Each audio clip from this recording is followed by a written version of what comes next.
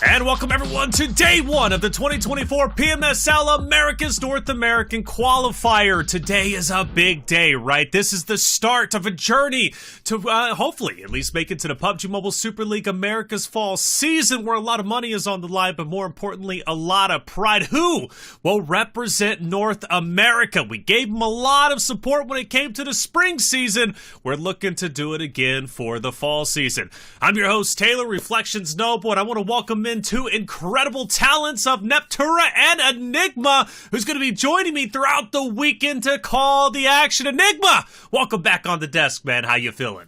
Oh, I'm feeling awesome, and for the most part, hopefully these teams are feeling awesome, because not only are we looking for these teams to be performing the best like they did last qualifiers, there's a lot of stakes on the line. You're going to be going to that international event if you're one of those top performing teams. So hopefully, the action's going to be covered over the next 3 days, and I'm always excited for it. Well, I know it's going to be covered, especially Neptura. You're here. We haven't worked since like last year, so I'm excited to finally have the chance to be on the same desk as you. How you feeling? I'm feeling great, Reflections. We've got such a great weekend coming up. I'm super duper excited. I know you weren't here for the Titan Series Challengers, but we've got a lot of teams from there that did a really, really good job that night. So I'm super excited to see them back in action. And, as Enigma said, as you've said, there's a lot of pressure now on these teams. So we're going to get some cool stuff, I think. Cool stuff indeed. A lot of pressure. Cool stuff. Well, why is it cool? Let's talk about how this event is going to work. It's a 3-day competition. It starts today. It ends Sunday. 16 teams will compete across 3 days, 6 games per day. That's 18. I had to do the math on that. 18 games that will be played out in rotation of Erangel, Miramar, and of course Sanhok. The odd map out, but still very important when it comes to getting your points. Only the top 2 teams move on to the PMSL Americas to play during the fall season and represent North America. So what does that mean? Well, 16 teams, only 2 teams move forward. 14 teams will have their hopes and dreams ended come the end of Sunday. Something I know they're not looking forward to, but it's going to happen. Who will be the top 2 teams? Speaking of, though, points-wise, how do you earn your points? Well, of course, for first place, you earn that winner chicken dinner. You earn 10 points. That's what you're going for.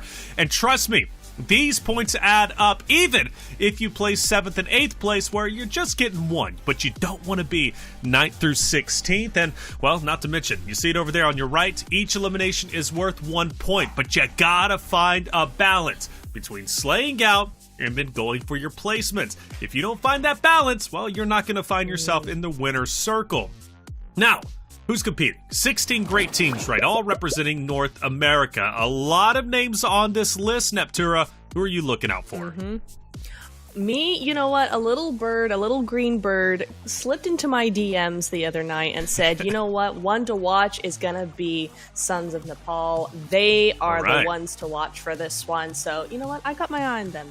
Sounds okay. Nepal, like it. I like it. Well, you talk about green bird. Let's talk about some golden birds and the golden eagles. They're here to compete themselves, looking to go all the way. Excited to see that roster. If we had Dave here, he'd be doing the caca. I don't even know if the eagles do that or not. I'm not a geologist, but either way, maybe that's what they sound like. Now, let's talk about the big dogs, though, who are competing today. Enigma, who are you watching out for? I'm looking for Titan Gaming. They finished first place last qualifiers, of course. Right now, they're coming back in with a few new faces. We're looking at, obviously, the likes of Juancho and Kindness. Coach Juancho making the appearance again as a player in Kindness from the previous SLR roster that's now dissolved. This team, for the most part, you know, it's a new kind of roster, but for the most part, we're still expecting great things out of this squad. Without question, this is a roster that excites me, Neptura, right? Juancho, Coach Juancho coming in. Now, that's a meme. We obviously know he's been a player for a long time, right? But he was the coach for Titan Gaming whenever it came down to the spring season. But you bring in Kindness, right? You bring in, obviously, Crow is kind of like the staple when it comes to Titan Gaming. He's been on this roster for quite some time. You can maybe say they're building the roster around him. But there's also a new addition in EXO. EXO, a player that's from Germany, Neptura. He's obviously going to be playing through some, you know, maybe some ping issues, but regardless, he's hungry. He's got a large competitive past. He really does. I mean, we've been watching him for pretty much a few years, I'm sure, over in the EU scene. He's been, you know, in a couple different teams, but he's been a really, really good player. So I'm really excited to see what he can do with the NA region and how he can bring these NA boys up to speed for sure. You know, you're talking about these new rosters coming in, these teams that, or these players that don't really know each other that well. And so maybe EXO is really just that glue they need. So I'm super excited. Yeah, it's interesting you say the glue they need because, Enigma, we had a chance to actually talk to the Titan Gaming roster, and EXO is going to be that support player, mainly so Kindness and Juancho can go out and slay out. Crow most likely can, well, do anything out there. He's a star player. So I love that they're bringing in a support player specifically for Kindness and Juancho. And those two players, right? Kindness coming from SLR from before. Talk to me about them and how they're going to be a heavy-hitting team because for me personally, this is the #1 team as far as I'm concerned. Yeah, I mean, we saw it when it was the Kindness and Koi duo. You know, Koi was kind of supporting Kindness, allowing him to have that fragging role. Juancho, the same thing when he was playing LAN with Titan Gaming. He was coming in with the frags and stuff like that. A lot of the moments I was actually able to catch when I was casting Americas and stuff like that. But this squad as a whole, they were saying the numbers from this EU player is the same as the previous, you know, Doran and stuff like that. So if a support player is putting up the same numbers, it shows the impact he has on his squad. And one thing I'd really like to take note of is this team, and we had messaged them and stuff like that, they don't have a designated IGL. They're playing all 4 players are able to make calls. Crazy. Hopefully they're all able to keep their minds straight and maybe the comms up. And if they are, they're going to be a force to be reckoned with. Yeah, not having an IGL is pretty interesting. That's a conversation that I want to save for a little bit, especially after map #1 if Titan Gaming doesn't perform well, because Neptura, we were discussing that before the show, right? You don't have an IGL. Right. Sometimes that works out when you share it, right? But sometimes it doesn't. Will it work out today or this weekend, I should say? We'll find out. Now, I've heard of Straight Outta Compton, but I've never heard of Straight Outta Nepal. Neptura, talk to me about them.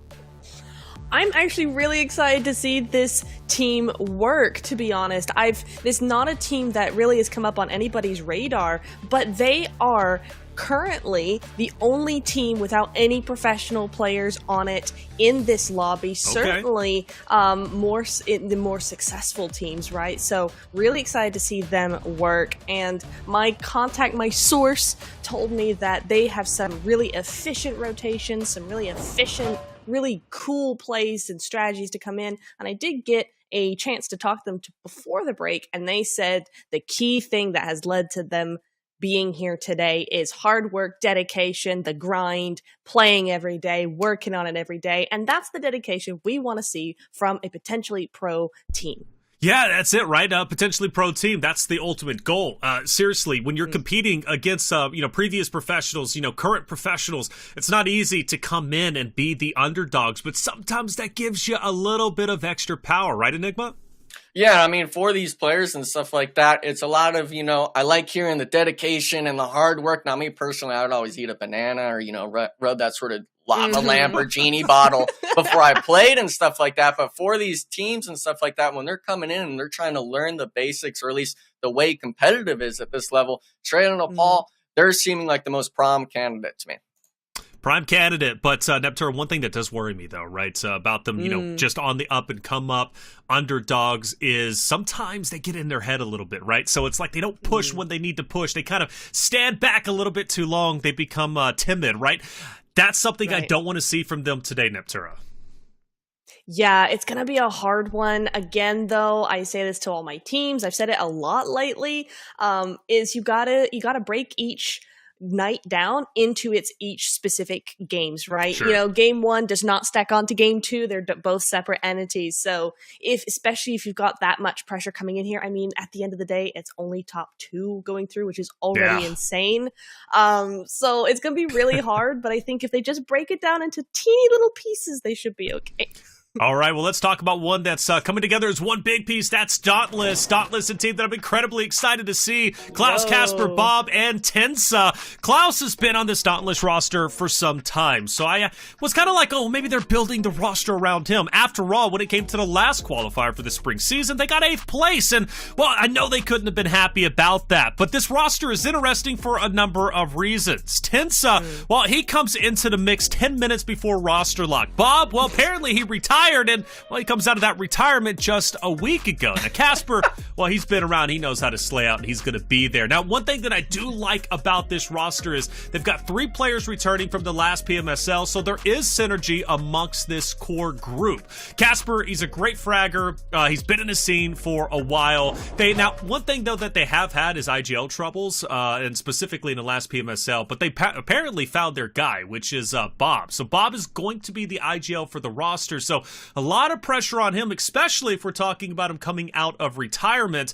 But apparently Tensa is also a great fit for the team. He's apparently a wonderful support player. I know, Enigma, you've had a chance to play with Tensa in the past, so we'll be bringing that up as we go along. But I believe they are going to be centered around eliminations, more specifically with Klaus and Casper. So they're going to be the 2 slayers. Meanwhile, you got Bob as the IGL. And then, of course, you're going to have Tensa, who's going to, well, just try and be that great support player and bring it all together. So this roster has a lot of legs as far as I'm concerned. We talk about Titan Gaming, how hard they're going to be hitting straight out of Nepal, right? There's plenty of wonderful teams, but this Dauntless roster is one that I personally am going to be looking out for. And we talked about it earlier, 6 games played throughout the day. Well, what maps are going to be played today? What's the rotation looking like? Well, you should be familiar with it. If not, let's get you caught up to speed. It's going to be Erangel, Miramar, back to Erangel, Sanhok, Miramar, and Erangel. So you notice, Sanhok has only played once, but as far as I'm concerned, it's going to be a very important map for not only resetting, maybe you've been performing pretty badly on Erangel and Miramar, but it's also a chance to get those additional points. After all, Sanhok will only see it 3 times this weekend. Meanwhile, you'll see plenty of Erangel and Miramar. Erangel should be the bread and butter for your roster. But we've talked about incredible teams. We've got a lot of great rosters, and even some, as you said, Neptura, right? Not pro players before, looking to come in as the underdogs and be the top dogs by the end. So now, I want to go ahead and pick your brains when it comes to your predictions and who you think is going to be going all the way, specifically for map number 1. Neptura, I see you put on your thinking cap, so I'm going to hand it over to you. Who you going with? Me first. If thinking caps means I'm not ready yet. All right. I'm going with, let's go with Dauntless. Dauntless? Okay. Dauntless. Hey. Let's go. I pumped them up so much. Neptura's like, we got to go with Dauntless because it sounds great. I love that. Okay. 100%. 100%. Dauntless is a solid pick. Enigma, what about you? Hyped them up already. We got to go with Titan Gaming. They got Kindness. They got Coach Honcho coming in hot. I'm expecting great things out of the squad. Titan Gaming is a solid pick, and actually is going to be my pick too. Now, I know I pumped up Dauntless, right, for a long time, and rightly so, and I hope they do well today, but Titan Gaming just looks so strong. The fact that Kindness is here. Kindness was, deeply missed, especially when it came to the spring season, so now that he's competing, like, I'm excited to see him back in. Wancho also competing, no longer coaching, right? He gave that a short little stint. He said, enough with that. I'm done coaching. I want to play. He's a shot hitter, and a big one at that, so I expect a lot from them. Titan Gaming, a strong Erangel team, and let's find out if they're going to be strong this time around. It's time to get it all started. Map number 1, Erangel, for day 1 of the 2024 PMSL Americas North American Qualifier. Chat, Get loud. Who do you want to see perform well today? Who do you want to see go all the way? Who will be the top 2 teams standing and earning their spot in the Americas Fall season? Well, we're going to find all that out and more as we get started, so let's do it. Enigma, Neptura, take it away. Let's get it, baby. Game number 1. Obviously, if you're just tuning in now, I'm Enigma with the GOAT, Neptura. We're coming into Erangel, and for the most part, I'd like to really touch up on what Taylor just said right now involving, top 2 is the number. These teams, they've qualified, a lot of it from Titan Series where, is that top 8, top 10 range. Now, this is where you got to have all your marbles together, Neptura. You need to make sure that you're able to get as many points as possible to make sure you're in that top 2, because it's even worse than last qualifier. That top 3 is now down to top 2. I mean, it's essentially a huge meat grinder for all these teams. 100%, because let's disregard almost all the teams in this lobby, right? You still have Titan Gaming, Dauntless, and XYQ, who are, the top of some of the top 3 teams in the region, let alone in the lobby, right? And only 2 of those are going to go and qualify for PMSL. So even amongst those 3, the pressure is on. Now you've got all the rest of the teams thrown into the mix, and it's just going to be firefight after firefight for sure. Yeah, and one thing I'd really like to make note of too is, even though Titan Gaming finished first place in the last qualifiers, if we're looking at Titan Series right now, they didn't have too hot of a performance. I believe finishing 7th place. A lot of these teams as well, I'm looking at straight out of Nepal, the Golden Eagles, stuff like that, StrangersBD even. They've competed in that last qualifier as well, performing just around the same range as Titan Gaming. So I'm hoping that they're able to get their footing strong, I guess you could say, and really make this that sort of competitive atmosphere, because the last qualifiers, I believe you were able to watch it. It was pretty close. The last game came down to virtually top 8 were fighting for that 3rd place spot. It came down to the wire on who was really going to make it. SLR, of course, I mean, they were kind of the main name we were speaking of, with Kindness and Koi really coming in clutch as a duo in that final Miramar game. And for these teams, I think, that phrase of pressure makes diamonds is really going to show even on day 1 of the competition. Yeah, 100%. I mean, it's going to be really interesting to watch these next few matches. I mean, you do have Sanhok placed fairly strategically, I think. Generally, we see it kind of game number 3. I think it's interesting that we're going to be going over to game number 4 for Sanhok because, as Taylor said, there is that reset coming through for some teams that may need that break, may need that upper hand. And so with only 2 games left instead of 3 after that Sanhok, it's definitely putting the pressure on in that regard as well.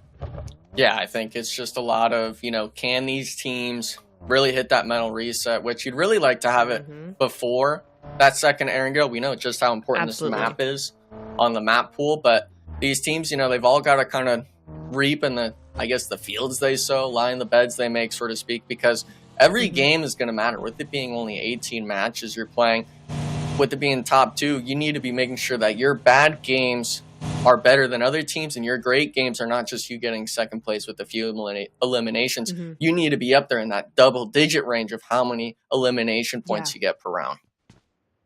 Yeah, 100%. Yeah, each of these teams, specifically on day number 1, I would hope a lot of these teams are going to be going full aggro in this first game specifically. But the first day in general as well, they need those points, particularly the teams that aren't so experienced, the teams that do want to get that confidence boost. Now's the time to get it. Things are still unsure. The lobby isn't sure how each team is going to actually work around each other. So now is the time to make use of other teams' mistakes, because come tomorrow, those mistakes should be gone. They should be done. They should be prepped. They should have analyzed those mistakes, VOD reviewed it, and be back better, and you're going to lose your opportunity. Opportunity. That's kind of, I think, going to be the main word we should focus on today. I'm not one to be that much of a influential speaker, I guess you could say, but these teams, it's all gonna be about what opportunities can you make for yourself. You're gonna have to really make sure that you're not leaving it up to other rosters and making moves on you. You want to make sure that you're going out here in these matches and putting everything up on the line. And for the most part, we're seeing it right now. This early game, the shift, if anyone hasn't noticed, is up towards that South George crates and stuff like that, northwest of the map. And these teams, you know, most of them, no fighting off drop, which I'm a little surprised about. But for the most part, these teams now actually, wait a minute, StrangersBD taking the action early on. A little bit of pre-fire is going on, but he doesn't have the M4 reloaded. As long as his teammate's there, though, it doesn't matter. One free elimination for the squad, and they're actually 4 deep over here. So nice play out of this team. Golden Boys down to just a 3-man, and unfortunately, you know, it used to be a bit of a meme back in the day of who gets eliminated first in each tournament, and unfortunately, Golden Boys kind of mark that on the list. Yeah, they can take that. They can take. Is it a W or is it the L? Well, you know, when you it's a W. you say it Come like on. that, it's a W. Okay. Yeah. You know what? Golden Boys' first win of the weekend, first win of the event, and it's gonna be for first player, first blood. First blood as in the they lobby. say in PUBG Mobile. Yeah, 100%. It's not them getting it, but you know, I guess it makes sense. Yeah, it's them giving it, which is very generous, I have to say. Yeah. I mean, I think that's just a level of confidence, if you ask me. That's them saying, we could do it as a 3-man. And for the most part, they weren't in too bad of a spot on the map. They're on the south side of Mount Everest when they lost that player. But these teams right now, a lot of them starting to make that great migration. Obviously, we're looking at XYQ. They land in Yasnaya, rotating just towards that gas station bridge to the west side of it. And, you know, one thing okay, maybe we change the driver real quick. XYQ number 3. They're not making top 2 with those kinds of driving skills. Let's, you know, I didn't know we had one of the 3 blind mice driving, but that's just me. So true. So true. Get your act together. Oh my goodness me. What the heck? Anyways. Nice rotation coming from them, though. Yeah. I don't hate it. There's somebody copying them. Oh no, it's Inferno. Inferno coming straight past them. So kind of running parallel, going a little bit more south though, so as to avoid that. But a decent rotation coming in here. I do like this northern side. And they should be coming up somewhere above that kind of little compound next to the bridge. I don't know what you call that. You know, the river. Something. the river. Down by the river. See, no, I was never a singer. Yeah, there you go. No, but the rotation, though, yeah, I like it a lot. Especially, I felt like they actually left pretty early. Even with the team next to them, they're not stressing about, you know, oh my goodness, like they're going to take our spot. Like, it's just first zone. They got to kind of vibe and, you know, do their own thing. And this squad itself, you know, they were originally the ICU roster beforehand, kind of dissolved. We'll have to put a note of that, actually. Golden Boys, they actually were soloed out at the compound here by Team Raid, and he's actually going to get a little bit of a freebie late pull-up from the rest of the squad. Now in a 1v3 position, not able to pick it up. Golden Boys down to a duo. They do have 1 elimination of their name, but we know only having 1 or 2 points in the first game isn't a good feeling, Neptune. No, that's not at all. I'm really surprised by that. They're playing so split right now, Nick. Yeah. That 1-1 it looks like. And it's just not paying off. I mean, I know some teams do want to have that big spread, but that's just too far. Yeah, I mean, I think maybe it was just that first, you know, player loss just threw them off a bit. A lot of teams, when they lose a player early in the game, they really struggle to find their own footing. They get too scared or they play too split. We are going to see on the map, though, this is looking a little rough, especially for XYQ and those teams up on that northeast side. Looks like about 5 or 6 different teams making the same exact rotation. One team, though, that's looking real in a prime spot is going to be the Dauntless squad. Just kind of chilling in this North George side. Hopefully they're able to pick up a few eliminations later on in this match, because that team, you know, first game, if you could start off strong, it's a huge momentum boost in this map pool. 100%. And I'm looking at all of that area. You know, generally in these kinds of zones, we do not see teams actually go over to North George. So it is looking like we'll be able to see a lot of teams avoid that area, and maybe Dauntless have maybe a little bit of a free win here. Oh, Lord. Oh, he jumped out! His teammate didn't trust the driving. Oh my goodness, this is recipe for disaster. I think that was Valk driving as well. So much. XYQ, I think they'll be able to get a bit of a reset going on with the vehicles. No Risk is the team that's stopping on this I guess, ridge line, but they got to be worrisome. A lot of these teams are coming behind them as well from the east. You're not wanting to be that team that gets caught in the, I guess, the meat sandwich, that squad sandwich. Zuko, though, being first player knocked, actually looks like he was wrapped on by Straight Outta Nepal. One of the teams that you were quite a fan of coming into today, Neptura, getting an early mark on the board. Nice. A great run over as well. Very, very quick and speedy, not thinking about it at all. Just go, go, go. Which, again, you want to see, right? Look, you've got this team out in the open. They only got smokes to defend themselves with. Y'all best be taking advantage of that to the utmost. But I do like what they've done here. They've taken that one elim, but they are outside of zone. They've gone, you know what? We'll take one for now. We got plenty more coming to us because we're that confident. We need to get to zone. So I like that for them. Yeah, Xtreme Ice now being one of the teams making the same rotation on this northern side. It looks to see about, 5 or 6 teams making that same rotation. Unfortunately, with there being so many ridges and stuff like that, so much high ground, it's pretty hard to play some of these lower positions. Obviously, when you're in the blue zone like this, No Risk is playing, you're able to kind of maybe stall out the zone and full send into that next circle. But doing these plays so early can really bite you in the back. If you're not able to find that spot in zone, but luckily for them, looks like they're gonna be just fine. Right, you in the back. That's a new variation on that phrase. Okay, sure. Hey, I mean, wait, where's Dauntless gone? They've moved.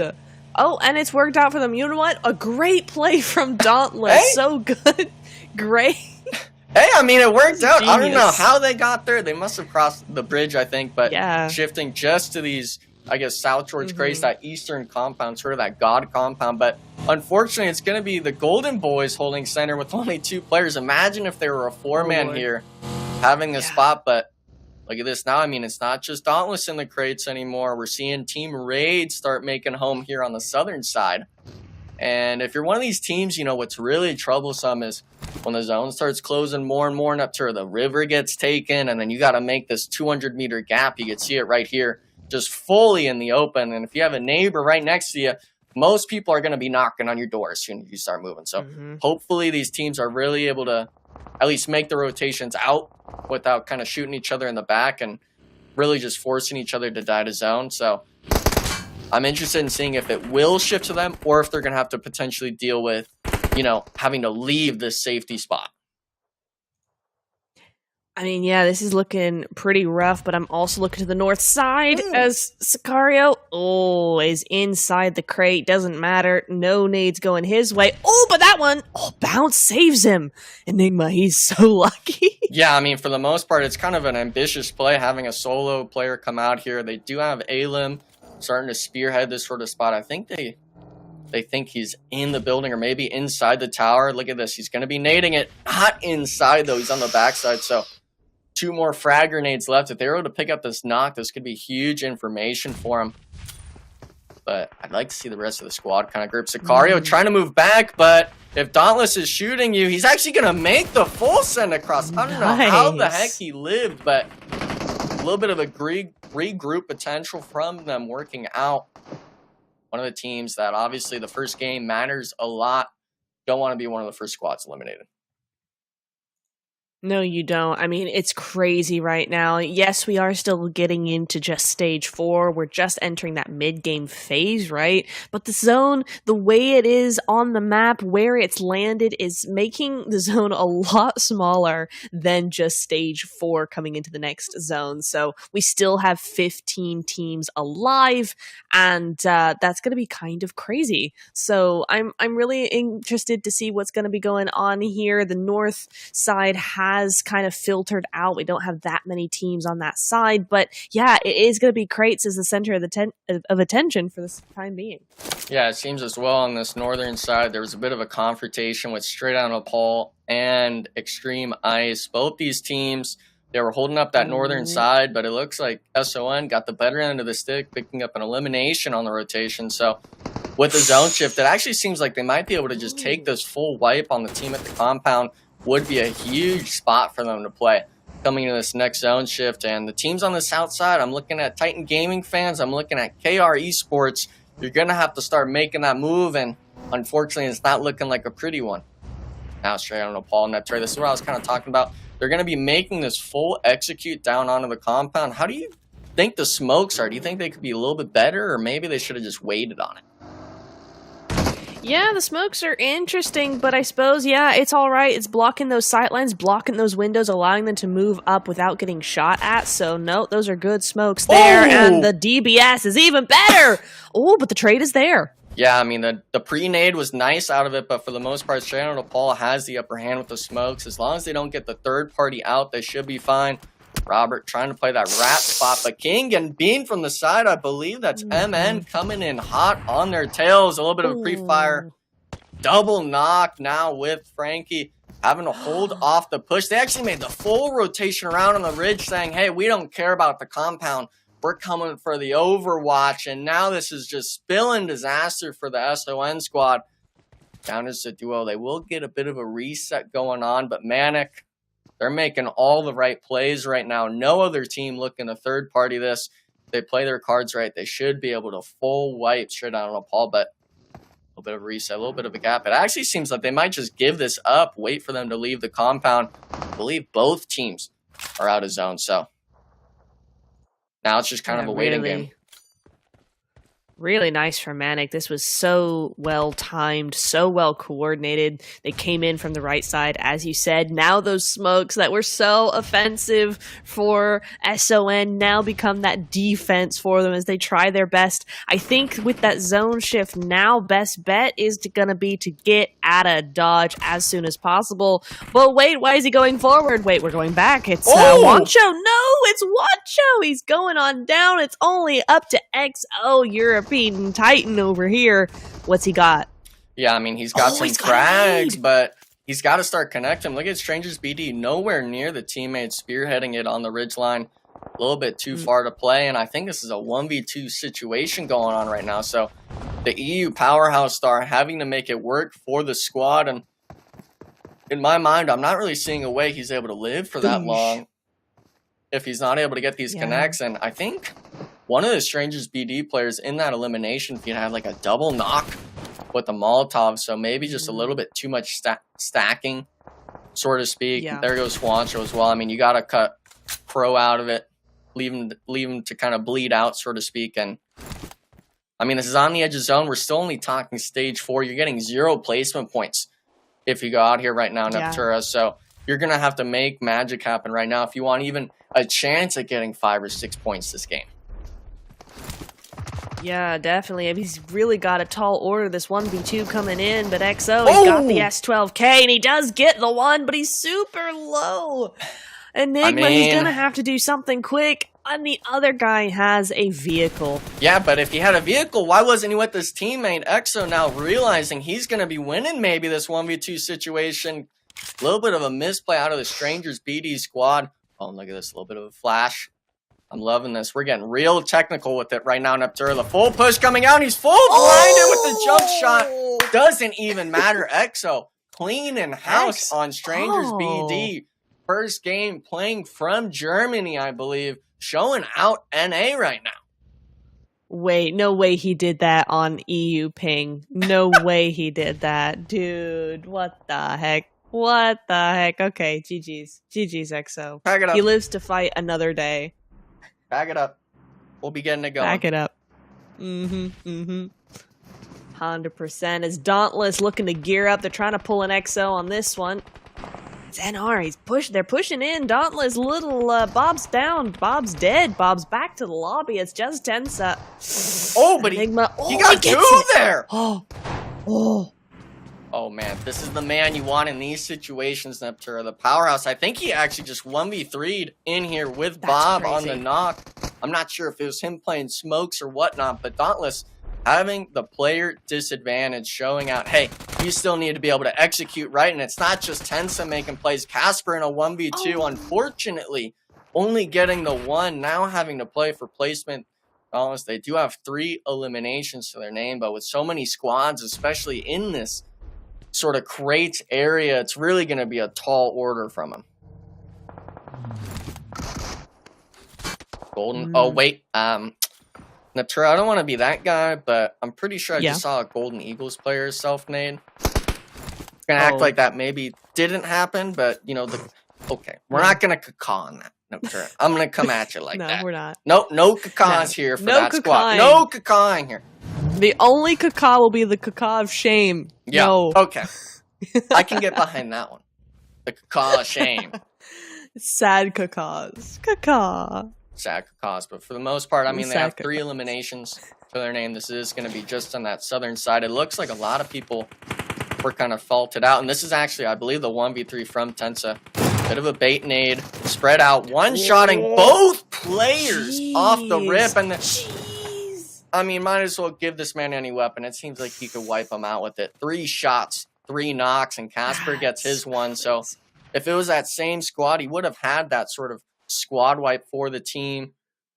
Raid, though, this was a team, I believe, that was actually on that southern side, full sending it into crates, leaving the mountain, allowing them to kind of accumulate these points. And for the most part, all these teams, we're talking top 8 right now in Outta, but there's only 19 players alive. A lot of these teams have taken casualties just making it into these zones. Yeah, definitely. I'm just trying to look at where teams are situated, and I'll give it to them. I will give it to them. The Golden Boys, I think it is, in the middle of the zone still. There they are. As a duo, no one has touched them. So they're still here. They're still thriving and surviving. And the zone goes straight on them. Hey! Enigma. Oh, no. Hey, I mean, they wish they could get that care package, but I think it's fine to leave it there right now. I think they need to just chill. I mean, like you said earlier, to echo what you said earlier, if only they had a full squad right now, because what a zone has gone on to them. That is crazy. Yeah, it's not like they're going to be the only ones making plays. The Golden Eagles are trying to make the rotation early. Not sure if they're going to look to try to gatekeep the crates or if they're going to look to just kind of hold out on one of the rocks on the south side of zone. But they're having to make the plays. Old Gangsters trying to send it to the bridge, being gate kept right now by XYQ. Quan now in the front position, not winning the 1v1. But the S12K, a bit of a thirst play coming out, not able to finish him. XYQ down to, I believe, just a solo now on this edge of the river. Old Gangsters duo player up. Actually, just one, excuse me. One of them being knocked. And with the zone coming in, Neptura, it's only a matter of time before someone starts taking too much damage to get knocked. Everyone else, though, the crates teams, they're moving out. The river teams are moving out. And, I mean, we're looking at Kurt right now. It's a recipe for disaster here. I'm honestly seeing both of these teams probably getting eliminated in Neptura just off of positioning alone. And yeah, I mean, I think Kiddu, he's just playing for the elimination point at this point. Yeah, I'd agree with that. I mean, he's definitely... Okay. I wasn't expecting that, but the Golden Boys... Me neither. Not expecting the full send. It looks like a double knock maybe from the team. Full sending, but... No! Hello, the bank is open. 3 point. Banking it off the window, I think both players stacked. Neptura, you're never wanting both players stacked up like that. I think they got stuck on each other, and neither of them would move out of the way. Oh my god. You know what? It's a good thing they're not in an LAN. There would be fisticuffs, I'm pretty sure. That was insane because they were doing so well, but... Whatever. Next time. For the moment, though, what were you gonna say? I mean, that's the face in your hands kind of play. You know, I wish we had the land cam like we had before. 100%. Throwback, of course, is Starlight kind of standing up and talking his trash on stage. You always love to see it. Hopefully, we'll be able to get some more of that action when the next PMSL Americas comes around. But for the most part, I mean, I'm knowing these teams right now. Old Gangsters, they had a good position coming into these zones, but XYQ, I think, just did too much damage to him. Only 2 eliminations. Really not something you want from this top 5. Not at all, but we are in the top 5, as you just said. And honestly, One Esports have a really great position. This is such a good spot to have. You've got nobody on the backside there. You've just got one solo player. But you know what? Cat God's on it. He knows that there's somebody there, and there's nothing that guy can do. He's just going to be trying to get out of the blue, but it's not going to really work. I think he's just better off surviving as long as possible and then, denying the point. So Kiddu has got a little bit of work to do, as in stay alive. But he's going for it. He wants the glory. Is he going to get that, though, or is he going to go home in shame? Is he going to go down to a watery grave, and it is a fiery one instead? We're using all the elements here today, Enigma. I mean, Earth, Wind, and Fire love the band, so to speak, but for the most part, he's not making any music this match, only having 2 eliminations to their name. And we can see it right now. We're talking a bunch of solos. The center compound where Team Raid's at, that's a solo. Titan Gaming able to come in with solo. The German player, so to speak, or excuse me, the player playing from Germany, solo. We do have a Golden Eagles player just to the west side over the hill. But both of them, I mean, look at this. Full run and gun sort of area. And if you're kind of, if you're One Esports, you're really going to be looking at, when you want to maybe push the compound. Because if you're the only 4-man team, I think you kind of got to be looking for every elimination point in this match. Yeah, I would agree with that. I mean, 1v3 it or 4v3 it, it's easy, fairly easy to do. EXO being one of those solos is another thing that maybe that's going to be a problem, but we'll see. In terms of their positioning, they're definitely at the disadvantage. It's so open here. Now Freepoint knows exactly where each solo is, but does he know that they're both solos? Probably not. Now EXO, he's going to be trying to go through those smokes, doing it pretty well here. He doesn't have much of a choice than to use these.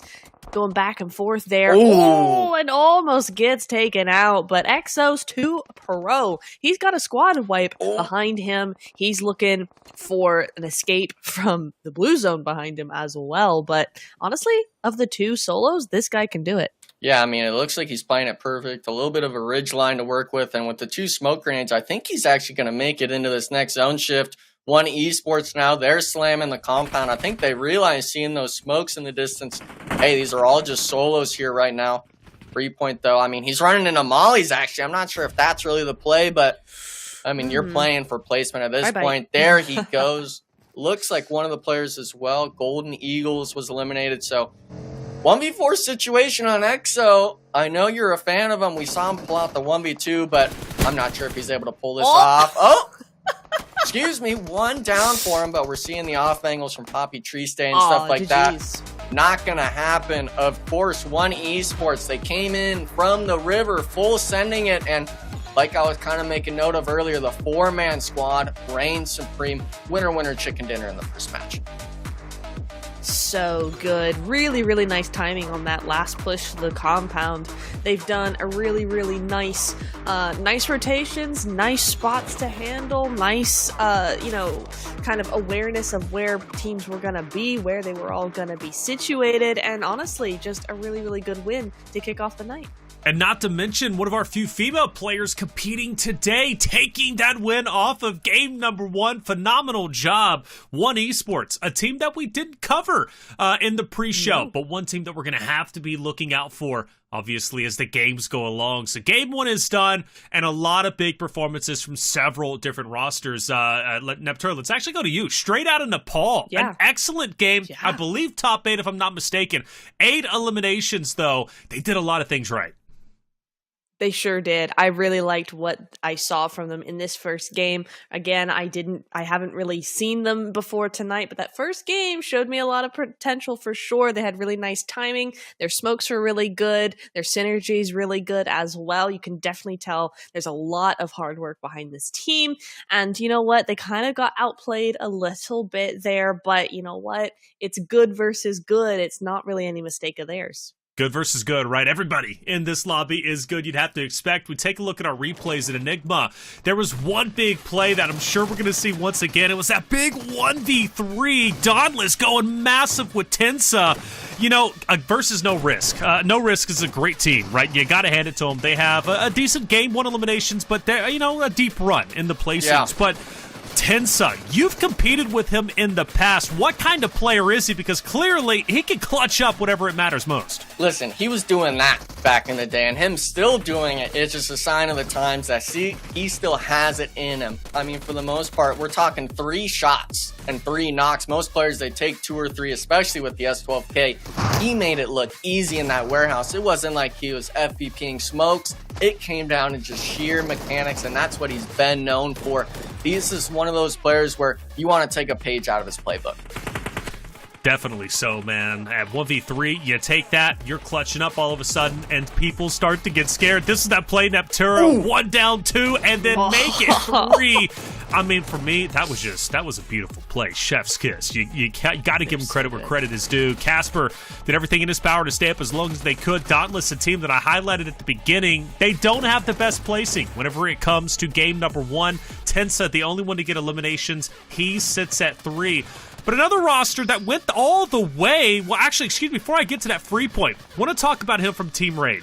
Free Point plays well, he survives, he makes some great plays. Now, Nepturo, he's competing, he's a Russian player, he's been competing for quite some time. Team Raid making another deep run, going nearly all the way, 3rd place with a total of 9 eliminations.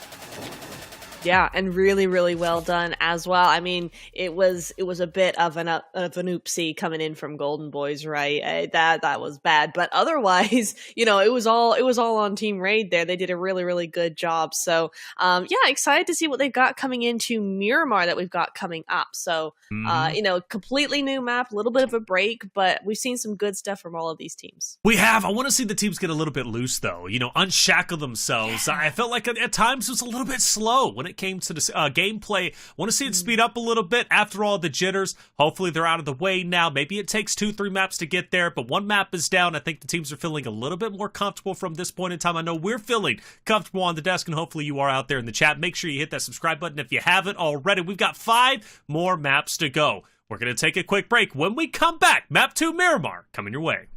PUBG Mobile version 3.3 is here. Let's see how Classic Mode has been updated.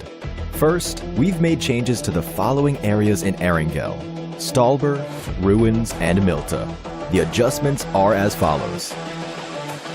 Stalber has been completely overhauled. We've renovated it into a completely new observatory that replaces the existing buildings. Gather supplies and engage in combat within the observatory.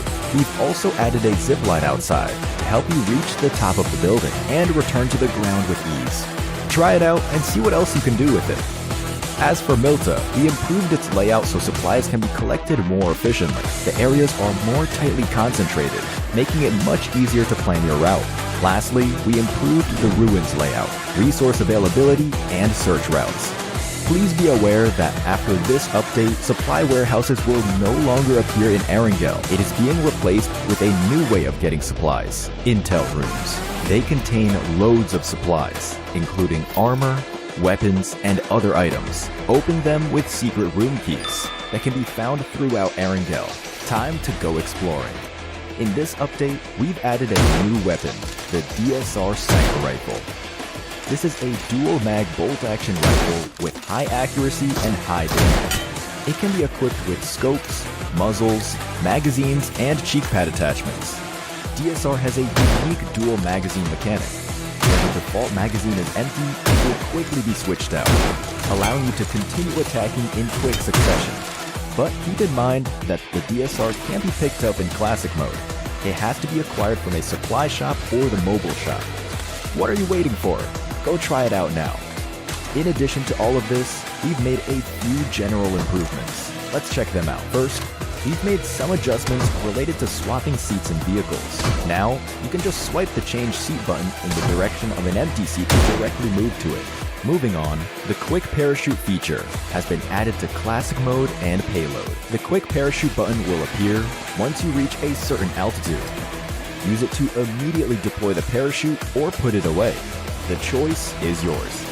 Next up are a few action improvements. Transitions have become much smoother when switching from third to first-person perspective and when aiming down sights. Enjoy smoother transitions in your matches. We have also added a new exclusive Inspect Pan emote. Try it out. In this version, we launched the new Memory Vault system. It can be accessed from the social lobby. From this version onwards, you'll get to display photos from each version in a 3x3 grid. Save your unforgettable moments. Plus, you can share your photos so others can peruse your cherished moments. Photos uploaded to the Memory Vault are saved permanently. Fill it up with precious memories.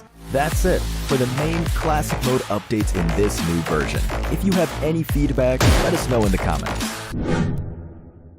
Version 3.3 brings tons of new updates to Metro Royale. Let's check them out together. To start off, we added 2 shotgun faction weapons. They are the DBS and S12K. With their addition, you have more faction weapon choices than ever. Additionally, we've improved the damage dealt by all faction weapons, including the Cobras and Steel Front weapons. Their damage multiplier has increased from 15% to 25%. That should make faction weapons a fantastic choice in the new version. What's more, we've added a new special trait modification system. In this system, you can forge or modify fabled equipment traits to give them new bonus special traits or change existing ones. These traits greatly increase your effectiveness against bandits and PvE enemies. Keep in mind that both forging and modifying traits require schematics, which only appear in Zombie Uprising mode. I bet you're super excited to try out all these new weapon updates for yourself. Make sure to do so in the new version. If you have any feedback, let us know in the comments.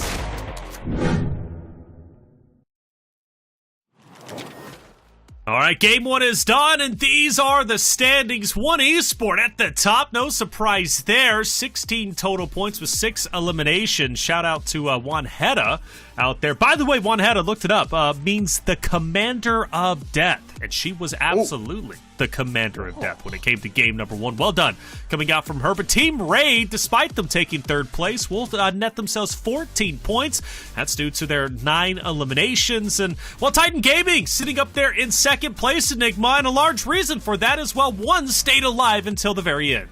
Yeah, I mean, for the most part, if you're bringing in a new player like this and he is showing up 1v2 situation on high ping and then getting you the top 2 placement points, shooting you up to that 12 total, it's a really nice feeling and a bit of a mental save, I guess you could say, because if they were to be eliminated from StrangersBD, they'd be, 2 eliminations, maybe 1 placement point at that. Good. So really big play coming out from him, and hopefully the rest of the squad kind of recognizes that and says, hey, we need to be playing either around him or just playing better as a squad to keep more players of us into that late game. But for what it's worth, Exo, Neptura, like Exo was pushing fights. You mentioned that ping, right? He's played over from Germany. He's the new addition to this roster, recently let go of his previous roster, so he's looking to go all the way and represent North America when it comes to the Americas Fall season. Exo, an impressive player, Neptura. Yeah, really, really good. I love what we saw from him tonight so far. I'm going to be interested to see what he's got going over onto Miramar as well, because clearly he can hold his own against several teams probably. But can he do it over long range? That's going to be the real big thing. And can his team actually step up and help him a little bit more? That's going to be the other thing. So 2 questions. 2 questions. Well, that hopefully we'll get those answers. I think they'll be just fine. If he can be up close and that deadly, I'm sure his far-away game is going to be all right. After all, his role, as we know, was to be the support player for Wancho and Kindness, maybe even Crow at a certain point in time. So, Exo, I think he's doing his job. He's doing a stellar job as it is. Now, 2 teams, though, that definitely scare me for the competition, Enigma, is going to be, first off, Golden Eagles. They finish off with 4 eliminations, which is pretty decent. But also Golden Boys and Straight Out of Nepal. Those 2 teams, Golden Boys 7 eliminations, Straight Out of Nepal 8 eliminations. Now, they don't get the placing to capitalize off those elims. But if they could get elims like that, Enigma, and then make it to top 3, everyone, we're talking One Esports, Titan Gaming, Team Raid, well, they're going to have to be keeping eyes in the back of their head, brother, because they're going to be catching up. Yeah, I'd rather be taking 1 squad wipe, maybe even 2, instead of just, getting maybe blessed with placement points. You need to be making sure that your team is still warmed up, because we've only played 1 match so far. If you don't have the eliminations on the board, you got to start the engine soon, or else you're going to be falling behind. Well, let's start the engine. We started off with Neptura for the predictions. Real quick, Neptura, who you going for game 2? All right, you know what? Sons of Nepal, let's go. Miramar team, I'm sure. I'm doing that. All right, fair enough. Hey, Straight Out of Nepal, the team to make the dream work. Let's see if they can do it. Enigma, what about you? Train conductor Neptura, we're going the same way, baby. Yeah, Straight Out of Nepal, go. game 2. What? Straight Out of Nepal for both of you? All right. Hey, Team Raid did enough for me that I'm actually going to be backing them up. Team Raid, 9 eliminations, top 3. They want a little bit more. This Miramar, they're looking to take it for themselves and, well, overtake One Esports in 1st place. They're off to a good start. Can they keep it going? Chat, I ask you, what's your prediction for game number 2. It's going to Miramar. The first time we'll see it today. The first time we'll see Miramar played throughout the weekend. Who's going to take it? Well, there's a lot of great teams to kind of consider there. Titan Gaming, also another heavy-hitting roster that could very well take it. They got second place after all. They currently sit with 12 total points, but they're looking to go all the way. And XO, that support player, looking maybe potentially going to be a main slayer with the way that he can hit some shots. So a lot of heavy firepower when it comes to them. All right, map number 2, Miramar. Let's get into it without further ado. Enigma, Neptura, take it away. Game number 2. Oh, by the way, Neptura, I'm kicking Taylor off the train. He's not allowed on our train anymore. He's not allowed. He's not getting my animal crackers. He's not getting the birthday card. No, I'll also send him one. But no, he's off the train at least for now. We got to keep it hype. We got to keep it going. And straight on Nepal, that last game, I was a big fan of their elimination count, especially with how many teams came from that north side. That play from MANIC, I don't think straight on Nepal played it poorly. It was just MANIC made a good play in the heat of the moment compared to them. Exactly. Good versus good, right?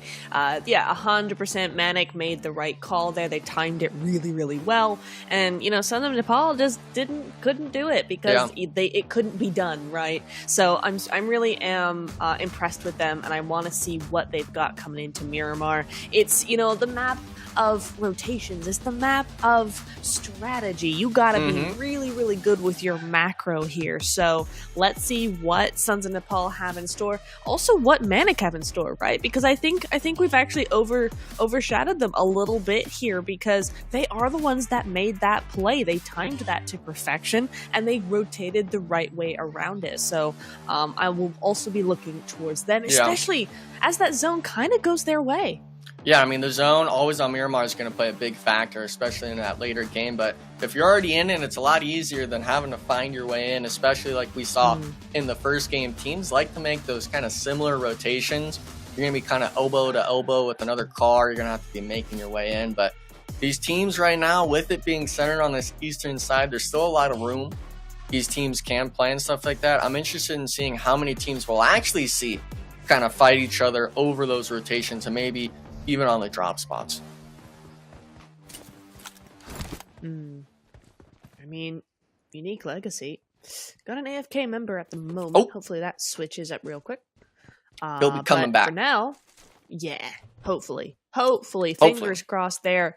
For now, they don't have anybody coming at them. So for now, it's okay that he's AFK, but just come back, okay?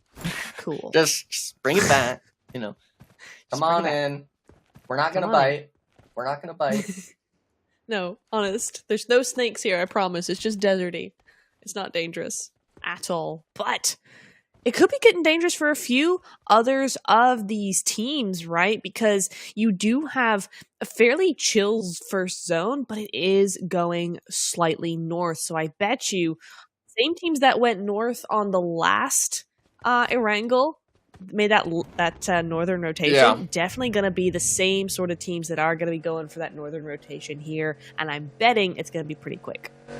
Yeah, I think speed's kind of the name of the game, especially on Miramar. One thing I do love about this map, like you said, is kind of just that macro play. You can really see who's putting the noggin together and stuff like that and making the shots. Usually it's one of those kind of front-ended players. And Titan Gaming, I think I really want to kind of go back and, kind of digest how that last game went. Maybe them having that lack of an IGL maybe almost costed them that first match, but showing the prowess of EXO, just kind of proves that player's track record is not something to be forgetting. Titan Gaming on this map are going to need to make sure that they're able to actually rotate into these zones on top of playing as a team. You cannot rely on just one player, and with the likes of Kindness and Juancho, I'm looking to them to see what performances they're going to have for the rest of the night. Raid, could be moving around power grid area. Ooh, and a big split. I mean, you've got one player all the way over to that graveyard area as well. So big split coming in from them as they make their rotation into zone, or further into zone rather. And again, we are seeing those teams start to rotate very early. I mean, we're 2 minutes into the game and teams already are starting to make make haste towards that new zone. KR Esports, though, going to be over on the very opposite side, 890 meters to zone. So they got a fair trek ahead of them. Yeah, I mean, I get a little Sunday stroll, or I guess Friday, because it's Friday here, but you know, one of those teams where they've played previously in these events and stuff like that. Last game, unfortunately, having 0 points to their name, 0 eliminations, going out in 12th place. So hopefully they're able to get the ball rolling here. And for the most part, these teams, you know, it's really kind of a telltale sign of who prioritizes those positionings and who prioritizes maybe just taking those fights on the edge. Because like you said, I mean, Raid was holding what, an 800, maybe even like 1,000-meter split with the spearhead driving up. And I mean, look at this. He's trying to get up the mountain. Oh, missing it a little. We're going to act like we didn't see that. But sure. But if you're, you know, the team that landed in Graveyard Minas, you're really wondering, you know, how you're letting a team get in front. But old Gangsters taking shots now. They came from that north side, centering up, holding a huge split along this roadside. So kind of preventing Raid from making any more, I guess, egregious moves. And this is kind of one of those things I'd like to really kind of dissect your brain on. It is this idea of playing loud and really kind of testing your limits of, you know, where you could play and stuff like that. Because in my mind, I could never see old Gangsters holding a split like this. But with him, if he's able to just put a few shots off, you really start making teams get scared of pushing your way or thinking maybe you're already up on the mountain.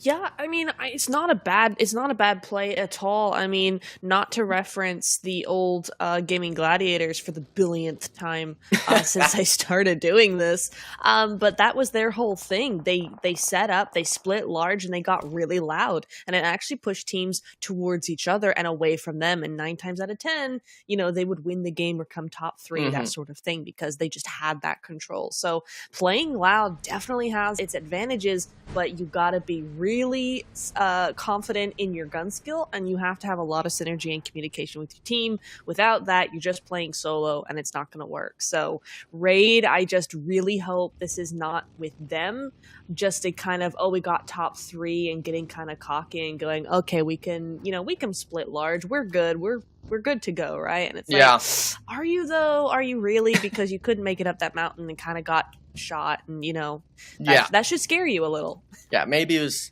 you know, luck in my eyes. Maybe, you know, maybe it kind of just worked out because we hit a 1v2 nade. Now, obviously, I'm not going to downplay it too much. It was pretty sweet. It was pretty, you know, epic. Of a play. Yeah. But for the most part, like even then, you know, just now we're seeing XYQ kind of limit test themselves. Honestly, kind of just ego checking old Gangsters. Is anyone going to shoot us and stuff like that? Realizing that they've all kind of converged at their own compound. Just going back to Hacienda. A lot of these teams, though, if you're not already in the middle, a lot of these teams actually, choosing to take the southern side. So I'm hoping, to be honest, I know the players would hate it, Neptura, but I'm hoping to just go straight north, like to water treatment or something, and then we got to see every team make the rotation, because when people play next to each other like this, it gets me irritated, because I want to see teams really fill up the whole map, because on the high-level play, if you're not fighting on the edge, I want to see you holding every part of the map, not just the center, but the edges, and even in blue zones sometimes if it's early enough in the game.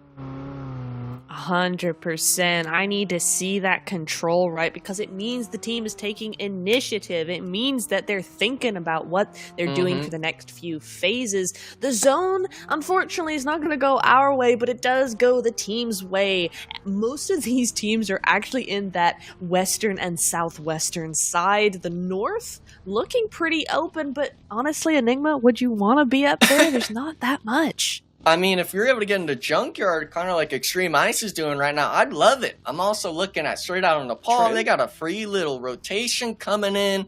But like the Golden Eagles and stuff like that, man, maybe they don't see the vehicles in front of them just yet. But at some point, someone's going to be stopping. And if they're stopping, that means they're ready to start shooting you. And StrangersBD are doing just that. Now we're seeing NR having to stop. They're trying to off-angle, but if you're leaving the heads up, it's the guillotine, essentially, at that point. Neptura opening knock for the squad, actually picking up that elimination as well. So nice play from them holding this compound. A lot of these teams maybe not realizing that this is the congested side of the map.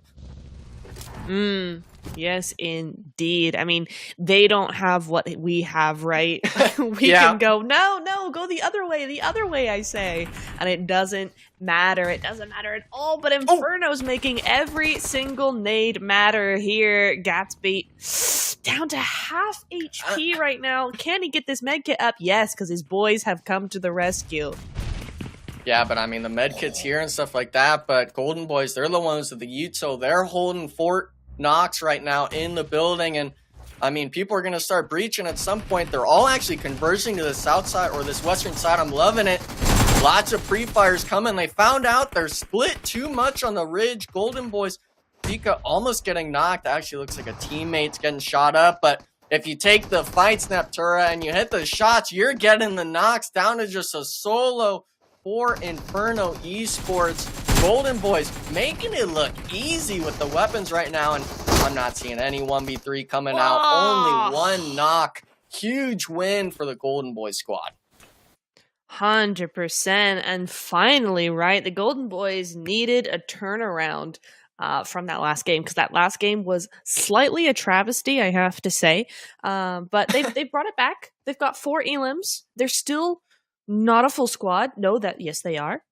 Is that what that bar is? Yeah, Yep. full squad. Let's go. So really well done from them. Honestly, INF did a good job there. It just didn't work out for them. So unfortunately, they're going to be the first ones out. And we're starting to see teams hit the hay a lot earlier on this map, Enigma. Yeah, I think it's just Miramar. They realized that they've got a really full commit to these fights. You cannot be playing the solo or duo spreads. They all 4 sent it in there. And these teams, they're trying to take the fights. We're also seeing it as well with that zone shift.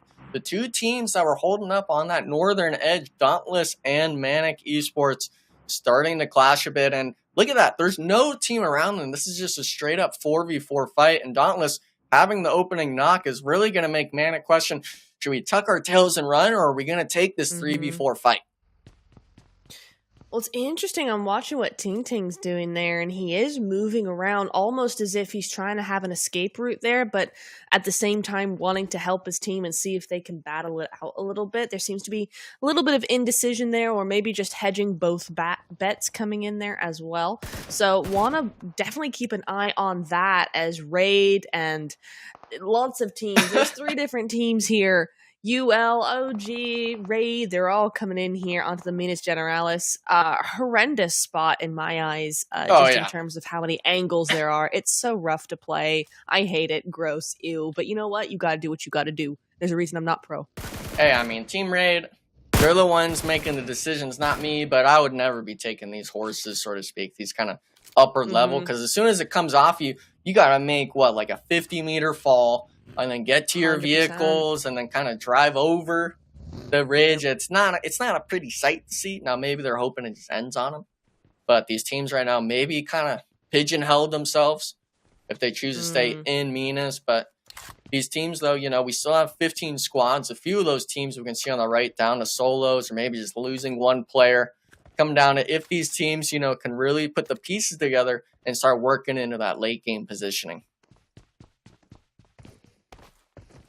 MANIC just down to a solo there, unfortunately, so it's not worked out in their favor. That solo hopefully is turning tail and running out of there because they need to stay alive. They don't have any elims. They don't have any placement points if they go out right now, but Enigma, it's XL. He's sitting behind a rock, and he's looking for blood, but the Golden Boys are as well. 1v4, he could do it.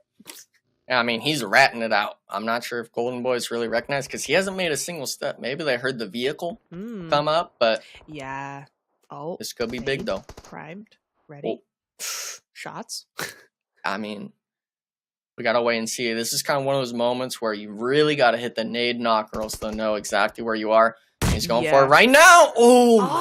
A little early. On the pop. That's the hit and run. Yep. Goodbye. Hey, I mean, it's like I said, though, if you don't hit it, you should just tuck tail. They are a 4-man still. I like the idea of them playing a little bit aggressive. Whee! Picking off Juancho's head there with the vehicle. Yeah, luckily, that's not a knock. But Titan Gaming, though, that's one of those teams where look at this kindness holding in the zone more. And with the zone shift happening, it does favor their side. This road edge really an amazing spot that teams like to play, especially when it ends in the fields, because you have this whole safety line ridge, especially if you hold that compound of just kind of beaming people in the open. They're having to make that kind of death race sort of thing. I don't know if you've ever seen that movie. Amazing, by the way. But these squads, you know, they're having to really kind of converge into the nooks and crannies. And One Esports, this is that mountain Raid was trying to get on top of. I know you remember that in that first zone, but them now taking shop up here. Yeah, they have succeeded where others have failed. One Esports on board with them right now. Oh, a nice little spot to that north side of the zone. If they can just squeeze in there a little bit more, they could be coming into a really good game here off of the back of that win. Son of Nepal, next team to fall ahead of Dauntless. Didn't Dauntless just take out MANIC? So yeah. If that's correct, yeah, that's the second team they're plowing through right now. Looks like they just found a solo, and it's not gone well for that solo. It's just too much for him to handle. But is that now an opening? I don't know. Sons of Nepal still 3 up on that edge of zone. XYQ now moving into zone a little bit more, but it's tough. Hey, I mean, these teams right now, they're having to make the move. Dauntless being the ones to take action. Straight on Paul, I believe they had 8 or 9 eliminations that last round. So not knowing it's this squad might be playing a little bit too aggressive in my eyes. Dauntless now, they're making the aggression in. The compound is in Neptura. They're looking to take action. And with a minute left on the zone, they're sending in. Oh, what's really interesting. Interesting here is Dauntless are not going to take it. Interesting. Because I was going to say, unless they're trying to gatekeep, because I was going to say, they don't need this compound. This compound's not going to be in the next zone. They just want the kills. They want to clear this out. And it looks like they are trying to get inside zone, trying to do a little bit of gatekeeping themselves. Nice play from Dauntless. I like this here. I'm sure, Enigma, you're probably going to agree as a pro player yourself. You'll have seen the benefits of this. Yeah, I mean, for this sort of spot, you've got the ridge. As long as you're in the spot on the side of zone where, you know, it's more centered in, kind of where Casper's at or on that western side, 9 out of 10 times it's going to be better. Because straight on Nepal, they're going to have to come out of this compound at some point. You're going to have to be able to kind of work your way out of these spots. And if you're down to a 3-man, like you said earlier, you're really going to have to kind of pick someone off to get that player advantage maybe, but I mean, Dauntless, they're not even going to full commit to the compound. They're going to hold you to it till the end of time, and it's going to really kind of be down to Frankie if he can get the opening knock for this team, or else I could see Stranded on Paul just getting pieced apart. Yeah, 100%. They got to play this so carefully. Frankie could be a spoiler here at the hands of Dauntless. But Dauntless, no. I tell you what, they're moving like a pro team, man. They're moving like they know what they're doing, and Sons of Nepal could have a bit of trouble with that. We'll see where this next zone goes, if that's going to be a help or a hindrance here. I don't think it's going to help them at all. Oh, it helps them more than I thought it would. We are slightly in, so whoever wins this gets a free ride into zone. Looking pretty good for a lot of the other teams as well. Minas Generalis, though, Enigma looking rough for these teams. Yeah, I mean, there's at least 3 or 4 squads that have to make their way, and it's only going to be UL having that positioning in that zone. And, I mean, I really want to just keep looking at straight out on Nepal here. Frankie, the interesting note I'd really like to make here, a lot of teams make this mistake, is where Dauntless is at. Casper's got that northern side on lock. Now, typically, you want to have your team work those sides of the buildings because you have the overwatch, but they're opting to take this southern edge, that edge building. If Frankie's able to even get one opening knock, Dauntless will be in for a huge disaster because then they're able to rotate around. They're able to start really making plays, but looks like One Esports, they're trying to make a play. Rotation, unfortunately, not working out for them. These teams, you know, they're fighting for scraps and little sheds here. Oh, one head up. Nice. This is a female player. Actually, I believe second most damage for the squad last round, Neptura. So big name coming out of it. And this Shack, I mean, yeah, you got to be playing for the positioning. I think this is kind of round center zone. So if you're able to get blessed a bit, won't matter too much. But now the Dauntless fight is commencing. Straight on Nepal, working together. AJ's got the opening on a player, and it looks like actually a second player almost gets knocked on Dauntless. Frankie now believe last player left for the squad, but the jump shot, he actually gets the med. Mid-shot, oh man, that's just troublesome to see. Old Gangsters now as well. They're fighting for the southern spot of Minas. Raid down to just a duo. Both players tagged up in the damage department, and 3-point, we saw it last game with the frag grenade. Can he do it again? Not finding it. They need to get the placement. We're still talking top 12 here. Raid Elim actually soloed out. Luckily, though, 3-point hits the frag grenade on that toss. Now able to support from the XYQ push. And the one thing I hate is those horses is you coming down, but it's just as bad going up Neptura. XYQ having to make the mad push here.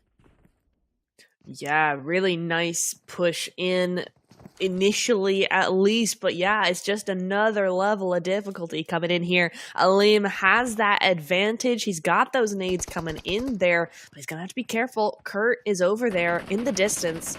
Could potentially have an angle if he's looking hard enough, but we'll see how that works. For now, still 3 teams in a teeny tiny little spot, and the zone again is not gonna go there, but Raid does get taken out. Alim there gets knocked down, and XYQ definitely have a nice and easy entry into that building. 3-point, gonna have to just chill, get out of there, and fight for another day.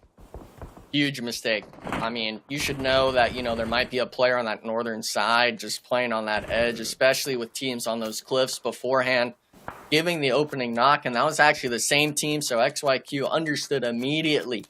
They're able to push up that, and, Raid, they do have a duo, they have a bit of the zone, but if it shifts off of you right now, you're going to have to be sending it into the next zone, and you want every player you can, Neptura, but that's not the only spot anymore. We're looking at Golden Eagles on that sort of crater side. All these teams are going to have to still be finding their next spot in. Yeah, I'm really looking at KR right now, right? They came second in Titan Series Season 5. Looking like a very strong team with good potential here, and we might just see that potential come to light in this new zone. They've got that advantage. They've got the only buildings, like proper compound in the zone as well, so we'll see what they can do with that.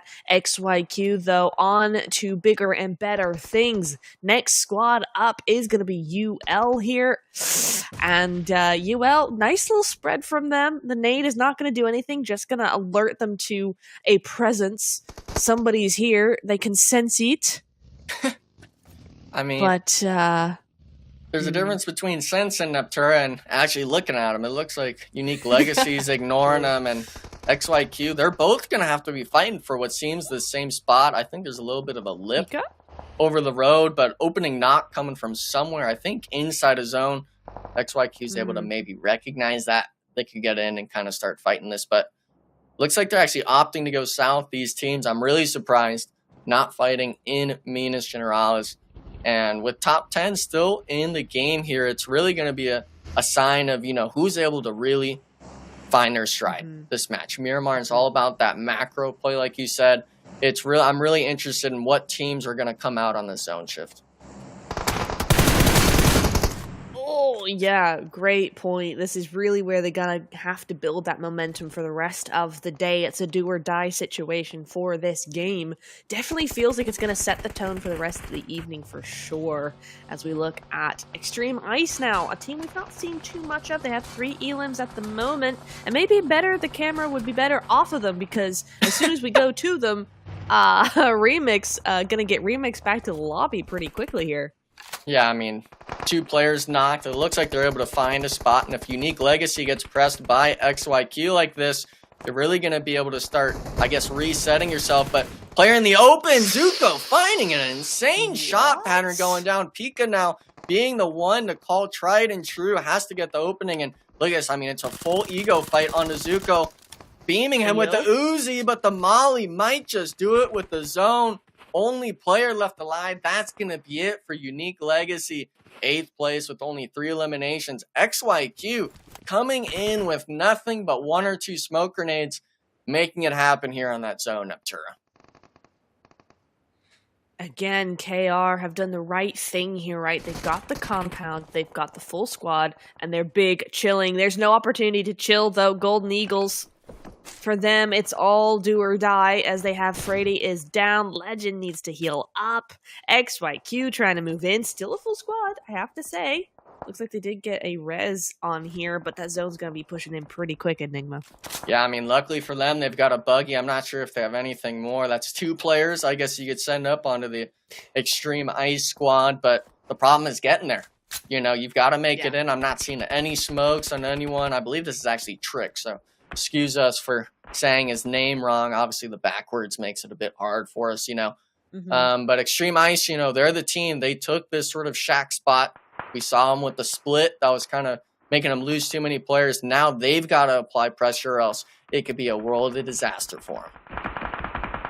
Oh, but wait a second. The push. They went for it, but already getting knocked from a different team. KR Esports, this is the compound team. They were pretty quiet coming into the match here in Aptura, but now being able to pick up a few free elimination points. Nice stuff to see from them. And with the zone coming in, I really feel sorry for the XYQ squad, because that's a tall order to be crossing. And with no vehicles or smokes, you're really going to be hoping that, I guess it's one of those blind mice looking at you. Yeah. Free kills. Free kill. Yeah. No, definitely. That's rough. I mean, I'm not sure. It's because they had the buggy. I'm not sure if they didn't have smokes, because that was a crazy play. Yeah.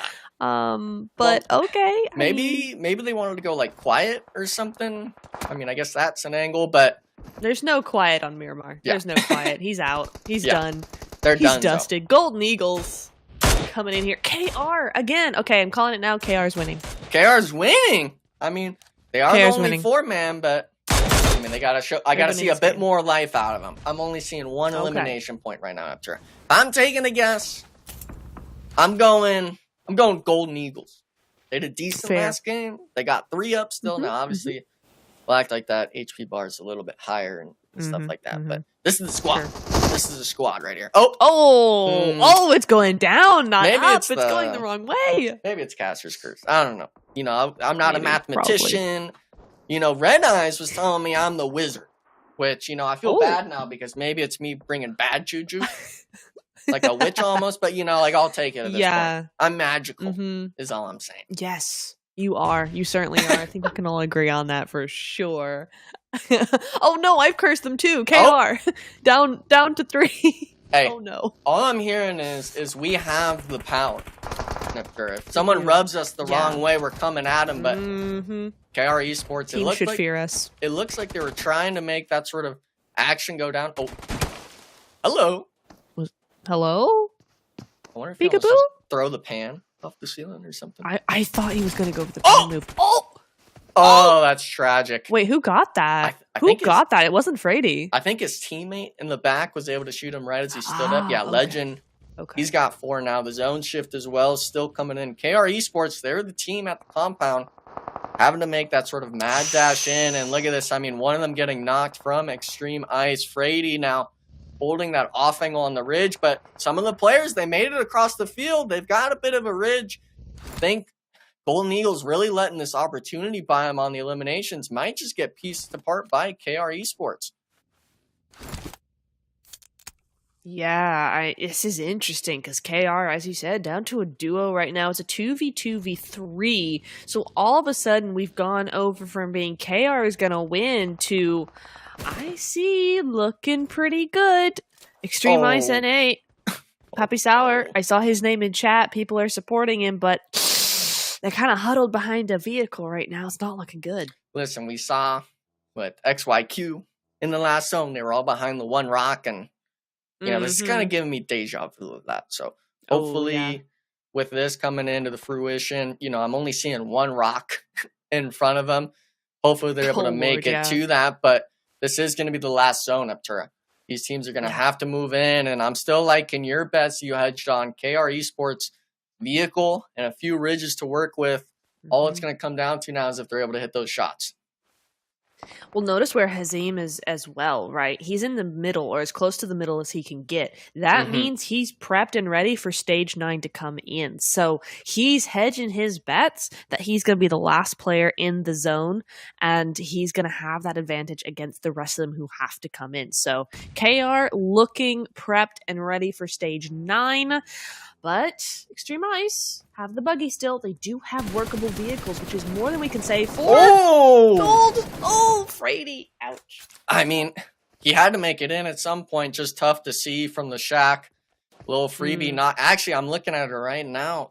Xtreme Ice has 9 eliminations to their name. Woo! Nice count from them. KR Esports. This was the player that was holding that back end, getting caught out now. Just solos out, and I think Legend, he's got an idea, and he lands it on him. Hello, thank you. This is 6 eliminations on Legend, the player. Now in a 1v3 spot, almost getting the 1, but the Ridge is coming in with the zone, and yeah, he's going to give the point to no one. Xtreme Ice coming in clutch. Well done. Love to see it. You do specifically, because you called it. When we had top 5, you were like, nah, Xtreme Ice. So, Hey. You know what? GG's. Well done. I'll take it. You'll take it. I'll Hey, take it's more than I can say. Both my picks died. That's a rip. I'm so sorry, teams. But really, really good response there from Xtreme Ice. They should not have won that at all. Like you said, they had a rock or a buggy. That was it. And they still made it. So well done them. Well, I got excited for Golden Eagles. I was like, oh, dude, these guys are looking great. They are going the distance, and they did. Second place, I want to say 8 eliminations around there, 7, 8, maybe even 9. But regardless, a great game from them, given the fact that game number 1, Golden Eagles, 4 eliminations, but finished at least towards the bottom. So good on them for stepping it up without question. But as far as the other 3 teams that finished off at the top of Erangel, well, they were not really existent here, right? You've got Team Raid, you've got Titan Gaming, One Esports, not making an impact on Miramar. We will see Miramar at least one more time today, at least for map number 5. Talk to me about Titan Gaming, Enigma. Titan Gaming, a team that obviously did decently well when it came to game number 1. They finished off in 2nd place. They had 6 eliminations. I believe they set in 2nd or 3rd place on the leaderboard. Game number 3, though, Titan Gaming finishes off in 8th with only 4 eliminations. Yeah, I mean, I'm not sure if it was just the rotation coming from that roadside on the south, or maybe they just split a little bit too much like that old Titan Gaming roster used to do as mistakes. But, I mean, putting up 4 elimination is still salvaging themselves a few points. We're seeing a lot of these other teams, though, when they're taking these fights, they're not even getting 1 or 2 on the board. So Titan Gaming, even with this maybe being a little bit of a poorer performance from them, it's still something better than other teams. I still feel Titan Gaming is getting their legs underneath them. It's a relatively newer roster. They're coming together. They're figuring it out, especially with EXO being that. So yeah, that nade was nasty. What? I love the nades, by the way, when it comes to PUBG Mobile. Since I entered this scene, utilities are just nutty, but they are so valuable if used correctly. And speaking of which, check out this KR nade. Ended up coming in. He was taking down Golden Eagles. That's where I got excited. Neptura. I was like, dude, Golden Eagles with that nade. Hold up a second. They're making plays.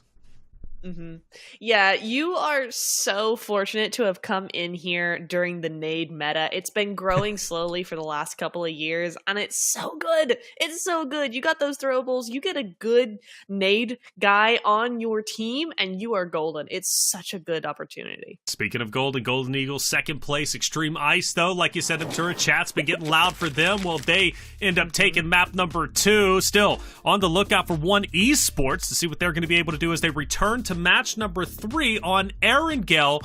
Will they go back-to-back Erangels tonight? Well, of course, that's up to them to decide. But at the moment, some heavy-hitting teams are starting to rise up to the top. I'm liking what I'm seeing. Get loud for Xtreme Ice because, well, they're starting to wake up. We're going to take a quick break. When we come back, map number 3, Erangel, coming your way.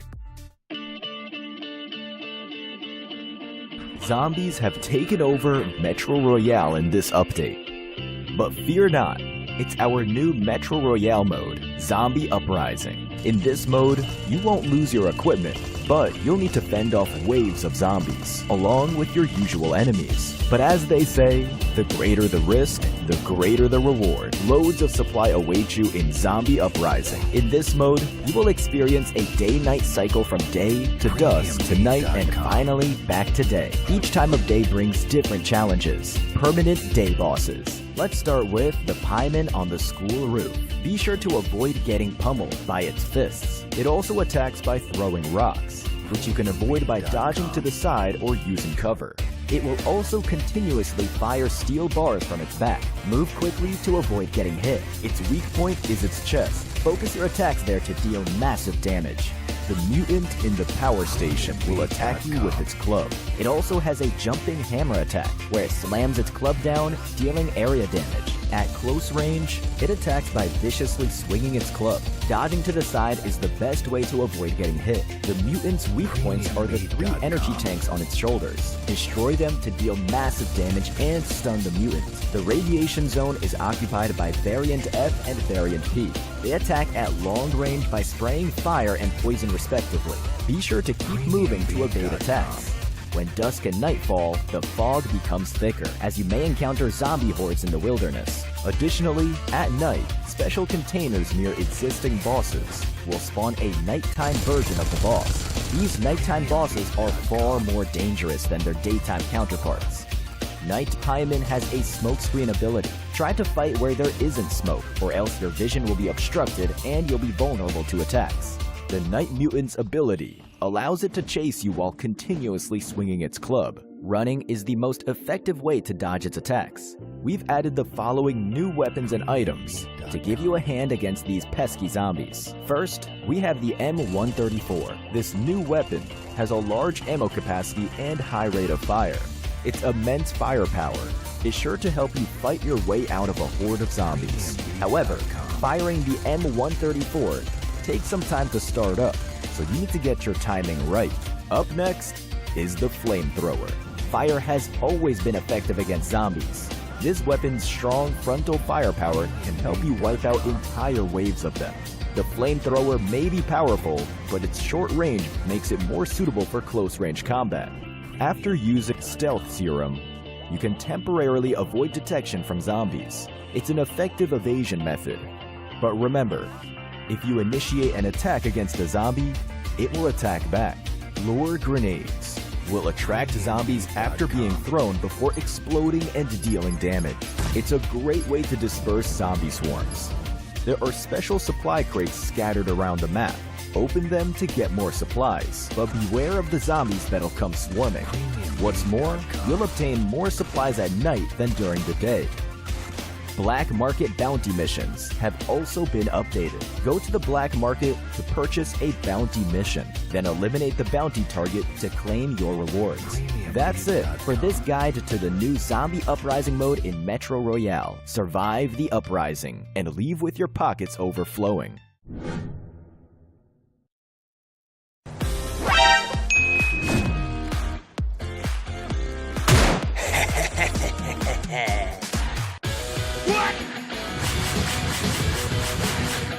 Huh?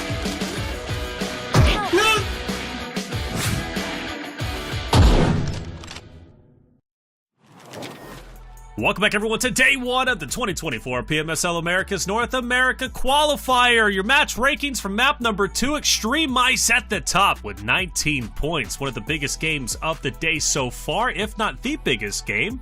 Of course, just below them, Golden Eagles. They managed to skirt by in second place, but you notice another heavy hitters with the Golden in their name. Golden Boys, they're in 5th place, will at least rack up 10 points for themselves, but some other teams dropping down a little bit. Titan Gaming being one of them, straight out of Nepal, who had a phenomenal game, number 1, down the leaderboard a bit, and number 13. Dauntless, though, shout out to them. We now look at our overall leaderboard to see where they stack up. Xtreme Ice will jump up to 3rd place. Well done from them. However, Neptura, we've got a bit of a tussle with the muscle, if you will, between number 1 and number 2.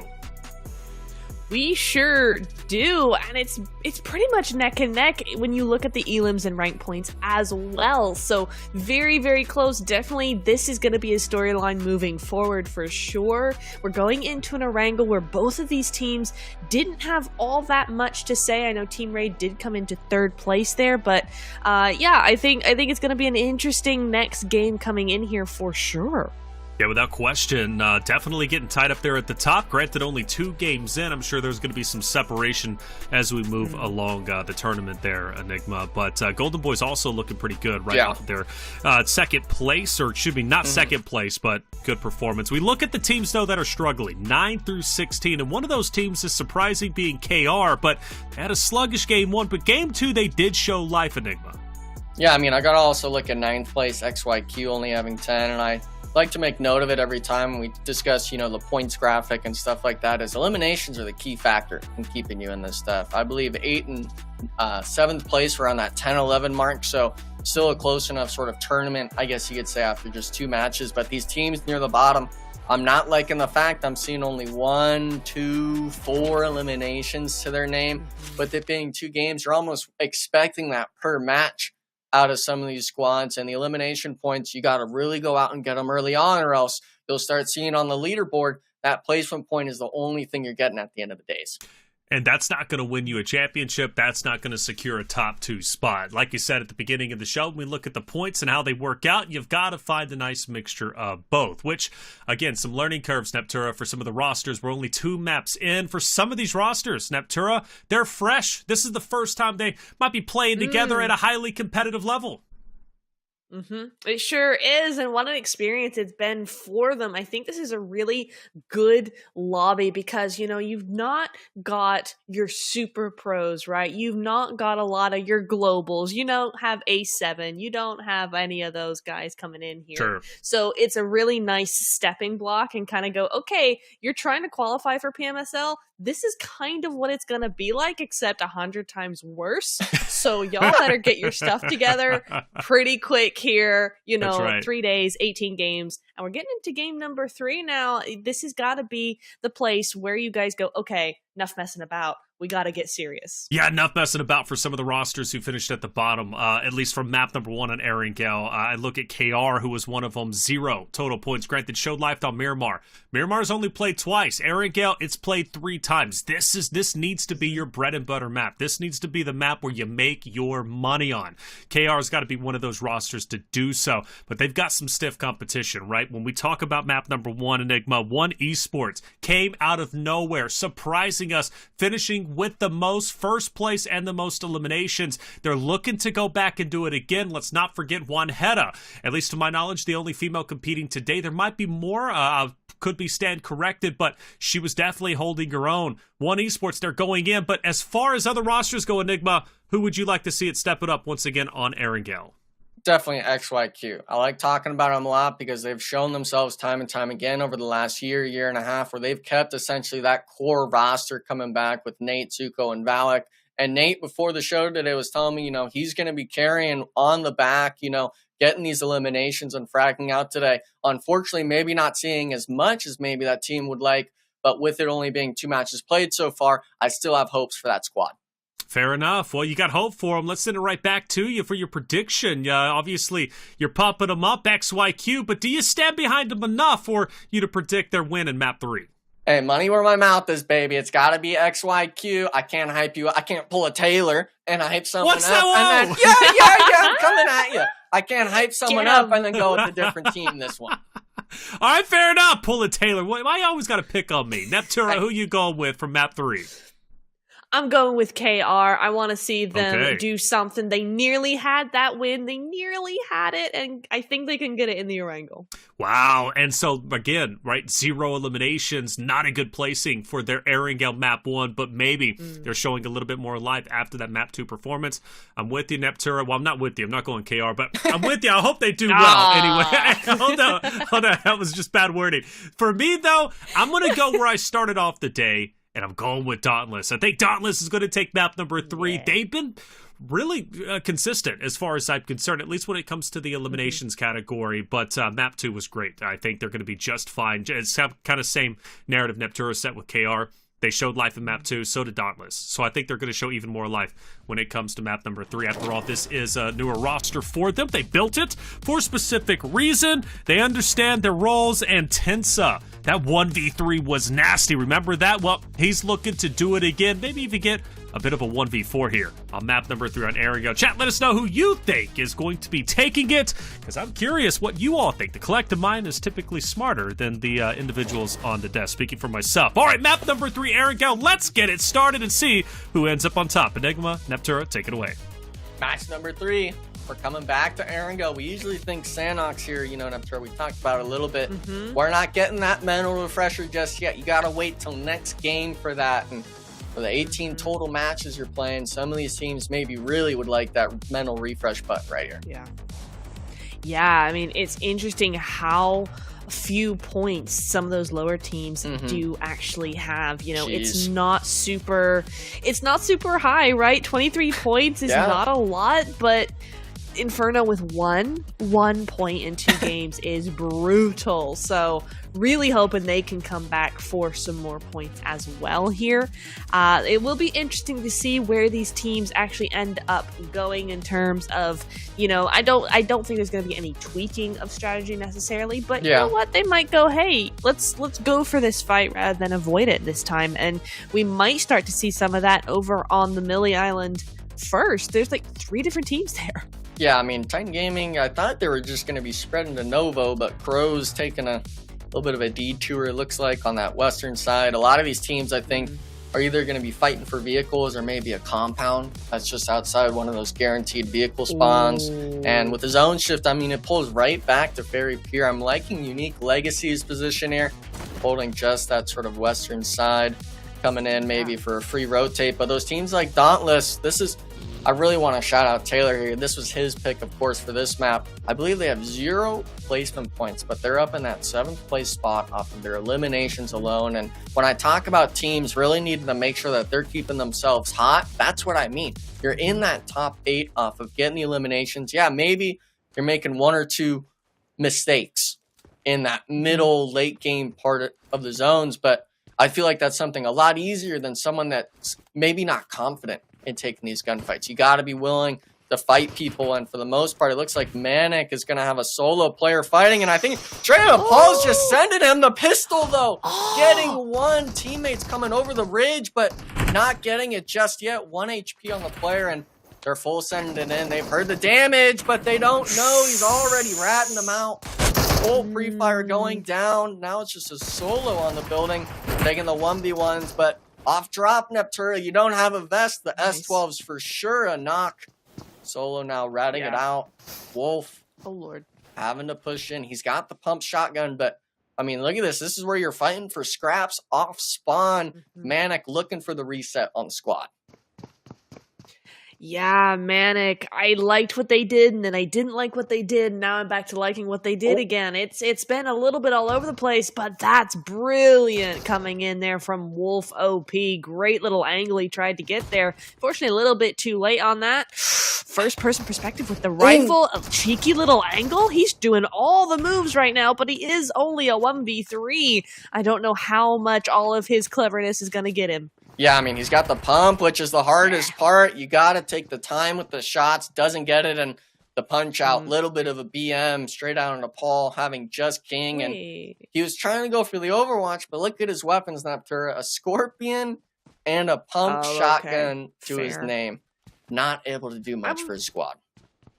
Yeah, I was gonna say, hang on, why weren't you with your teammate? He struggled on his own, how dare you? But, I mean, with that kind of loadout, maybe it's for the best, for sure. Yeah, interesting. MANIC, I think, a little bit messy. They sort of pushed 1 at a time there, which was really dodgy, but you know what? They brought it back, and that's fine. They're gonna go ahead and stay alive as 3. Certainly doable to win from that, and with 3 elims, not a bad way to start. Shout out to the guy that got the pistol knock, whoever that MANIC player is that's thirsted. I mean, I think that was kind of a real saving grace for the squad, because you saw the teammates had to pull up on one of those mountain bikes that you have to deploy and get on. So it's like, you know, he had to get 1 knock, and since the straight out Nepal player went for the thirst, he was out there for an extra, 2-3 seconds maybe. Unfortunately for Nepal, just overstepping in that split decision and leaving it out for the other team to kind of capitalize on it. But StrangersBD, this is one of those teams where, that first game, I believe they had a few eliminations to their name, but a lot of these teams, they opted for those sort of, I guess, mid-game fights and really kind of bit the bullet. I kind of want to get your opinion on it. Do you think that was kind of more just the zone, or do you think we're going to see a lot of that coming into these next 3 nights of teams just fighting in that middle part instead of maybe just doing it early on? Yeah, I could see that. It's kind of the best of both worlds, right? You're wanting to get those elims early, but you don't want to sacrifice your loot or your loot time for that. Yeah, I could see that happening. It has to be strategic, though. You can't just go and run around and, hope to find a team on your rotation. I would hope that these teams in day 2, for instance, would kind of go, okay, this team always rotates here. That's close to where we rotate. Let's go ahead and actually target that a little bit, not just go, hey, I think there's a team over here, let's try it. You can't be doing that. You can't be guessing. No guessing allowed. It's only top 2 make it through. There's no room for guessing. And especially, we could talk as well about, I guess our performance in PMSL Americas. We're not wanting a team that, is going to be near that bottom of the pack leaderboard. We want someone that's able to show up and show out. And I think with the top 2, as much as these players might hate it, we're wanting to see the consistency. We're wanting to see the best of the best compete, because we got our butts handed to us. I'll be honest. 4 NA teams in the bottom 8, that's not something you really like to sit on and stuff like that. And with there being qualifications for other tournaments in that tournament specifically, there's a lot on the line. And, as much as, people like to think I'm maybe bashing on them, a lot of it's just pure passion. I used to play the game and stuff like that. I want to see our region compete and be the best of the best, because I feel like we have players that could be doing that. Unfortunately, maybe not finding the pieces together just yet, but still something I'd love to see from our region. Absolutely. There is no reason why NA should be as far behind as they tend to feel like against other regions. And, this is where it all starts. You get those really, really strict sort of qualifying positions, right? There's no top 5. There's no leeway. You got to be good. You got to be great. And you got to be consistent. And this is the right step forward for these teams. But Pika going to take one step forward towards the lobby. He's inching closer to that exit game button as we speak, and it is against KR. Yeah, KR, they had, I think, the high ground, and Golden Boys just really getting caught with their pants down, I guess you could say, really just thinking that they could take this fight. And KR Esports is like, yeah, we'll just drive around here real quick. We'll shoot your buggy tire and then just kind of piece you apart left and right. And that's one of those plays where you see a lot of Brazilian teams do that. They're not waiting for you to make a move. They're doing it themselves. And the great teams separate themselves from the good teams by making plays like that, and it makes it look easy to them. 100%. So KR definitely looking in the right direction in terms of those strategies, in terms of that inspiration. Good stuff there. You do see StrangersBD just having a little bit of a scout on their way into zone. They did see a player there in a buggy, but he's long gone now. No need to worry about him. Yeah, we are starting to see just a lot of rotations coming through. Casper gets taken out, though. Sounds like that's just a solo out on rotation. Got caught out, unfortunately. And the zone's going to be moving in a dodgy position. Enigma. It doesn't even matter if you're taking a fight out of zone here, though. XYQ just on the edge. Valak looks like he was able to get one, but his teammate has to overwatch with an LMG. Not the best weapon, but you hit the shots. It won't matter. Now we're seeing the pull-up, trying to get the reset on the squad. Excuse me, it's actually Nate being knocked. Valak now having to hold it, but look at this, the cover on the map. 2 players overwatching. This is such a hard push, and as long as Valak stays alive, his teammates should have it. One Esports on the back foot now, not able to apply the pressure they needed, and they're just driving out, actually. Maybe a bit of a disengage coming from the squad, and with no teams around Neptura, I think that might just be the play. Yeah. Trick! A huge nade onto the shack. You're not getting away that easy, and now you're forced to stay and take this fight. The full reset from the XYQ squad. wrapping around like a boa constrictor, really just proving to themselves that, hey, we're able to take this fight. We didn't like the performance of those last 2 games, and it's only a matter of time. Those smokes start running out anytime soon. They're going to be in for a world of hurt, and zone's coming in. Zuko, bit of a pre-fire. We're getting the nades, but it's not connecting Neptura. They're really struggling. Cat God now ratting in the smoke. Zuko now hears him, but he jumps on him like the Easter Bunny. Now we're down to 1 head coming in clutch. This is the female player that we've been talking about so much. Unfortunately, though, 1v3 situation, really tough for anyone to say the least. Almost getting a 1, but you hate to see it. No eliminations. XYQ picking up 4 to their name. That is a big, big rip, but an epic victory for XYQ. That's what they needed coming into this next phase of the game. You know, they didn't have that fantastic of a first Erangel at all here, so this is really what they need. They're up to 4 eliminations. Life's looking good for them. Really, really nice stuff there. Also, I have a bone to pick with XYQ just really quickly. I've only just now realized that all their names are spelt backwards, and for somebody who is not heavily involved in the NA region, that's really confusing. Okay. Hey, I mean, I didn't know who they were until you said Valak, and I went, hey, wait a second. Hey, I mean, you'll realize the NA talent likes changing their team names even after they qualify for whatever reason. But you know, we always I got the sort of FBI like billboard with the dots and the string connecting. We try 100%. To do our best out here, but these teams, you know, they got to start putting the pieces together, because that zone shift Neptura, it was towards Ferry Pier. Now it's 50-50 on the bridge. All these teams that we're trying to hope for that Western shift. It's not like Miramar. You're not getting it this time. You're going for a swim this round. That is so rough. Oh my goodness. I can't imagine having that kind of zone, having to play that kind of zone. Nate, though, they're going up against Titan right now. And it's not looking good. It's Trick and it's Nate down now. Yeah, I mean, these are the 2 squads where I kind of put them at the top of the leaderboard of who I expect to be performing. And it really is tough to see, you know, these 2 Goliaths, I guess you could say in my eyes, go against each other, because at the end of the day, you don't know who's on the other end of that fight until you eliminate a player. These teams, they're looking for every knock and team raid. They're taking it. Tense up. Another 1v1 win with the shotgun. You cannot stop them, but Bob, he's getting knocked. Alim hitting a little bit of a bank shot. Now we're coming in for the push. Looking like a 2v2 situation. This is a huge fight, being on that sort of center west side of the zone. Dauntless is really needing to make sure they can push through. Klaus, though, trying to find a nade in hand. And this is kind of one of those moments where I really wish we'd find a good timing to push up the stairs, because you're worried too much about the nades. I think you got to start sending it up, but yeah, Alim beats you. No eliminations to their name just yet Neptura. They're needing to kind of find their stride, I guess you could say. This Erangel, if you were to get out eliminated here, you'd be getting essentially 0 points. Now, with Bob being knocked, maybe Dauntless tries to go for the revive. What do you think this team should really be doing? Do you think they should go for a reset or just take the 2v2?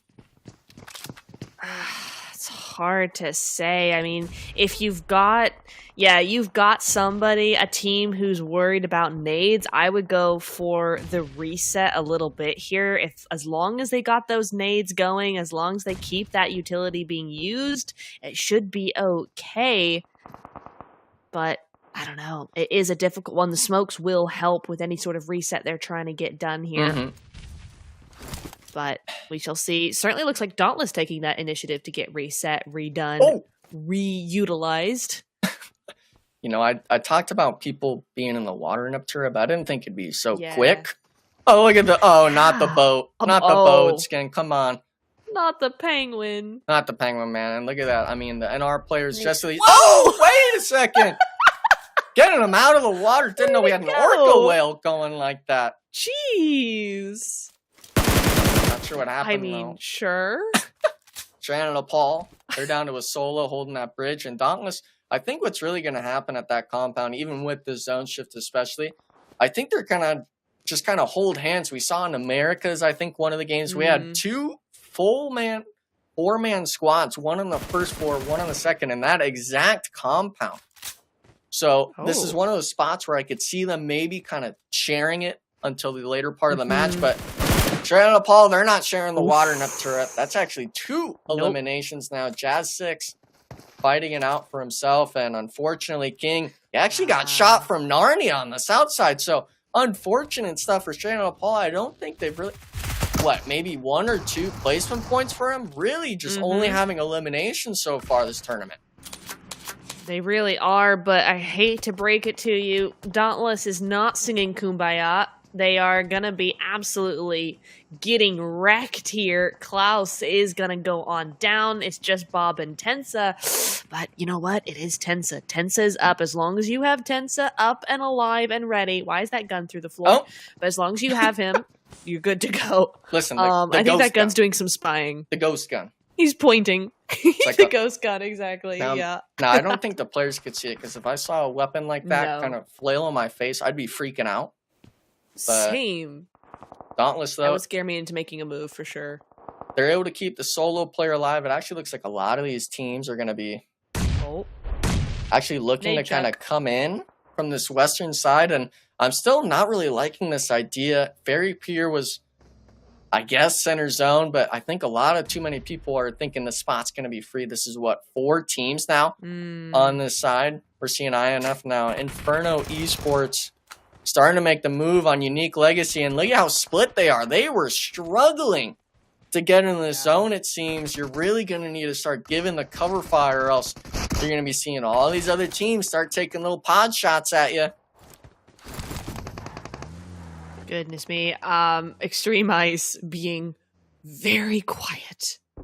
He is not moving a muscle. All these teams have just converged around him. Meanwhile, he's just in a shack. He's big chillin'. Rushy being very slowy. He's being very stationary right now. Oh, here we go. Oh! They were all in one boat. Wow.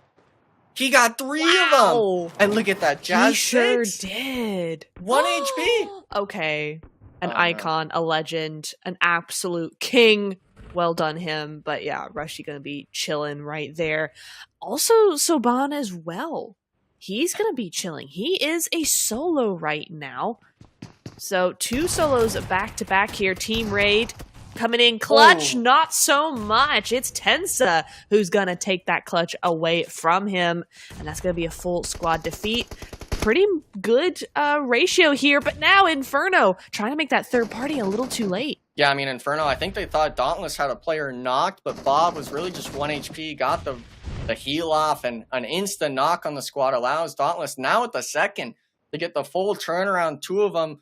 The interesting part is Bad Boy being forced up onto this wall while knocked. The other players just farther back.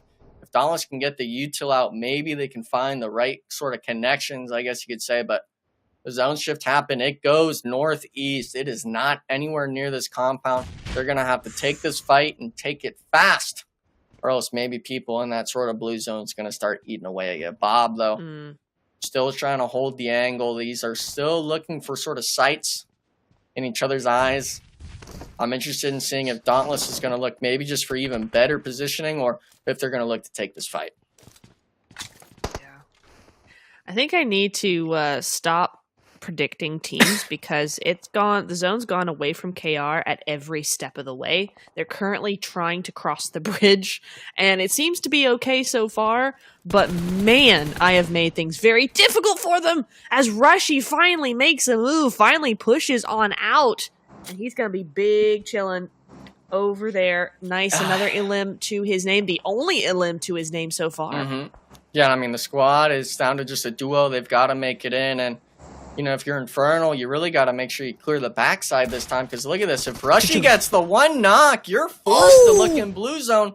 Dauntless, this was the team that now gets the free positioning. Rushy forcing just every 1v1. He's trying to make the Tensa montage, but it's not going to happen. GG's. Only gets 1, but look at that. The time they had is now none. They have to move into zone with blue zone on their back, and you're Dauntless, you're kind of just thanking that other squad for making the moves like that. We're also seeing all these bridge teams. They were working towards that water side. They got to come out, but if you can't even make it to the shore, it doesn't matter. KR Esports reigning supreme on the south side. And look at that. I mean, it's just a complete firing field for them right now. Yeah, really good control of this. Way too often we see teams unable to take control of the bridge and use it in a controlling way, right? It's notoriously difficult to hold, difficult to cross, but KR doing a great job here. 5 eliminations coming across this bridge. They're holding it well, and teams aren't really looking at them, so they've got a really nice entry into zone here. Yeah, and I mean, with these zone shifts, I think it's another thing we got to make note of, because we're seeing XYQ, we're seeing MANIC, we're seeing Xtreme Ice, even the Golden Boys struggling with having players left alive, only down to solos or duos. And the other teams that had that positioning early on, I'm looking at KR Esports, I'm looking at Titan Gaming. They're able to keep most, if not all, their squad left alive, and they're the ones starting to make that cushion, I guess you could say, with elimination points. I mean, I hesitate to say KR win this because we all know how that went last time, but they're looking bold, they're looking confident, and that's what I like to see. You know, sometimes you can go to a team and kind of go, they want to win this game, and they probably will because they're intending to. It's determination. You can see it all over the player's body language in game, which is like a weird thing, but it's possible. Yeah. You can see it. Definitely, and KR look to have it. But if we turn our attention to the north side here for just a second, Enigma, Golden Falcons, that, never mind, the zones hates my predictions, but wow, that split. Yeah, Eagles, I mean, thank you, Eagles. I mean, for the most part, it's, you know, I think the PUBG gods knew what you were going to say, and they're like, yeah, we're going back south. Titan Gaming, though, yeah, we're going back. They're one of those teams that's kind of looped into that mix with the Golden Eagles, where, you know, they've got to make the rotation in, and you have a team on the ridge line. I'm hoping Golden Eagles kind of just handshakes with Titan Gaming, goes, yeah, we'll fight for the west side. You guys fight for that warehouse, maybe. And it looks like they've already kind of taken it, but you got to make the cross. Maybe they look for that shack in zone on the north side, but there's still a few solos alive. I'm looking at that east end. I'm looking on the south where the shack's at. There might be a potential where Titan Gaming could start losing players on rotation. It's just a matter of if they can make it into the zones or not. Oh! Yes, indeed. Ooh, okay. So EXO is taking some names right now. That's good for him. The rest of the team, not so much. I mean, he's putting his name on the map. I'm looking at him every game 100%. at this point. Yeah. I mean, I'd like to get some sort of elimination tracker. I'm not sure if we can get someone on that and how many total he's got so far, but he's got to be one of our top elimination leaders so far after just 3 games. And for a squad that was in that top 8 ranking, they weren't in that top 3. Him having a lot of eliminations for your squad is always the telltale sign of what's to come. 100%. Ooh. I mean, Valak in the shed. All right. Interesting play here. Works for now. But I think Titan kind of know he's there. Yeah. Their attention is distracted, though, by MANIC here. Look at this spot he's got. He's outside his zone, but it's well covered at least. Hopefully he can inch his way further, but the cliffs are not going to hold him for much longer. They're not inside zone. Yeah, I mean, but Titan Gaming, I think you've got to just ignore him. You got to send that shack where Valak's at and just hope to God you can make it in the doorway and get it. If you leave MANIC alive, I mean, even if he gets one knock, you got to just get it, but Kindness is not that stupid to leave it in the open. He gets the elimination, and now they've got that 5-second window. They send the shack, and this is their do-or-die play. They need to get this wipe to make it into the late game. It's just a matter of if they can do it right now. Kindness, they're actually going to stop on the ridge early. Golden Eagles just next to him. I'm not sure if they know he's right there. Big nade potential coming out right now for the squad. Crow getting tagged up, but I'm not sure if Titan Gaming understands just yet. Everything getting rained down right now. Valak down to just 1 HP. Excuse me, actually a full heal from him. Titan Gaming still on the back foot, trying to find, I guess, their own little red zone coming in, but EXO gets one banked off his forehead, it seemed. Absolute insane. Not Kindness now. The Molly, it's falling apart for Titan Gaming. I'm wanting to see which team makes the last mistake, because the Golden Eagles right now, they have a player knocked. It's just a solo. but this is your chance to wipe out Titan Gaming. You need to be looking for this, and you need to be doing it now, Neptura. 100%. I guess they didn't know that Golden Eagles was there, which I find very hard to believe. Oh, but it's cost them dearly. I don't know how they made that mistake. They should have just run them straight over, right? Take that fight fully, but it just looks like they didn't know that's where they had gone, and that's a big rip for them. That's cost them the game for sure, because apart from that, they were looking good. 7 eliminations. Someone that's looking good as well, though, Dauntless. They were holding that western building. They were able to get out of it, so to speak, and reach this ridge line. Now, with this next zone shift, they're going to be on the edge still. They've got a team to their north, KR Esports, to that southeastern side as well. And 1 or 2 solos left alive. But if you're looking at KR Esports, if you're looking at Dauntless, those are one of the 2 teams. And now I'm going to be making you say a name, Neptura. Who do you think's winning this match? Yep, it's coming. You knew it was coming at some point. Who do you think's winning this match? KR? Okay. KR.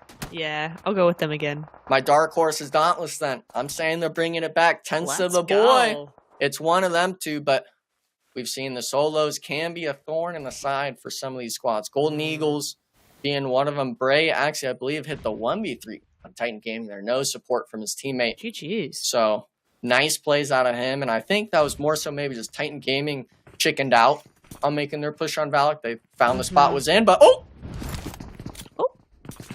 it's a little bit of a window spot, but that's going to do it.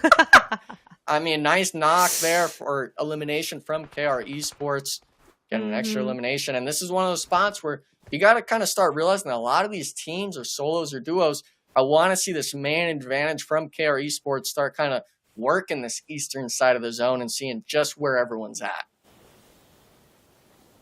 Yeah, definitely. You got a lot of edge huggers right now. No one's bold enough to get in there, get in the thick of it. Got a lot of grass huggers, and that's okay for now.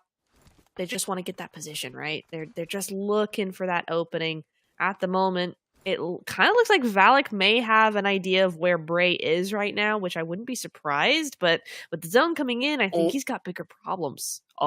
He's right on the edge. I mean, does he see him? I think he does. His teammates got to see him. Yep, there we go. Yeah, there we go. GG's. Another placement point. That was 5th to 4th, an extra, 1 or 2 placement points. Now he gets into the next zone.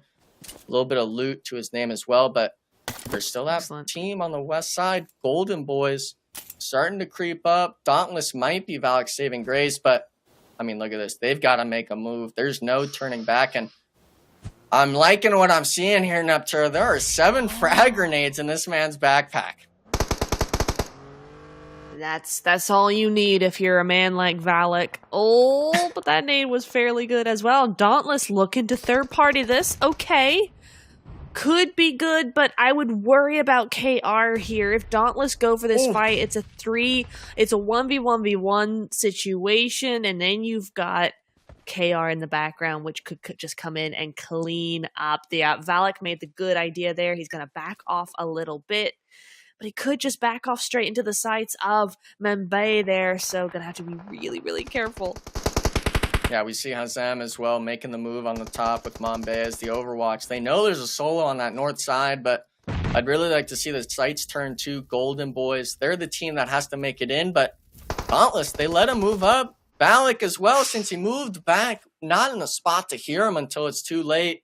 KR Esports ultimately being the one to flush him out. And Golden Boys actually looks like it's almost a one-man army, even though there's 2 alive. Only one of them has the elims for the squad. So this team, they made it into the zone, but can they do something as a duo? Gonna be a hard one. Stage 9. It's another Stage 9 enigma. We've gotten as far as we can go. The zone has said no more. You must make a decision now. Who will win this game? For now, KR looking in control. They got a nice little split here. They're looking for that no hesitation onto Bob, but doesn't get the finish. I mean, I don't know if it was the vehicle there, just the ridge, but I really thought that would be a knock for the squad. Unfortunately, that's not the case, but they're the ones on the edge. KR Esports have the control. going to be one of those run and gun moments with this team. It actually looks like Dauntless might be turning their eyes on Golden Boys. We're looking for the eliminations. We're playing for second place, but down to just a solo now on the Golden Boys. Klaus trying to bring it to his name. And a little bit of a heel off. And for the most part, I mean, it's going to be down to Ked here, having to find a way to save it for his team, but Azem's been here all game, it seems. Another knock for him. 8 eliminations for KR Esports. Now this is the moment. It's your team versus mine, Neptura. 4v3 situation in the late game, and I'm not sure if Dauntless even has the utility. KR Esports pulling up with everything in the backpack, and I think the main factor is going to be Klaus here. He's got to find 2. Solo to his left. The guy misses the shots. Klaus getting 1 and the third, still snaking it out. Playing this to perfection. Forcing KR Esports off the top, and I'm liking this. He's going full aggression. You might see him on the ridge. Oh, he stood up. Craziness, but we're not going to look to our side. Klaus coming in big. Tensa now with the off angle. No way. And he's running in the open. He ran a reload, but the zone damage, it's coming in. Bob, 1v1, but he's got the tree. It doesn't matter. Dauntless. Dude. 3v4 Neptura. I wasn't expecting it, to be honest. I wasn't either. And again, this is back-to-back for KR where they have it in the bag and then the bag just breaks at the very last minute.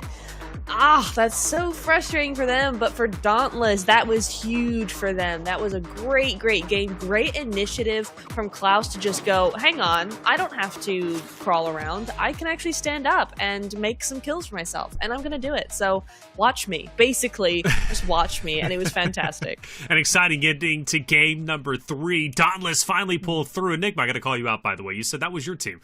No, it wasn't. You went with XYQ. By the way. Come on. At the end, okay, I changed it, okay? At the end, I changed it to Dauntless. We're like, we'll take another jab at it. But, no, my guess was XYQ. They got eliminated. Yeah. I'm just saying. I'll give you the original call. After you took a jab at me for being wishy-washy. By the way, I just want to say, so you did switch it up. So we are equal. Okay, I got it. All right, XYQ, though, still a great run for what it's worth, right? Secure top 5. Valak was the main reason why that was as a solo. 5 eliminations, a good finishing. They've got to be happy with that at least, especially for the middle of the road, right? 6 maps today. Map number 3 is done. Dauntless, a tremendous game. KR, though, want to hope... Well, actually, before I even get into that, straight out of Nepal, this is the first time Neptura that we have seen throughout our maps. A strong initial, right? A true battle at the very start. Unfortunately for Straight Out of Nepal, they were the victims. They ended up getting 3 players eliminated. Only 1 ended up living. Now, granted, that was King, who made a miraculous play right here. True. I had forgotten his team had gone out in such spectacular fashion. He just paid it forward, really. No chance for NR right there. There was just no way they were going to get out of that one. King living up to his name with that one. G's for sure. So, yeah, Sons of Straight Out of Nepal, definitely keeping their head in the game. Without question. Well done from King. Gave new life, new hope, indeed. But again, that first initial against MANIC, that's the first time we've seen teams get spicy off the start. So teams are starting to now, hey, I need to challenge these guys. We need to dominate our landing spot. We still have 2 days after this. If we're not doing so, we could run into some trouble. Now, of course, talking about trouble, Xtreme Ice, burning up in the corner, just can't get away from the nades and the flames, and, they get finished off. And this leads us to our top 4 teams. And, Valak from XYQ staying up as long as he could, but ended up falling, and that left us with our top 3, Enigma. Yeah, I mean, for the most part, it came down to those solos, taking each other out. KR Esports playing patient and picking them off one by one afterwards. But this ending part, it came down to the pre-fire from Hazem missing and Klaus getting 1. And then Klaus afterwards standing up in the open and getting 1 across the zone. So big plays from him and Tensa. I mean, all you have to do is put damage in at that point. Great stuff from the squad. And Bob even recognized it here. The POV itself explains it. They play it smart. They play it collective. And they don't overdo themselves. 3v4 situation, coming out on top. Massive game. Speaking of coming out on top, Dauntless with 20 points, 10 eliminations, plus the winner chicken dinner, earning 10 points for themselves. KR, though, second place. You talked about Neptura. KR, again, victory within their grasp, but they let it slip. But to give them credit, third place in map 2 on Miramar, second place on Erangel. You got to go back to map number 1 where, well, they bombed out. 0 eliminations, no placement points. So off the back 2 maps that we have just watched, Neptura, it seems like KR is in a pretty decent spot. Yeah, they really, really are. Yeah, okay, they had that really bad game, first game of the day, but they've come back really, really strong. They've bounced back to where they need to be if they want to be consistent and if they want to have a shot at that top 2 at the end of the weekend. So a really, really strong start here from KR. Well, I think off the back of those 2 maps, they might be top 5. We take a look. They're not just outside of it in 7th place, but not far away from catching up to number 1, who is the Golden Eagles, who will take over first through their consistency, Enigma. Yeah, I mean, Golden Eagles and Dauntless breaking the 20 elimination mark, and I was right coming into that last game. Dauntless had 0 placement points for their name, solely riding off the 11 eliminations they had. Coming in and winning, it's a sign that if you're getting the blood flowing, if you're getting the eliminations at least, there's a chance that you're making that late game, and they did not let the opportunity slip through their hands. These other teams were looking at it. It's a bit of a drop-off from 3 to 4 in that elimination column. Titan Gaming, I'm wanting to see more out of them just in terms of the placement. That last game, we could have seen something. Unfortunately, it didn't really come to grips with them at the end, but these other teams, there's still enough game for them to be playing. And by the way, shout out to those eliminations. We talked about it off of map number 1, Golden Boys, Golden Eagles. They were getting the slays, but they weren't getting the placement points. Now you can see the result is, well, they moved up to 3rd and then 4th place respectively. But now things start to get serious as we reach our halfway point, Neptura. We look at 9th through 16th, and, well, no risk at the bottom. They've got all the risk because they're in last place. They do, but do they have any risk of actually making it further than 16th with that sort of place, that sort of point? I don't know that that's going to be really hard to come back from. I know it's only the first half of day 1, and I always go, it's only the first half of day 1, it's fine, they'll bounce back, but 3 points is crazy. 3 points is crazy after 3 games and 3 more games to go, and our odd map out is about to come up in map number 4. It's going to be Sanhok. Will it change the luck for some of the teams out there? We're going to have to find out. We're going to take a quick break. When we come back, map 4 Sanhok coming your way.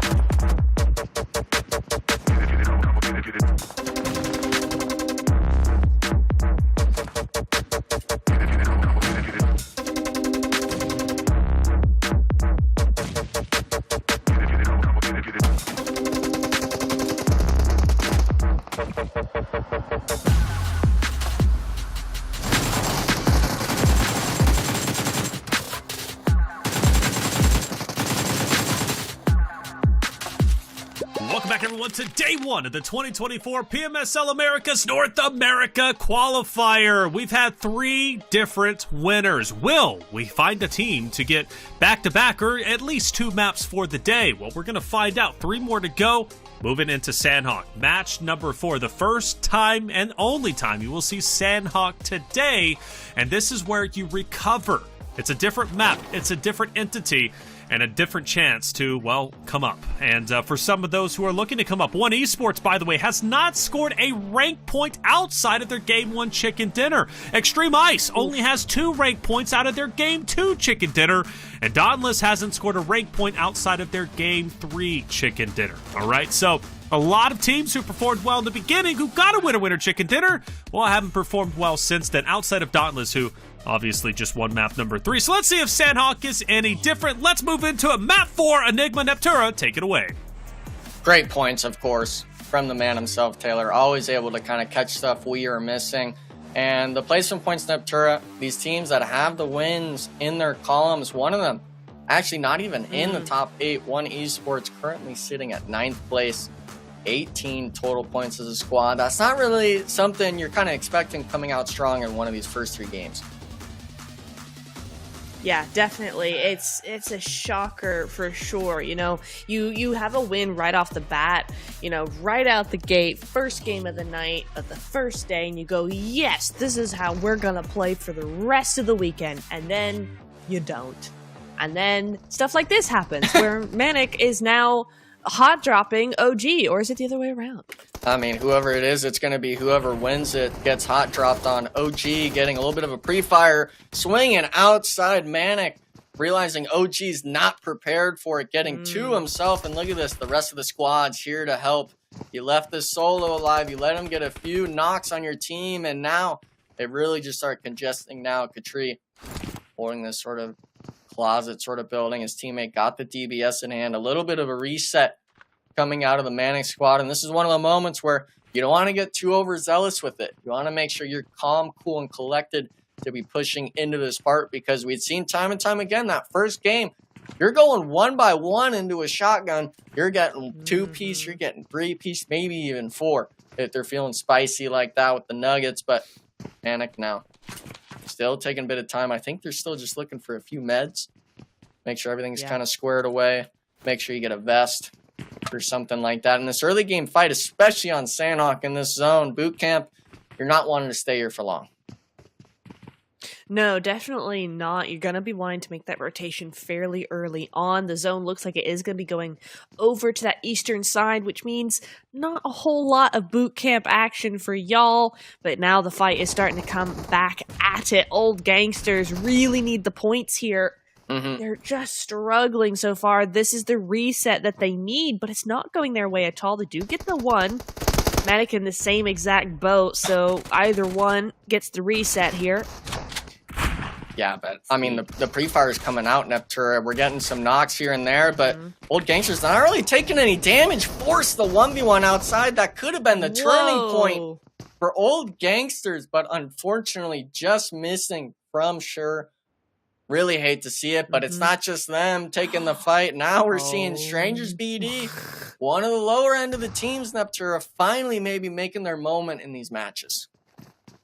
I'm so surprised by this, because where did they come from? How far have they rotated to get here?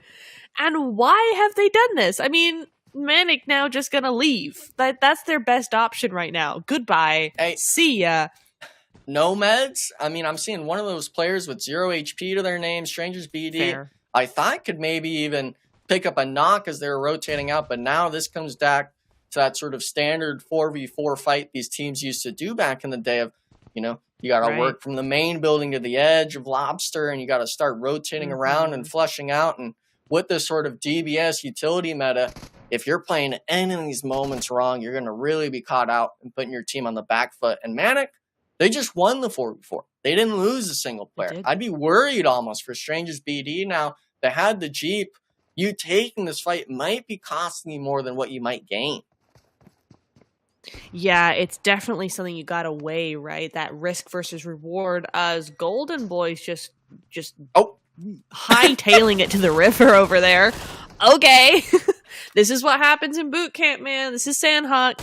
This is what happens. It's everybody all at once. I am surprised Strangers didn't take a 2-2 split to the hillside. I understand what they were going for, but I think we would have seen perhaps in a more global lobby, at least one player move up to that hillside to try and get an off angle there. Something that they might want to keep in mind for another time they make this play, because so far the plays worked, right? It was kind of out of pocket. Yeah. But sure, it's working.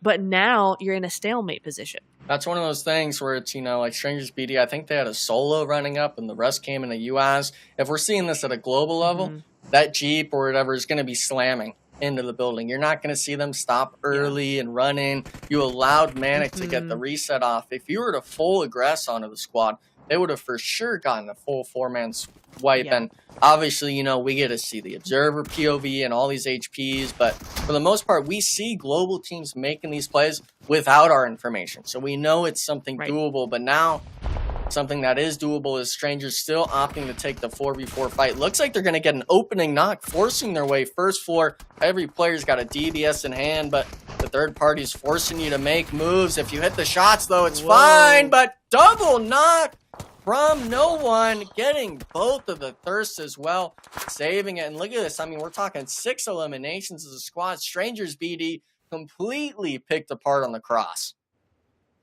Yeah, and so much to say. Dagas, why aren't you with them? That's not the off angle that you want. I'm going to be brutal here.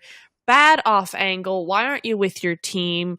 And now, look where Golden Boys are. They're up on that hill that we said they should have taken anyway. So that's the problem. Many problems. So many problems. Hey, I mean, I like calling out mistakes as much as people don't like it. I mean, someone's got to say it to you straight, and I don't mind being the bearer of bad news. Now, though, StrangersBD, I mean, they're trying to get the reset. I think they have a bit of an idea. Another frag grenade. As soon as he connects this, it should be it, but a re-knock, I think, is going to say enough for him. Jumping out now, and I'd like to see almost him just jump from the roof there. There we go. He's sending it, but a double knock almost only gets the one. StrangersBD wiped, and now we're talking 8 eliminations for the MANIC squad. Unfortunately, though, down to a duo. I mean, we're talking about that risk reward, right? How many players do you trade off for how many points? And to me, you're a duo early on, but 8 eliminations is kind of an insane number this early on. Yeah, and I mean, you kind of almost figure, you hope almost that no one else comes through boot camp. You get that free Eastern side. You're like, hey, one team dropped on us. That's fine. Another team rotated in on us. That's another team we can account for. And then obviously they saw the Golden Eagles, I believe it was, rotating by them on the ridge. So that sort of rotation play, they're kind of hoping that they're able to make at least maybe 1 or 2 placement points, because 8 eliminations, even if you go out early, if you're able to make that 10-point mark, it's something I could definitely be riding home about. But the zone shift, I really feel bad for some of these teams, because I'm looking at Dauntless' split. I'm loving it. And I'm looking towards this riverside where Unique Legacy is, even where KR Esports might rotate into. There's not much to play there. Dauntless is kind of just relaxing and sipping their mimosas, I guess you could say, in the sun. Yeah, I mean, it's classic Sanhok zone, right? It always favors just one team out of the lobby. The rest of them have to fight tooth and nail for a morsel, a crumb of space in these zones here. And Dauntless had the right idea. They are the lucky winners of the Sanhok zone. They're going to be chilling, but straight out of Nepal, another team way out there, 500 meters to go, and they're getting gate capped right now. So in a little bit of dire straits here. Yeah, I mean, but unfortunately they lost a player coming in XYQs. I think their Guardians holding them across. They're down to a trio, it looks like. So these teams, we're talking the edge of play. You got to make sure you're able to rotate in. And even with vehicles, if they start hitting the shots, that's when stuff really messes up. AJ being the focus, Zuko not connecting any shots other than into the vehicle, just zooming by. And this is kind of the one thing I love about seeing on Sanhok down up there is the vehicle plays become such a forefront and competitive and knowing how to do it correctly that you see moments like this where you're gate kept, and if you're able to make that right rotation, you're able to shoot yourself towards that next zone shift. And straight out of Nepal, even though they've only really got eliminations on the night, they're still making an effort to get into that mid to late game. 100%. Yeah, they've got some good ideas. They got a good head on them, so to speak. So there's hope yet for them, even though they're struggling a little bit with that zone shift is really rough for them. Team Raid, another team here, Enigma, looking to do some big moves in the Sanhok.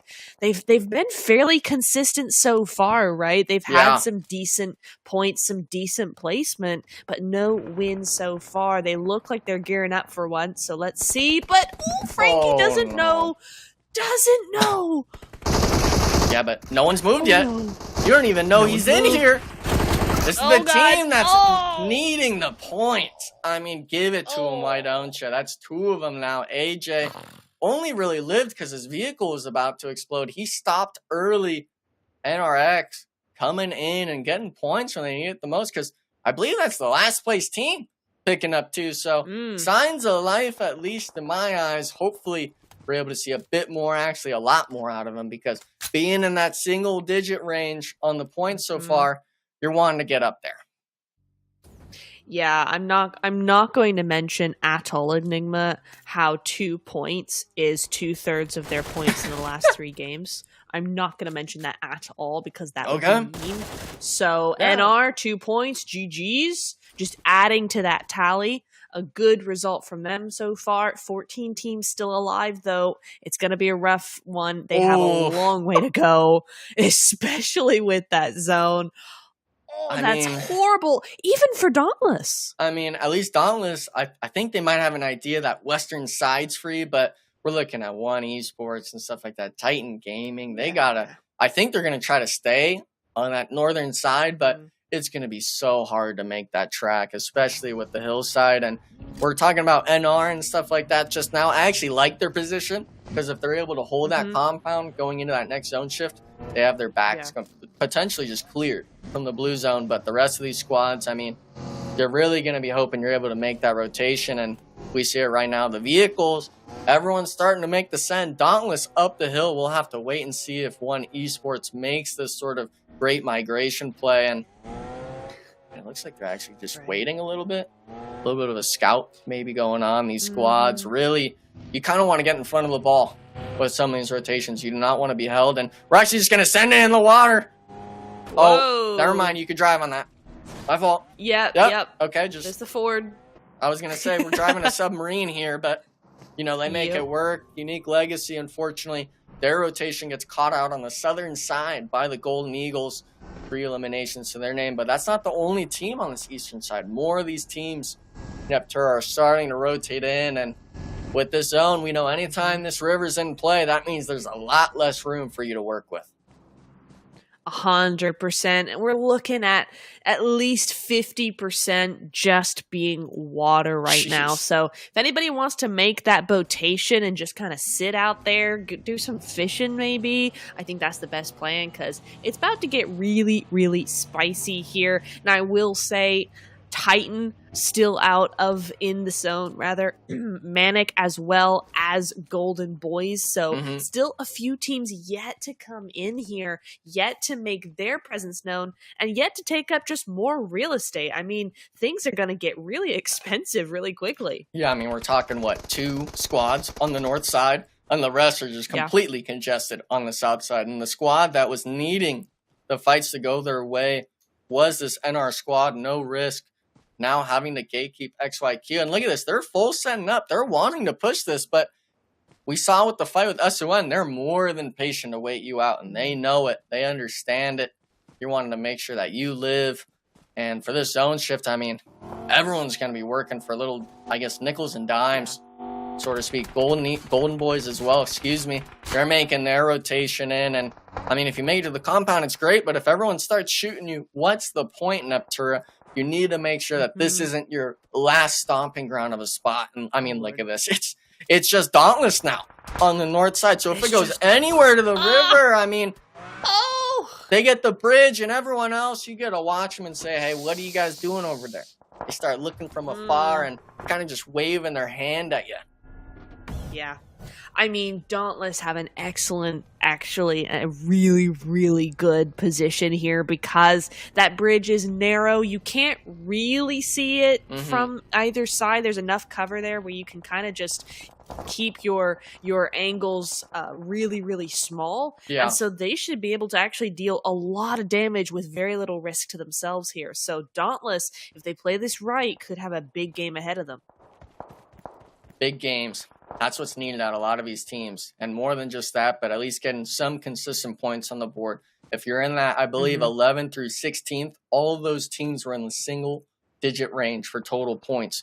This is the game where you need to make sure you're shooting up the board in some way. We're seeing ruins taken by Xtreme Ice. We're looking at One Esports have that compound just on the north side of the road. The main focus point is going to be that ridge just south of ruins. And if any other teams are going to be working towards this western side, but some teams, I mean, we're already seeing the troubles come their way. The SON solo, I believe, trying to hold out XYQ. We've got no risk coming in or coming out, excuse me, from the compound. Actually looks like some of them made it in. Only a matter of time. AJ, nade in hand. Here's Zuko. Not sure how far he is, but if the shots come down, Trick getting the shots in the back. Nice spot, saving the teammate. KR Esports, they make their send on the western side of ruins, trying to survive against, I believe, the Golden Eagles next to them. One of those little, I guess, trash tunnel buildings, I guess you could say. Actually, no, it's actually just the bell they're trying to play. Really tough spot for these teams to play. I'm expecting a lot of these teams to lose players. Oh, no.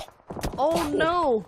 I mean, just late on it. I mean, they didn't get the last one, but I think they got 2 or 3 of those elimination points. Now they're kind of set to move around, but I mean, we're just hearing the gunfire in Upturret. It's always something going on with these squads.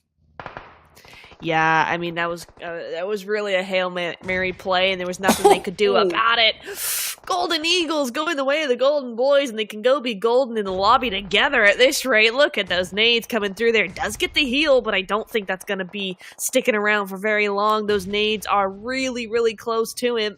Should do something here. Yeah, I mean, but they're throwing it just a little too far. Xtreme Ice not poking out just yet at the commotion. It actually looks like Golden Eagles is split still on the southern side. A duo still at that compound. So they're going to have to make the rotation in with the Cybertruck, of course, of all vehicles. Nice. We're seeing Dauntless was able to make it down that sort of bridge line. We're seeing them holding off, I believe it's Inferno Esports on that western edge, and seeing the rat play come on. Dauntless, something's going on over there on that western side. Really spelling disaster for the squad. And I mean, all these teams, they're looking for rat plays, and Valak, or Trick, excuse me, really just trying to find his mark on him. Oh, no. Yeah, the discipline coming in from him there. He did not move, which I'm surprised at, actually, because I would have thought kind of a free kill. You're not going to really make it much further in this sort of zone, but okay. That's fine. There we go. Casper doing some work, making up for his early elimination in that last game. He's looking for those kills. He's looking for those elimination points, and he is going to get one on the board. But he's got to do something because him and Bob, they're the last ones left alive here. Yeah, I'm not sure how they got down to a duo. It looks like Bob actually had to come off the ridge line. Inferno Esports maybe were able to get Tensa on top, but Klaus, or Casper, excuse me, trying to go big. He's actually gotten both the knocks and basically the eliminations.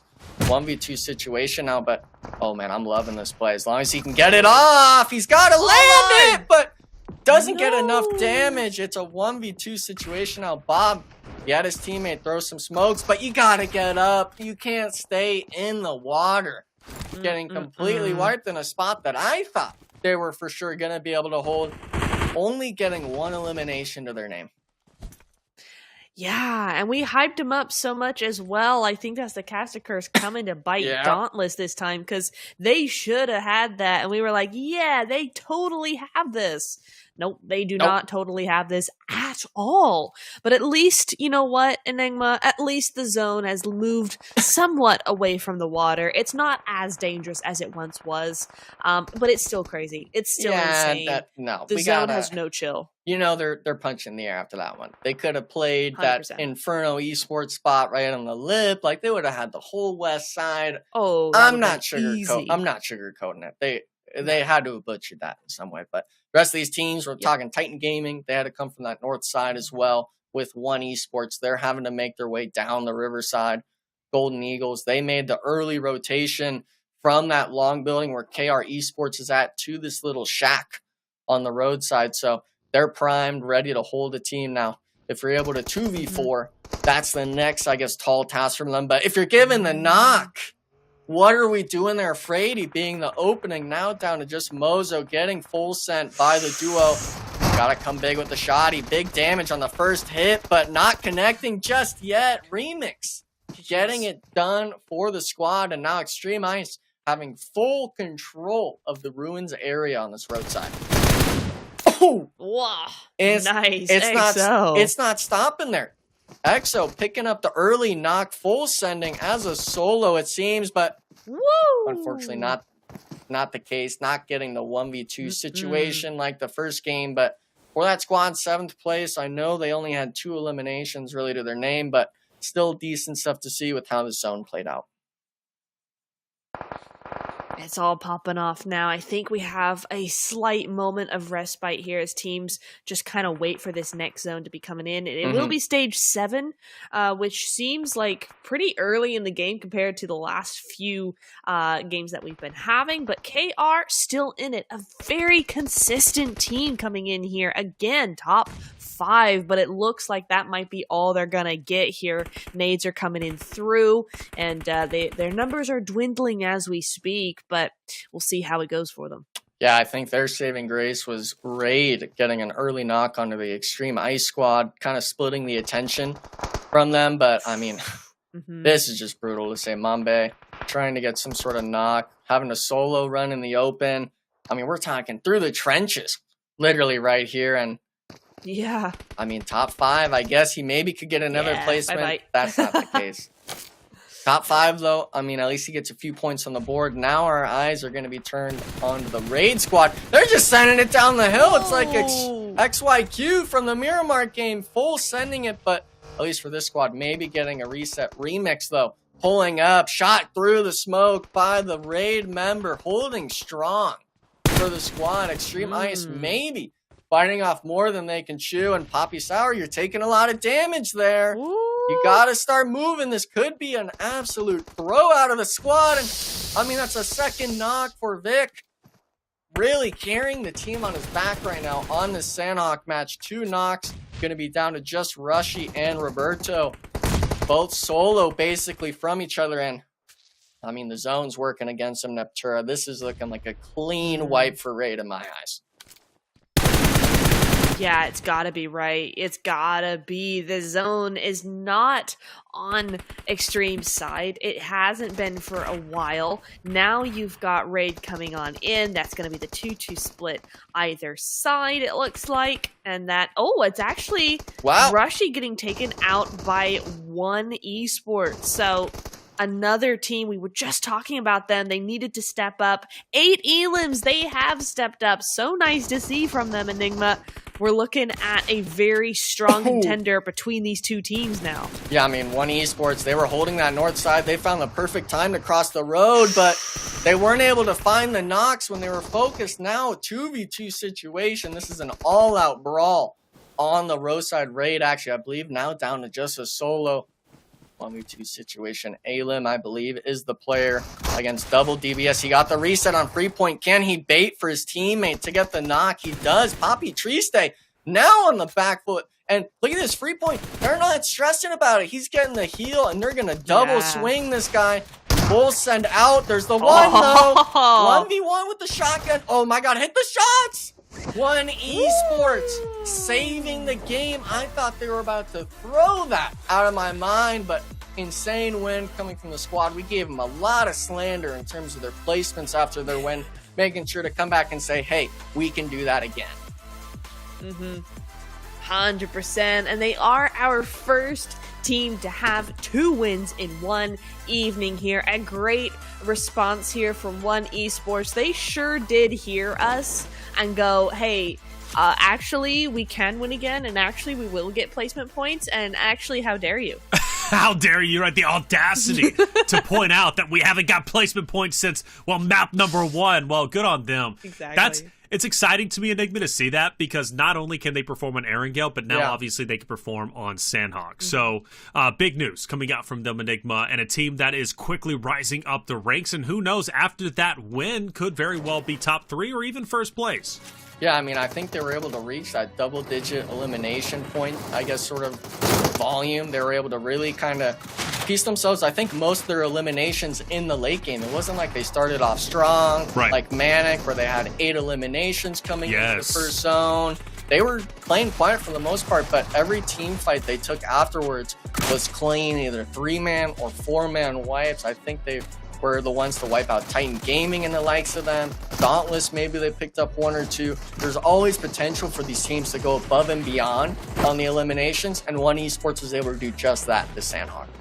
So, great point to bring up MANIC, and now I'll throw it to you, Neptura, because MANIC did start off hot and heavy. In fact, one of the best starts we have seen yet. They were tearing up the battlefield. Granted, they fizzled out a lot earlier than they wanted, but MANIC showing a little bit of life and what they can truly do if they could just get those placement points like we were talking about the game 1 for Golden Eagles or Golden Boys, right? MANIC could be a serious contender.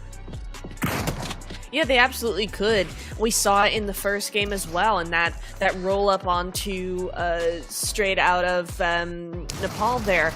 We saw that in the first game. We're seeing it again here. They had a great run in boot camp. They played it well.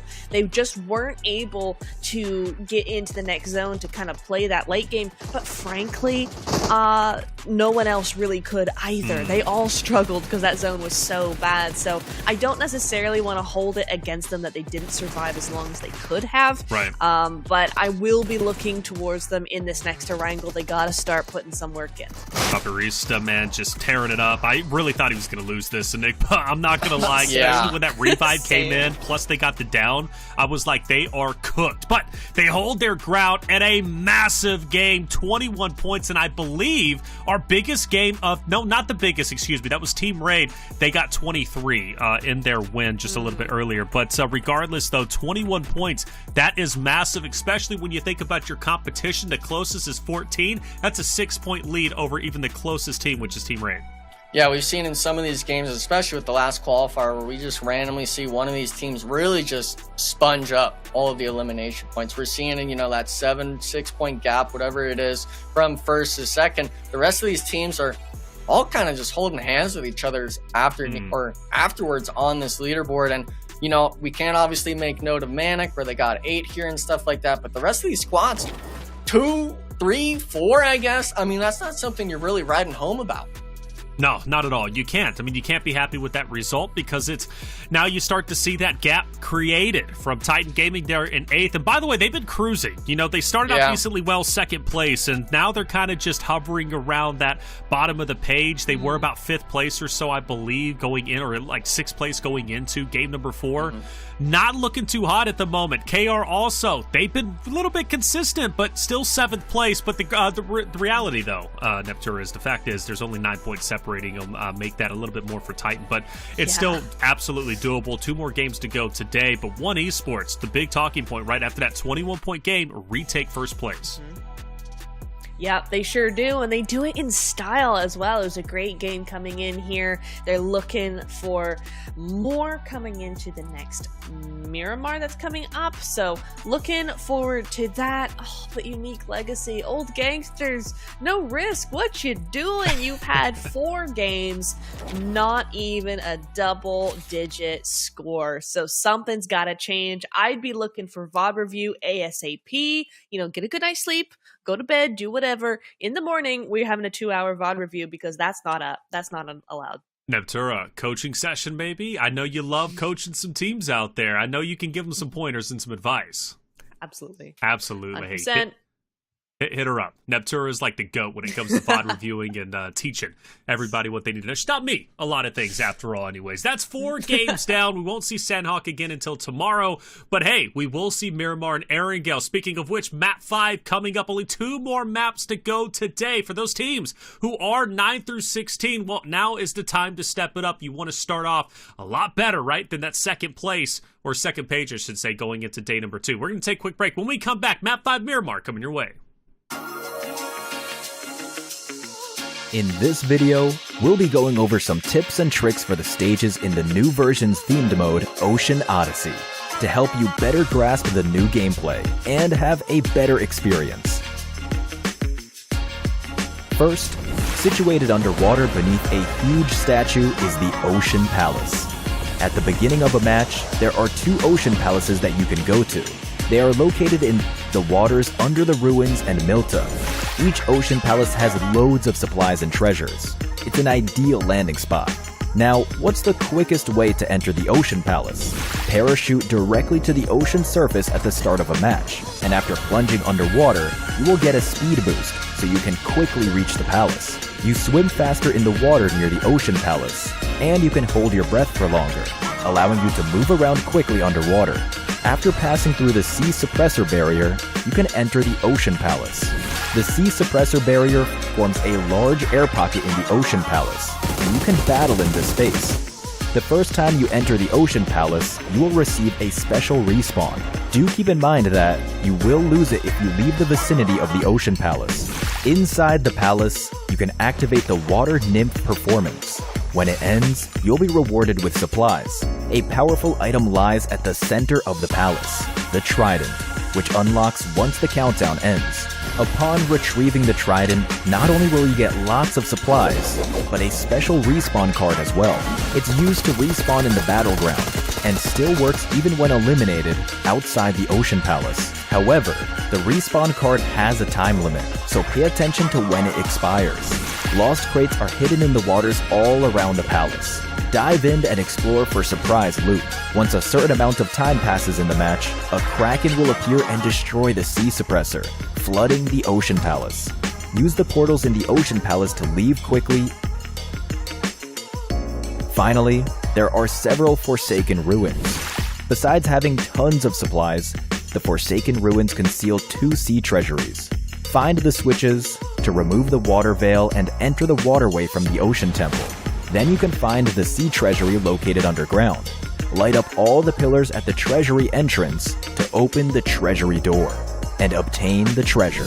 On the ground of the Forsaken Ruins, there is a blasting current and a mirage tower. Use them to get higher up or to move around. When you encounter an enemy, use them creatively to take the enemy by surprise. Furthermore, some Forsaken Ruins will have a spirit whale that appears in the sky after some time, and will leave a water orb on the ground after landing.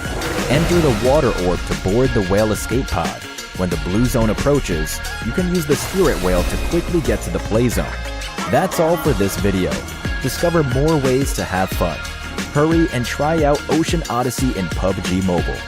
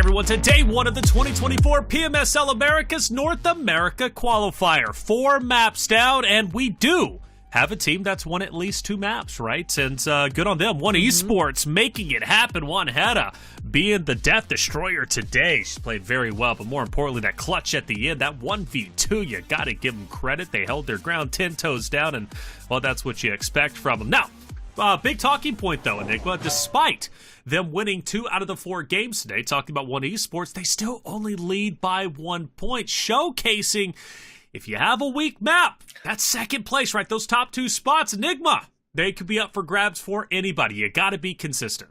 Yeah, I mean, the first Erangel, obviously, they had their good performance and stuff like that, and then coming into the Sanhok, they were able to perform, but it shows that those other maps, they did horrendous on, if that's the case. We're talking maybe only 2 or 3 points, maybe really just 1 or 2 eliminations spread through each of those matches. So it shows kind of like how I said at the start of the show, where these teams, you got to make sure your poor games are at least decent, if not better than others, because even if you win, another team that's consistent in the points in terms of eliminations, like the Golden Boys, like the Golden Eagles, they're going to be right behind you and you're not even going to realize it. Well, Miramar's coming up. We've seen it once today. The points are close. The shake-up throughout top 8 is about to happen, without question. Neptura, who's going to shake up the standings the most, though, for map number 5? You always come to me while I'm still thinking about it. We gotta work on this timing. I went to here. Enigma first last time. And you gotta go to him again. Put him on the spot. It's fine. It's whatever. I'm going KR again because I think they still need a win. They're still looking for a win. They're still being consistent. All right, KR. And last time you voted for KR, they got second place. So I give them credit. They get that Neptura buff. Enigma, what about you? I'm looking at XYQ. That Miramar, they were looking semi-decent, but they didn't make it after that top 5 sort of placements. I'm expecting from them, especially from some of their plays they're making tonight, I'm hoping they're able to make it more into that late game and come out on top.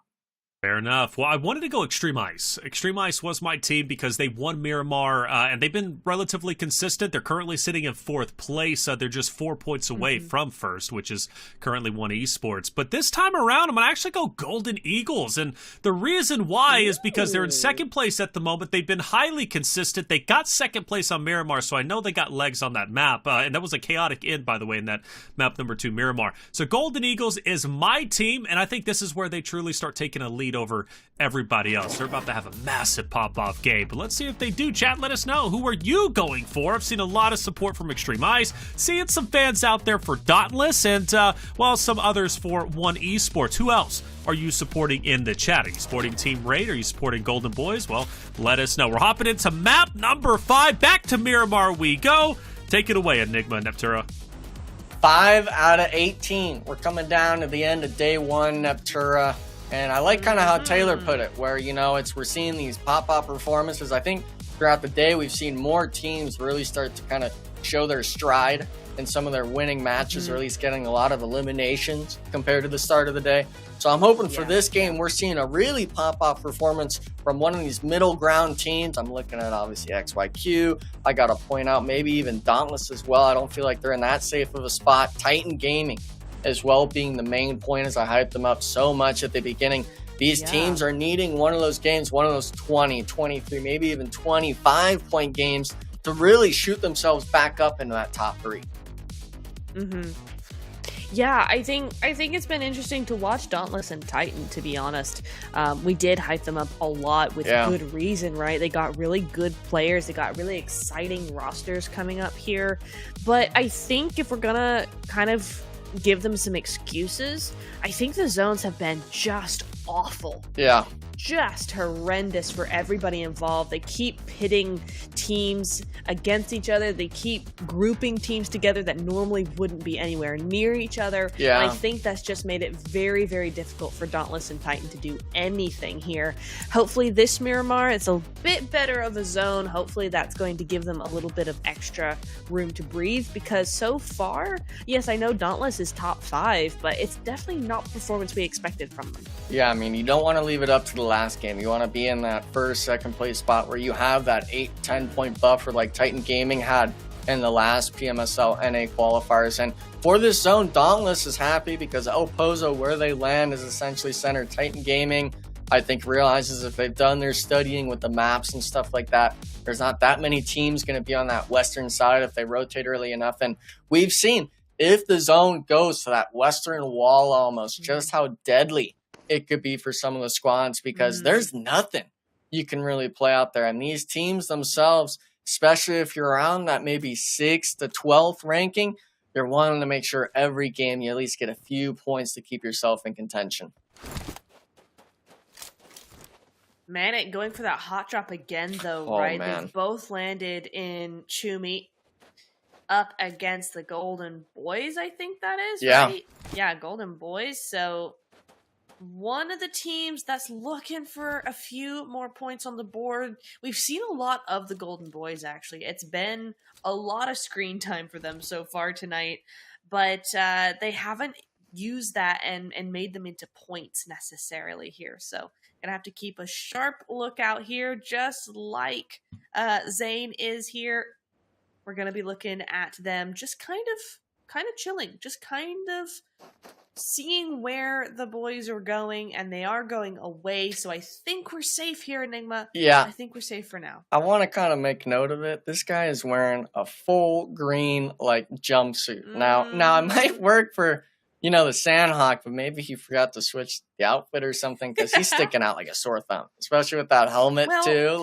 No, you cannot say that it blends in. We're talking neon green on this brown yellow kind of ordeal. Luckily for them, he has the TPP angle, so they don't see him just yet. But MANIC, this isn't my wardrobe choice, to say the least. Okay, but you see neon green jumpsuit. I see green screen. Okay. Where he's going to be edited into brown dirt or any of his background. So actually, this is a genius play on his part. Genius play, though. I think MANIC is making a great play right now, because Golden Boys had a solo, it seems, dropped all the way to this west side, maybe at one of the compounds. MANIC kind of realizing this just now. They're trying to flush out this whole western side, but stopping just early. A really close call, it seems, for this squad. Dauntless, though, I don't know what the heck just happened to Bob, but a self-knock falling is not something you want. I think he actually got thirsted from that. So really, I'm not sure what happened with him, but Dauntless losing a player early. I'm not even sure if anyone's even close to them on the drop spot. So I don't know what happened. Really unfortunate. That was weird. Yeah, definitely. Raid took that elim. They took the knock, and then Bob fell to his death, which thirsted the knock there. So not sure what happened. That was odd for sure. But yeah, okay, cool. Raid do get a point here. Dauntless really need points here, but it's going to be Raid to take it from him. Raid going after now another player. That's going to be their second elim if they can get that sorted, if they can get that thirsted on up here. Ooh. And now you can see why they have a very early position up here. Yeah, I mean, it had to have been people were going for vehicles or something, maybe rotations. We're seeing it right now, headshots through the underside, I think, almost getting the thirst. Yeah. And I mean, if you're Inferno, you got to really regret, making this rotation or something, because the vehicles, the smokes, they're way too big of a factor on Miramar. And you just kind of handing it over to Team Raid, they seem like one of those teams where they're not going to be letting you off easy. No, not at all. Raid are like, nah, we want to be better. They're currently sitting in third place by 2 points. They're going, hey, we can get this elim. We're already first place right now. So they have that determination. They've got that momentum coming forward here. They're not going to let anybody go if they can help it. Yeah, I mean, another re-knock. I mean, I think there's another team. Or actually, no, that's Raid full spanning out onto the eastern roadside. So if you're taking this long to get the revive, someone's going to come from the side, and it is going to be the team of Raid getting 2 now. And I wouldn't be surprised, actually, if they just kind of constrict down on this compound. It's just a duo. Why not take the fight? But seems like their information is more than mine. Southern team just coming in on the edge of the map screen there. A lot of these teams, it really just sucks to see, especially on a map like Miramar and Aptura. Losing players early on, it just makes it 10 times harder each time. It really, really does. It's such a big map that's so open. You really have to make use of as much of your squad as you can here. This is where you do take that 1-1-1 split across a few nearby hills or, you know, dips or whatever and get as much control as possible. And so when you're down to a duo this early on, maybe even solo, oh, Lord, it's really difficult. Oh, dear me. Yeah, I mean, you're not even safe. You think you're out of render, and it's just, nope, I just need one bullet in you. Inferno Esports now, I mean, it's just bad boy left as a solo here. What really, I mean, are you even going to be able to go for the revive at this point with the Golden Eagles? It's just a recipe for disaster. But then again, if you stay solo, Nuptura, I know Hot Jukes really likes talking about it. What's the point of even playing a game out solo if you're not going to be getting high eliminations, if you're not going to be getting those placement points, really? I think they really should just be going for it, but Raid, they were moving in. Unfortunately, they didn't get that thirst on the player they had knocked. A lot of these teams now, they're finding their sort of, I guess, niche spots in the zone, but the next zone shift, it goes to El Pozo, and I got to really make note of it again, Nuptura. Dauntless losing Bob early is not something you'd want, especially with a zone like this. No, I mean, it's Golden Boys all over again from game one, right? They lost their players early, and then the zone kept going to them. Yeah, really unfortunate from them, but still, 3, not a bad roster to have, not a bad number at all. You could still win with 3 fairly easily here. So Dauntless, as long as they keep up that number, that 3-player squad, they should be good to go. And to be honest, El Pozo is definitely going to be the place to do it, except when you go outside of El Pozo and negate everything I was about to say. That's fine. It's good. It's all good. It's fine. I like the mountain views. That's what I like to say. I like the mountain views. That's true. They're spreading it out pretty well, actually, but it doesn't matter if you have those views. If you just leave your mountains, Raid coming down from the hillside, trying to flush out Bad Boy, missing a few nades, and I think they realize the Golden Eagles are on that hillside, really taking their time with this push, but knowing it's a solo, it's only a matter of time. If we can find the right little spot, and there we go. Nice elim. There we go. That's not the only thing, though. Actually looks like Golden Eagles 3-man knock onto XYQ, just absolutely steamrolling. I'm not sure what happened here, but all the players getting knocked. StrangersBD as well on the back foot with 1 player knocked. 3 of them still up, but with getting kind of pressured down like this from the north, it's really hard, even if you get the revive, to make it back over the hill. Everything's a matter of time. Yeah. Sure is, and time does not seem to be on Stranger's side for sure. They're getting those smokes. Maybe they can come across here. Their teammate's going to come help them with those vehicles, but it doesn't help when you smash into a tree, but okay. It's all good. They make it out of there alive. I don't know about their teammate, though. Doesn't look like they're trying to go back for him at all, which is an odd thing, but okay. They're going to make him run for it. Definitely not the favorite child. Hey. 100%. That's a rip. He's definitely the middle child. Gotta be it. Yeah. Definitely the middle child. I feel bad for him. Like, he's like, yeah, are you guys coming for me? He's like, nah, I don't think I'm feeling it this time. I'm not feeling like it. Yeah, you good. You good. I believe in you.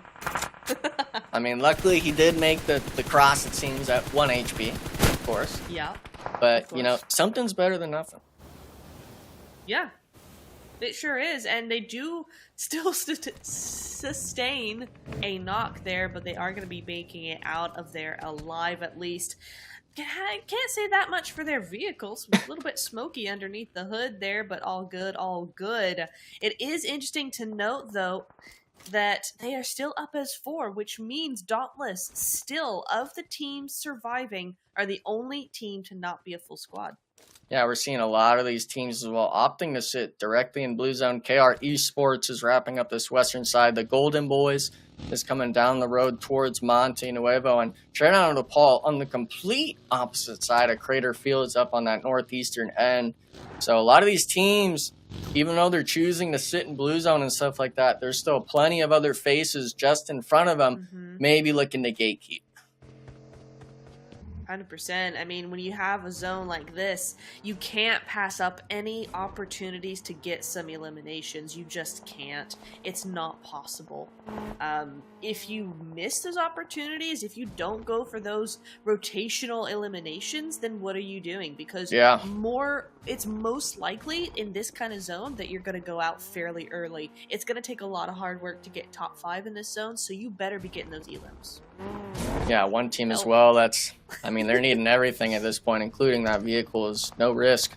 They're one of those teams at the very bottom, still single digits. And, I know PV in the back end was telling us, that team, no risk, is going to have to start taking risks because even after the first day, if you're in that 15, 16 slot, you're back 30, 40 points. Unless you're one of those superstar teams that we've seen that just maybe had a bad day, we typically see you stay down there at the bottom. Yeah. It is true. Unique Legacy is in the same boat. I don't think we've seen them on screen get any points. I don't remember them getting any kills on screen here. And now it looks like they're going to be giving points away instead of giving them.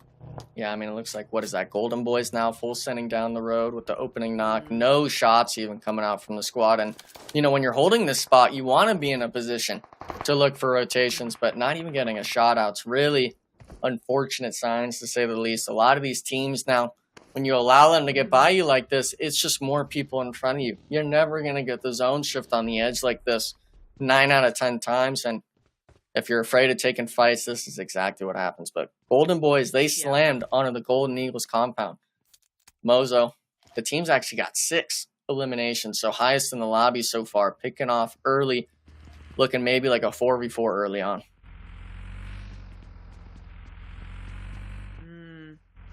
Is going to be the setup. The question is, there is XO from Titans over there in the background. You can just see his name tag there. I don't know if he's going to be able to third party this at all, but that could be an interesting angle coming in from them. Nice off angle, speaking of, from Legend there, as this fight is going to kick off. They're mid-zone, so looking good here. The zone does go onto them. Ooh. So this is actually a good fight to be taken. Yeah, but I just really feel bad for the teams like MANIC and StrangersBD, all these people on this western side, even straight out on Nepal, they're out of zone. Luckily, if you're a raid fan, they're able to make it in pretty scotch-free, but the rest of them, you got to really start taking these fights, and with so much kind of mountain play where Dauntless and even, like you said, Exo's at, it's never going to be a straight-up 4v4 anymore. You're going to be getting third-partied. It's just a matter of if you can work around and maybe even work against the odds and come out on top. Mm-hmm. And that's where knowing your angles really, really well comes into play, right? Because to a certain extent, you can actually only use the angles that are shielded from third-party access, right? So, fighting inside, for instance, or fighting around a corner is clear at the back, that sort of thing, is really where you're going to see that advantage come into play here. If you don't have that knowledge, if you don't have that info, you are going to suffer for it. So with this 4v4 in particular, I think you're going to see the team who has the most info and the most game sense almost is going to be the team that does come out on top. Yeah. And coming out on top, it's really going to be a matter of, I guess, how many people even stay alive after that. If it's just a solo, is it really you coming out on top or just going out as the next team? And for the most part, I understand we've got, a minute 50 left on the zone shift, so maybe they just hold hands until then. But the rest of these teams, they're having to make it in. EXO getting caught out by the MANIC rotation, no one holding the edge for them. A lot of these teams, maybe they thought they counted all of them.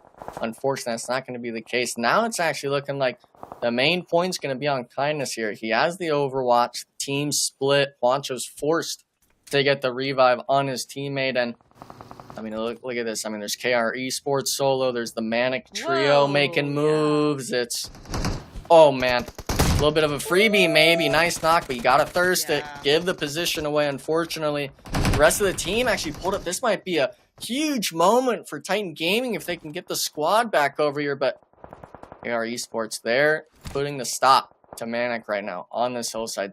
Kindness really kind of just saying thank you for this team pulling in, and I mean, you're still kind of out of zone here. You don't have a nice set of footing to play around. These teams are really still going to have to keep fighting each other. Hunter now forced to take the 1v1. UMP pre-fire lands with the teammate support, but they're swinging right. Timon having to take the ones himself, but no shots really connecting on him. They're butchering the hip fires here. MANIC at least getting one, but second player not having the reload over the stress. MANIC keeping two players alive, winning that huge spot for them right now in the position. Now, Kindness opting not to peek around, letting the team maybe play with them later on. And we're already seeing it on that right side, that battle tracker. These teams, these rotations, they've lost one or two players. The rest of the teams falling under it and being eliminated early. This is the moment where we start seeing from 4 or even those duos down to maybe just ones, or you're completely out. Yeah, it's a rough result for KR there. I really got to stop predicting them, but that zone is cool. I like this zone a lot, actually, Enigma. It's so dynamic. You got so many little cliffs, dips, ridges, all of the above. So really looking forward to how this plays out here. Of course, it's not going to favor everybody. Raid and OG as well are going to be on opposite sides of the map and both outside of zone. So that's going to be difficult for them to kind of move in, but the teams in the middle here, even the teams on this western edge, as long as you're in zone with this particular zone, you're actually looking in a pretty good spot. Yeah, I'm not sure if anyone can even get on top of like the mountain where Kindness is at, just on that northern side of them. Obviously, Dauntless has their ridge line they could be playing on the north side of the road. But going back to what you had said just now involving, you know, the dynamicness of this map is, you know, we've got El Pozo, that sort of city edge, teams able to work in through there. They're not having to worry about teams from across the zone shooting them. They could play their own little zone and get in. We're talking on that eastern side. The Golden Eagles able to take their fights and work in. And then obviously that western side we just saw with Kindness and the rest of Titan Gaming. So a little bit of zone play coming out from all these squads. And with it kind of congesting down more and more, I think there's still a little bit enough room for these teams to, I guess, kind of wait and see where that next zone shift goes. But the next one for sure, we're going to be seeing a lot of these names start popping up in the elimination feed. And they're still holding now because Raid have a third-party angle on them, so they don't want to do anything. As you said, they are going to be holding hands for this one. They're going to be just big chilling at the moment. And Golden Eagles, on the other hand, I mean, Golden Boys have 0 elims. Golden Eagles have 6. So I don't know what the correlation is between them, but I'm sure we can find one. I mean, the correlation is they both got golden in some way. Hopefully they're both able to put the numbers in. But, you know, if you're golden, that usually means you're first. And neither of them are first, if I remember. So that is true. A little unfortunate. But someone that's kind of been on that gold spot has been Kindness, holding this mountain play. Titan Gaming now having that off angle, able to kind of rain down on StrangersBD. Now a solo. Does have the MG3, though. Might be able to make magic happen, but if you peek at the same time, as long as you don't get knocked, your teammate comes through in the end. Ooh. Nice team play out of Titan Gaming. 5 eliminations as a squad. They did lose Crow earlier on, I believe, on rotation, but still, working as a 3-man, it's nice signs. Yeah, excellent signs indeed. Dauntless had made it outside of the city ages and ages ago, and now they're going to be going up against straight out of Nepal. Here we go. This is the team that have been quiet so far tonight, or rather in this game. They haven't been doing a whole lot, but now they're starting to make some noise. Here we go. Nades up at the top first. Nicely placed, to be honest here. They're just not placed where those players actually are, but the distance is good. Oh, that's a little bit better. Yeah, I mean, they're kind of just fishing for it, you know, but if you're Dauntless, you see it way before them. Typically should be able to dodge around it. And I liked what you said, you know, is how straight out of Nepal hasn't been showing too many signs of life this match. I honestly think they're kind of taking the foot off the gas a bit. I think they're kind of slowing down maybe, but this fight is going to be the key component to their game of if they make it in that late game. Because in my mind, if they're winning this fight, seeing how the zone shift is, as long as they're able to get at least one, if not two of these players up still, that's a top 5 finish in my book. And Dauntless, they're the ones that lost the player early on. You have to be going big here, and the main component's going to be Klaus giving the opening knock. King, though, being returned, I believe, from the frag grenade. Now it's down to Tensa. He's won the 1v1s before tonight. Unfortunately, not going to be the case.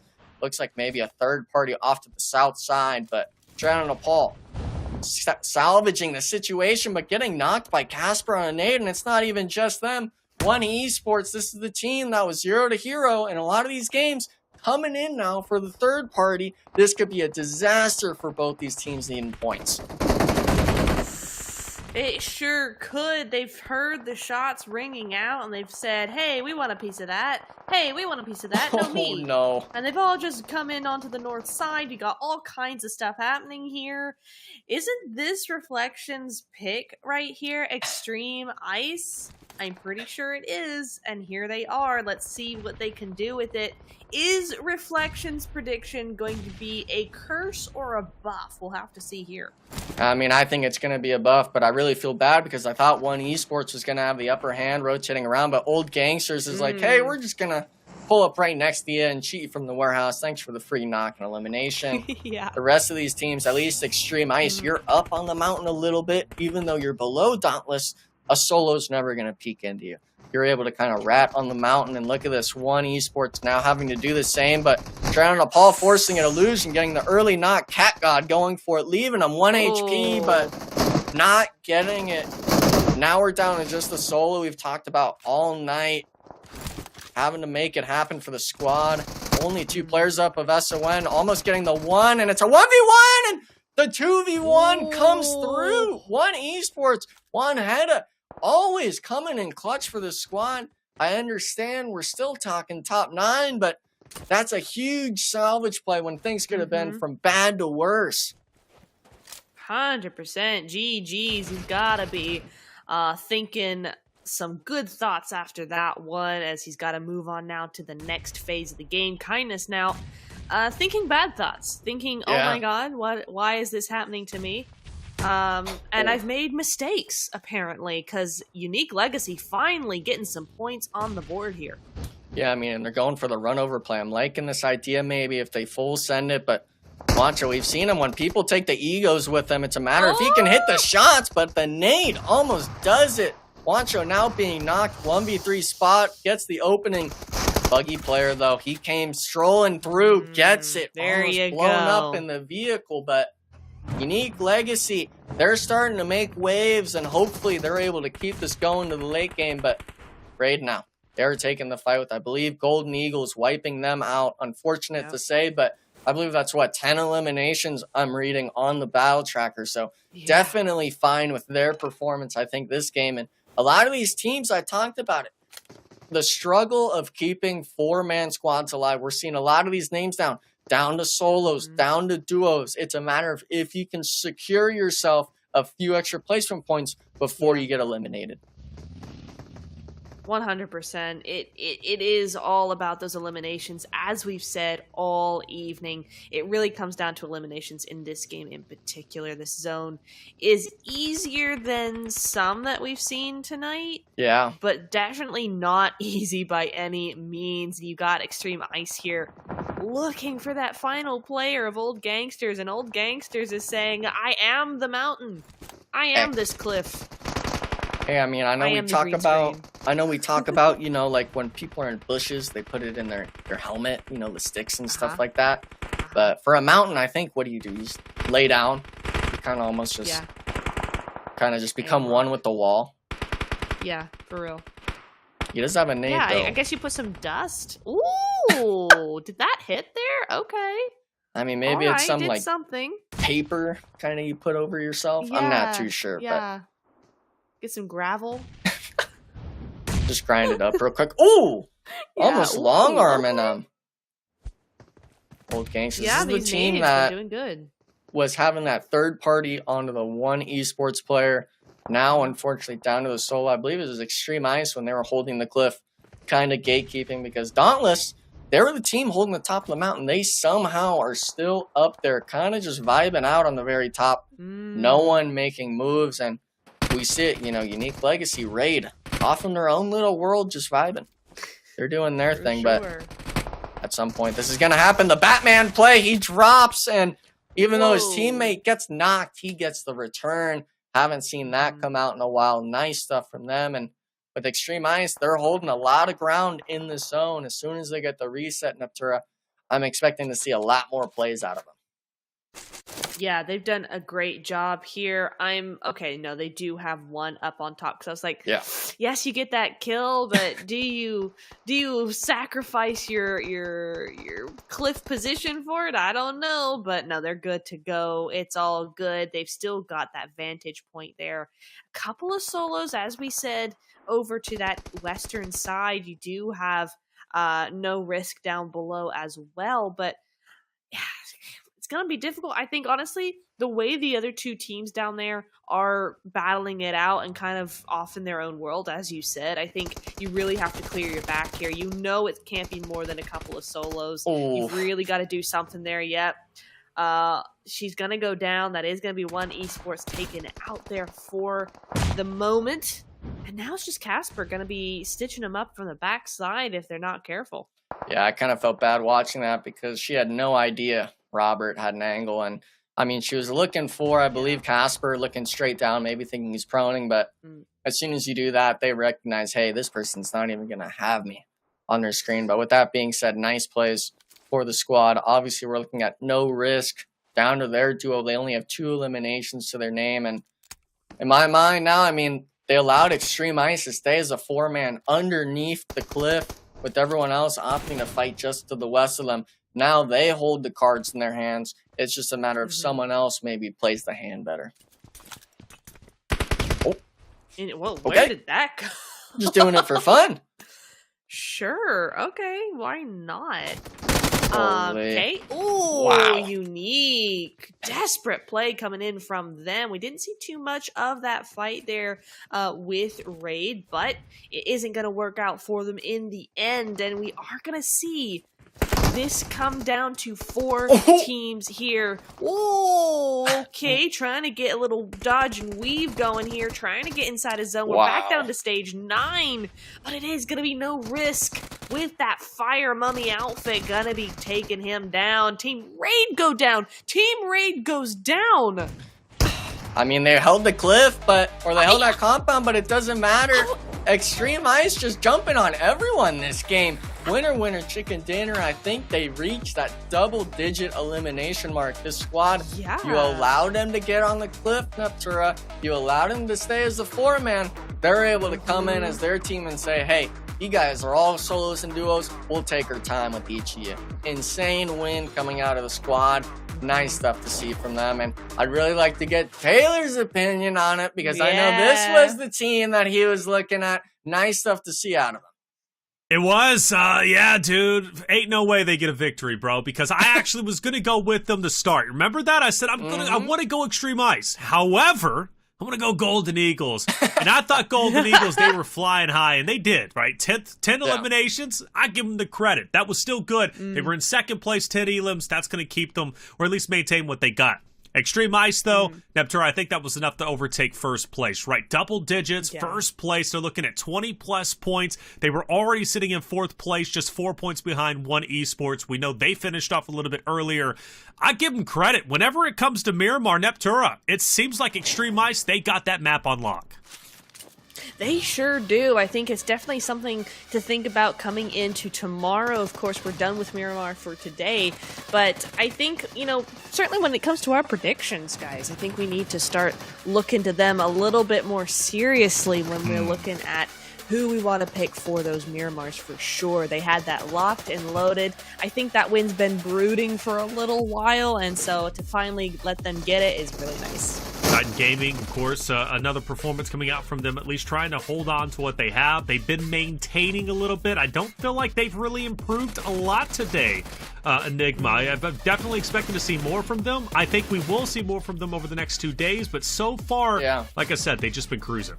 I think it's kind of like the same boat as Dauntless and SON. They're having these games where maybe they're getting a few eliminations or either just a few placement points, but they're not really getting that top 2 finish. Now, obviously, Dauntless had one Erangel match, but for the most part, these teams, they're kind of just scraping by with a few elimination points, at least keeping themselves in contention. But the team, I mean, that really needed it was Xtreme Ice, and this play really kind of secured it in my eyes, because as soon as you clear out the back, Taylor, you're able to reign supreme from the mountain and king of the hill. That's the best game mode for anyone.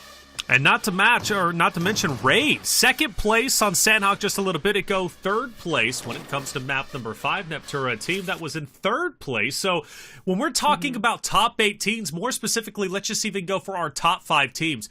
Great performances across the board. They will shake things up a little bit. There will be some teams, I think, that are going to drop out. One Esports might drop down a little bit just because they didn't have the crazy amount of eliminations. Dauntless might drop down a little bit, right, because they were finished off a little earlier than they wanted to. But Neptura, at least for our top 5, remaining consistent. And I think this is where we start to see at least a little bit of a gap start to form. Yeah, I think so as well. I was just thinking, I forget that there's 3 days to this, and that, you don't have to go out all guns blazing and be winning every single game on day 1. That's what the 3 days are for. That's but right. I think also for a lot of these teams, when you only have 2 spots, and a lot of these teams are less experienced than others in this lobby, I think you really want to be taking as much of these games as possible. And so for me, a lot of these teams not able to put up decent points at game 5 is kind of rough. It's kind of feeling bad for me. Well, at least at this point in time, it seems like teams are starting to come together and play a little bit better. Titan Gaming, I know, have been a little bit harder on them. Granted, they are, as I thought, the strongest team today, but they've readjusted. They've made some roster adjustments, and they're obviously working through those. I've got to say there's been some shining moments from them, and Dauntless as well, a team that, again, just formed. They're learning, but they've shown great moments. But the one thing that is for certain, come Sunday, when we are to decide our top 2 teams going into that final map, that 18th map number 6, Erangel, I don't know who's going to take it, because already it's close as can be. We got one more map to go today, map number 6, Erangel. We're going to take a quick break. When we come back, we will complete our first day of the 2024 PMSL Americas North American Qualifier. In this video, we will go over the new version's game mechanics to help you have a better understanding and improve your experience. Let's get started.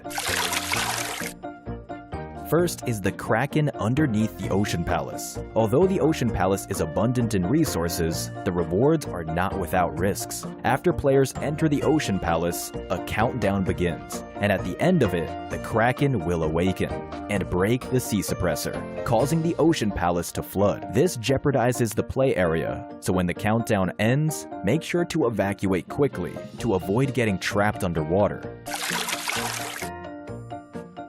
Next is the special respawn. Upon entering the Ocean Palace, you will receive the Heart of the Seas protection and get an additional special respawn chance. This special respawn only works once per match. When eliminated in the Ocean Palace area, the special respawn chance will be used up. When you leave the Ocean Palace waters, you also lose the Heart of the Seas protection, and your respawn chance will be removed. Furthermore, when the sea suppressor is destroyed, the Ocean Palace will flood. If you enter the Ocean Palace area at this point, you won't get a respawn chance. Next is the Sea Treasury underneath the Forsaken Ruins. If you wish to enter the Sea Treasury, you will need to find it within the Forsaken Ruins and activate the switches at the Treasury entrance. Pass through an underwater cave to reach the entrance of the Treasury. To open the Treasury door, you need to light up all the pillars. Once you get the treasure, a portal will appear. Go through the portal to be teleported high in the air within the play zone and parachute back in. There's also another feature to explore, the Water Prism. Water prisms are scattered throughout the map. Barriers surround them, and they can be unlocked by approaching them. Enter to reach the crates inside, and get precious supplies and items. Last is the Celestial Sea Treasure. In the new themed mode, you can pick up a new airdrop, the Celestial Sea Treasure airdrop crate. The Celestial Sea Treasure is delivered by water column. Loads of supplies lie within. We hope you all discover more fun and surprises. That's it for the game mechanics tutorial. We hope you have a better grasp of Ocean Odyssey now. Rewarding game mechanics and challenges await you. Be sure not to miss out.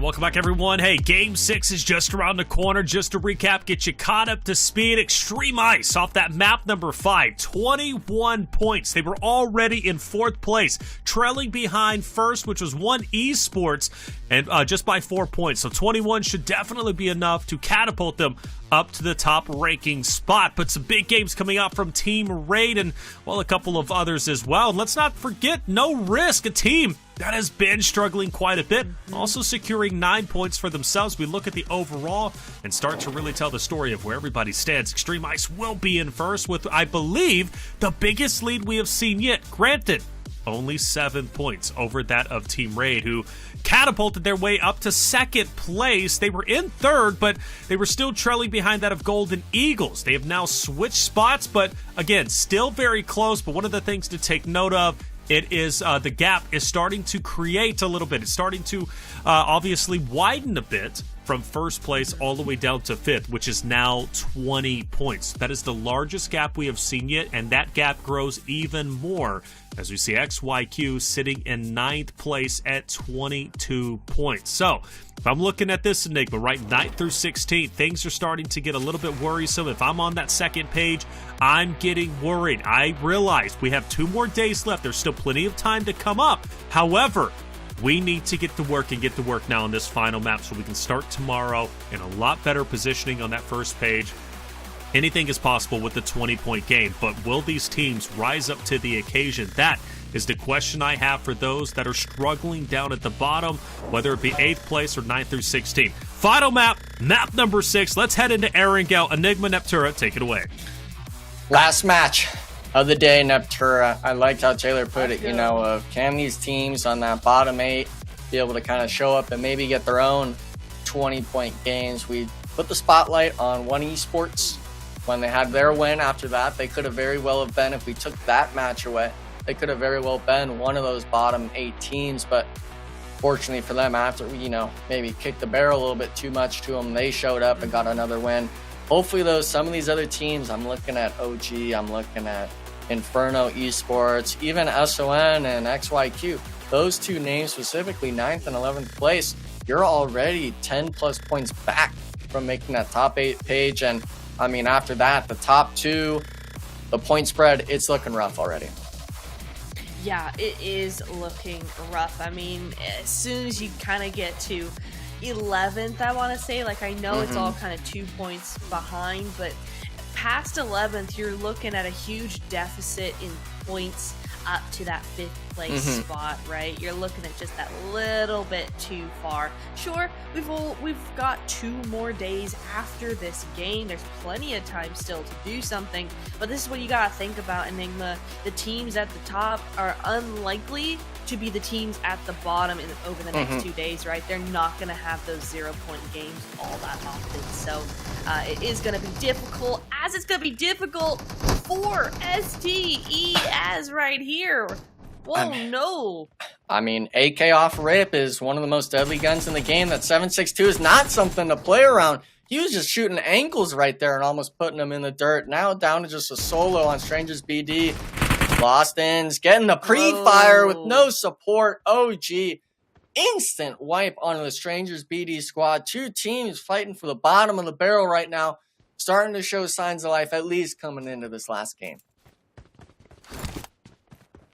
What an upset. That is rough. Oh my goodness me.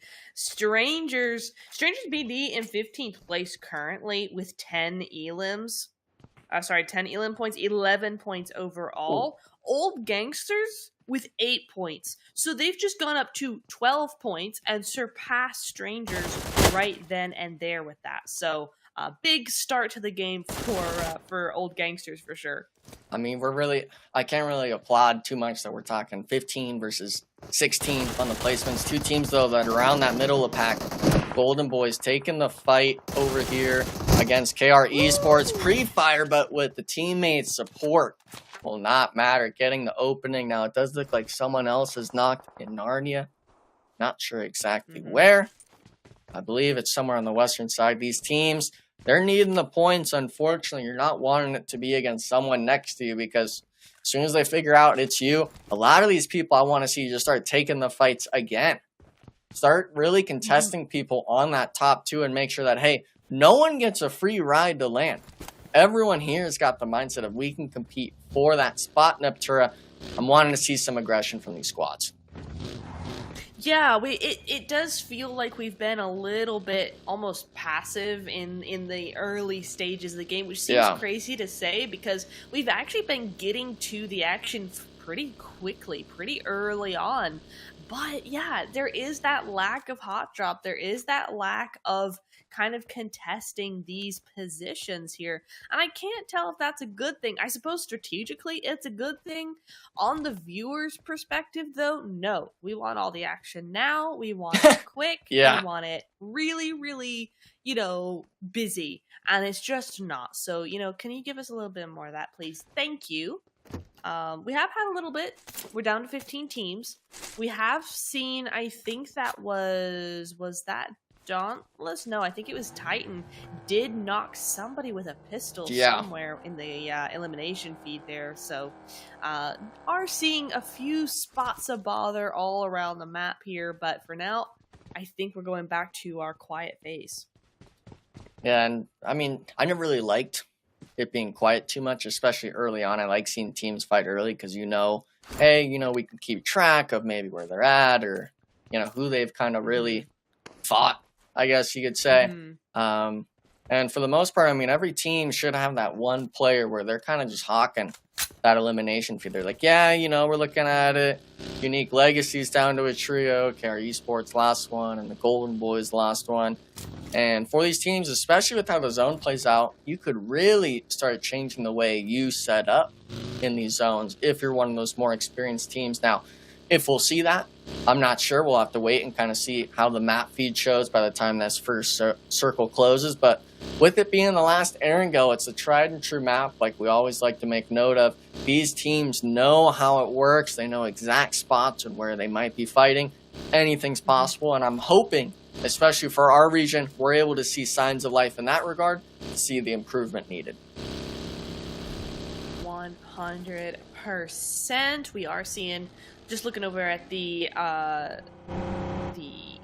scores over onto the right side there, you got Old Gangsters with 4, Golden Boys with 1, KR with 1, Titan with 1 as well. So you are looking at a few players being taken from each other here, but the scores are mounting up already. We're not even in stage 2 yet. We're starting to see a few of those elims coming on through. Peek up for the Golden Boys. I think we know which one was taken out early. He is AFK. He went back to the lobby in a rage because he's done this evening. Hey, I mean, some people, you know, the mental really shatters by the end of the day. Maybe he just got eliminated early and he's like, screw it, you know, I'm done. We'll talk about this later. Some people, you know, the mental reset's got to come through. And if someone's button's jammed, so be it. Hopefully they come back tomorrow with a better headspace and really start kind of putting their team together and being like, yeah, this was unacceptable. This is the changes I'm wanting to make. Because at the end of the day, it's going to be mistakes, whether it's a team or an individual play. You can't be letting it get to your head, and especially in a tournament like this where we're talking 18 games, if you're already losing it after the first day, it is a really horrible sign to see. I mean, in some ways as well, you know, we're starting to shift the narrative over to what's day 2 going to be like. And I think probably teams are thinking about that as well, right? It's the last day, the last game of the day. It's going to be your last opportunity for another almost 24 hours to make any headway in your points.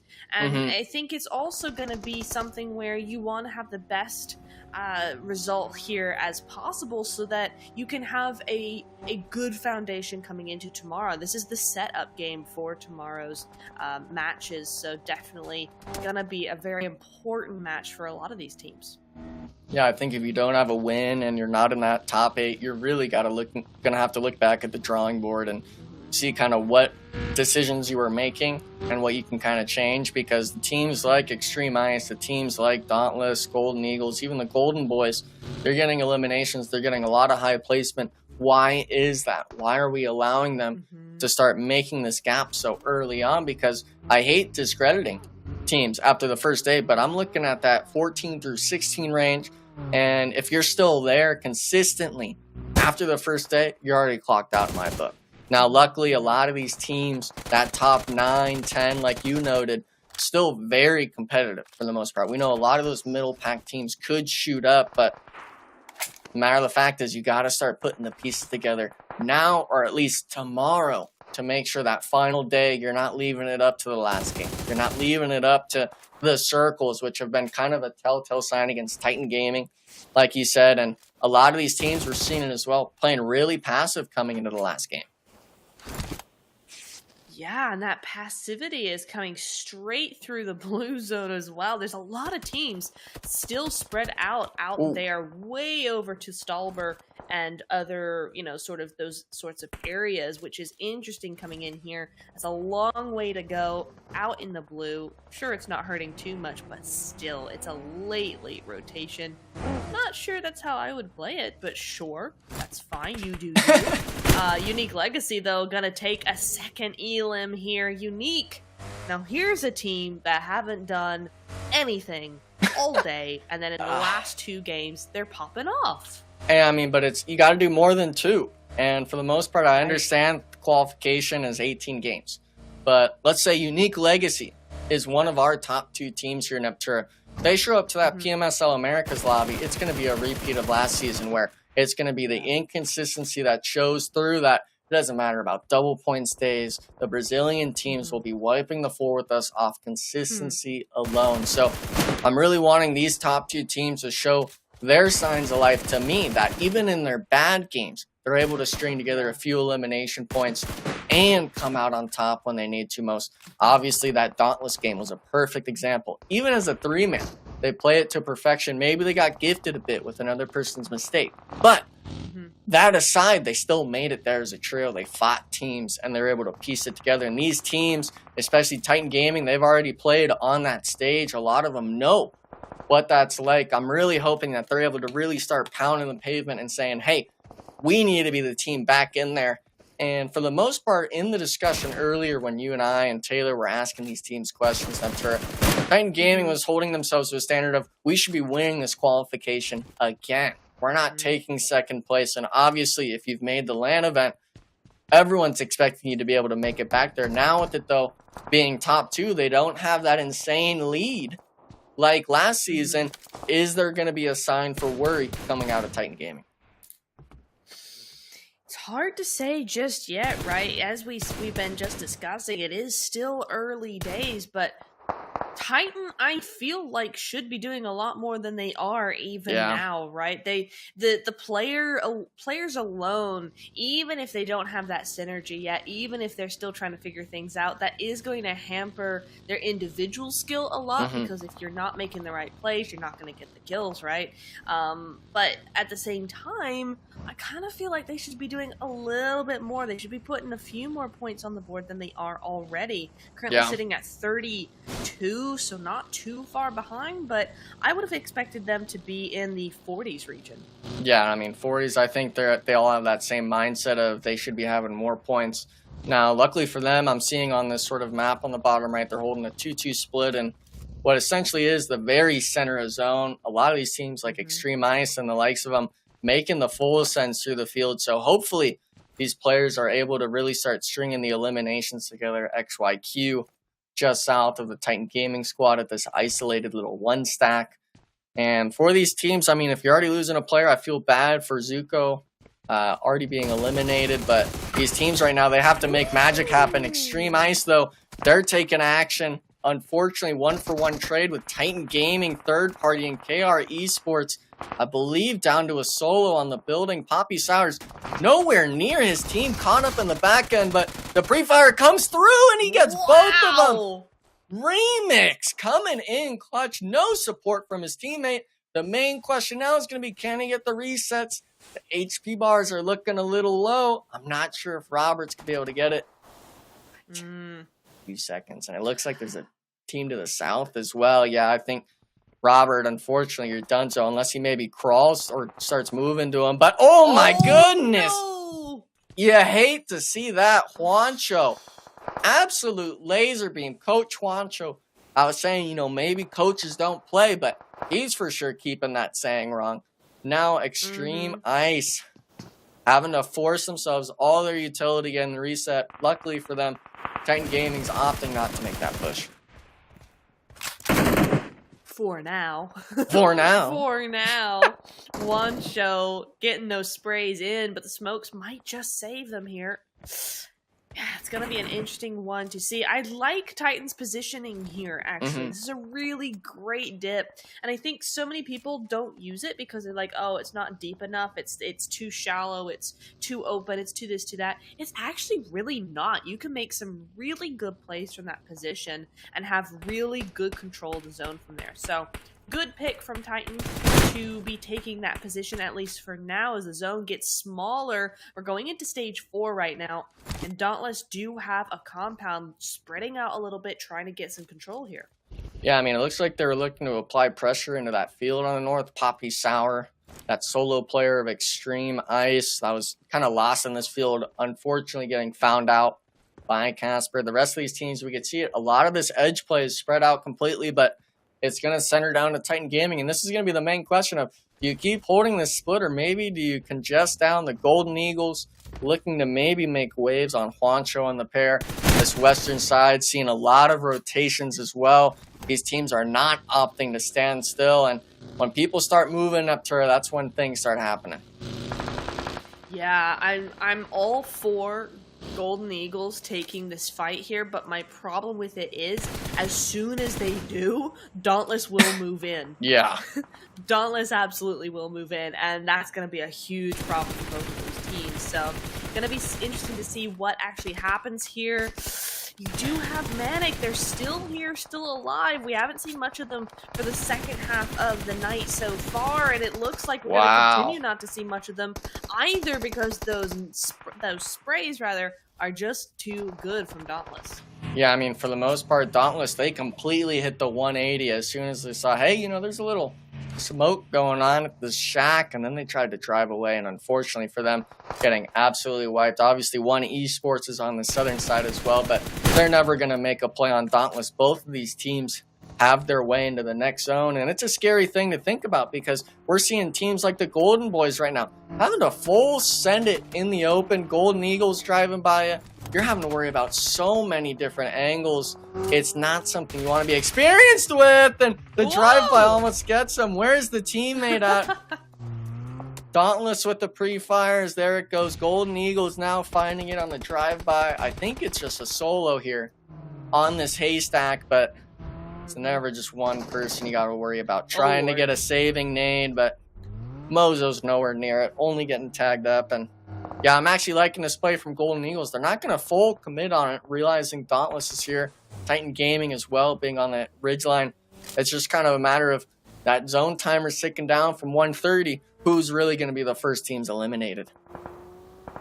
100%. Who indeed? Oh, and Dauntless got that little 2-2 or whatever split they have going on there. Yeah. I think it is 2-2.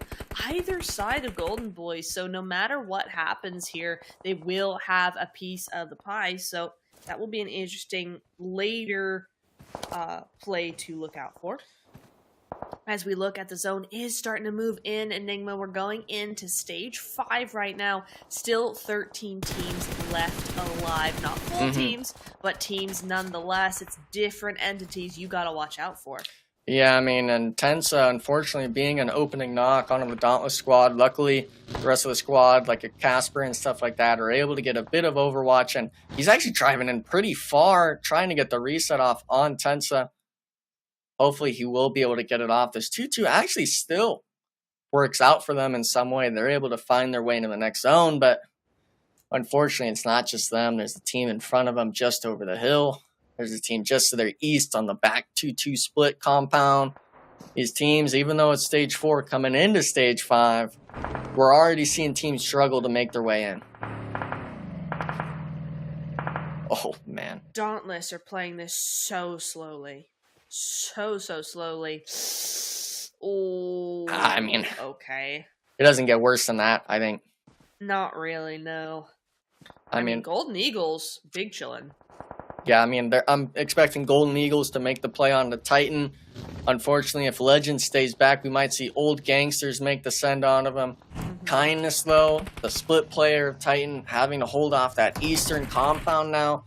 But unfortunately, the teams aren't stopping. It's one Esports against Inferno. A little bit of pre-fires, not checking the door. He gets 2. One player left alive, but I think it was a third party just saved them. One Esports, one Outta, again, being the solo player alive, even though she doesn't get the last knock. As long as she stays alive, she keeps her team in the ball game. Now, Unique Legacy trying to come up. There's another team, though, on the east, not able to make the play. One Esports kind of saving grace this game is having so many teams around them, they're able to get the full reset. I think that's kind of a running theme we're seeing from One Esports is they're in the thick of it and they get saved by the bell, which is the ding-ding of a third party coming in there and giving them some respite there. So yeah, GG's, they're in it to win it. They still got 3 left alive. That's plenty to work with for this next zone. As straight out of Nepal, haven't seen too much from them. They've been playing it very quietly. They do have 2 eliminations, but more importantly, they've got a full squad and they're medded up. So they look like they're just biding their time and preparing for this endgame.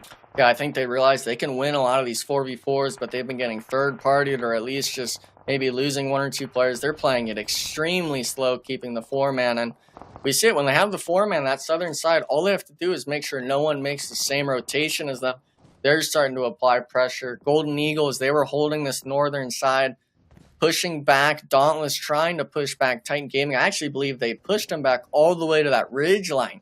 Kindness was holding on that east, so completely forfeiting this mountain. Golden Eagles, they do only have 1 elimination of their name, but Dauntless looking for the fight in some way. I think this is going to be the next fight a lot of these teams are going to be looking at in terms of what zone is going to be looking like. I'm looking at XYQ, though. Enigma, Nate just went down, so they're down to a solo at the moment. Not looking so pretty good for their final game of the evening. Yeah. I mean, I gave him a lot. I gave him a lot of hype too, and I kind of just feel bad. You know, maybe it is just that caster's curse, or you know, maybe it's a little bit of a repeat from their last performance in PMSL qualifiers, where you know they kind of just lose people one by one. It's never really a 4-man in these moments, and even Team Raid, we could see it. Even though they're a trio, they've got their skin in the game in the next zone. These other teams like XYQ struggling way too much in my eyes to be able to not make it into these next zones. Yeah. Yeah, they are. They're playing this so passively, and you can tell it's not because they're hesitant, it's because they're just waiting.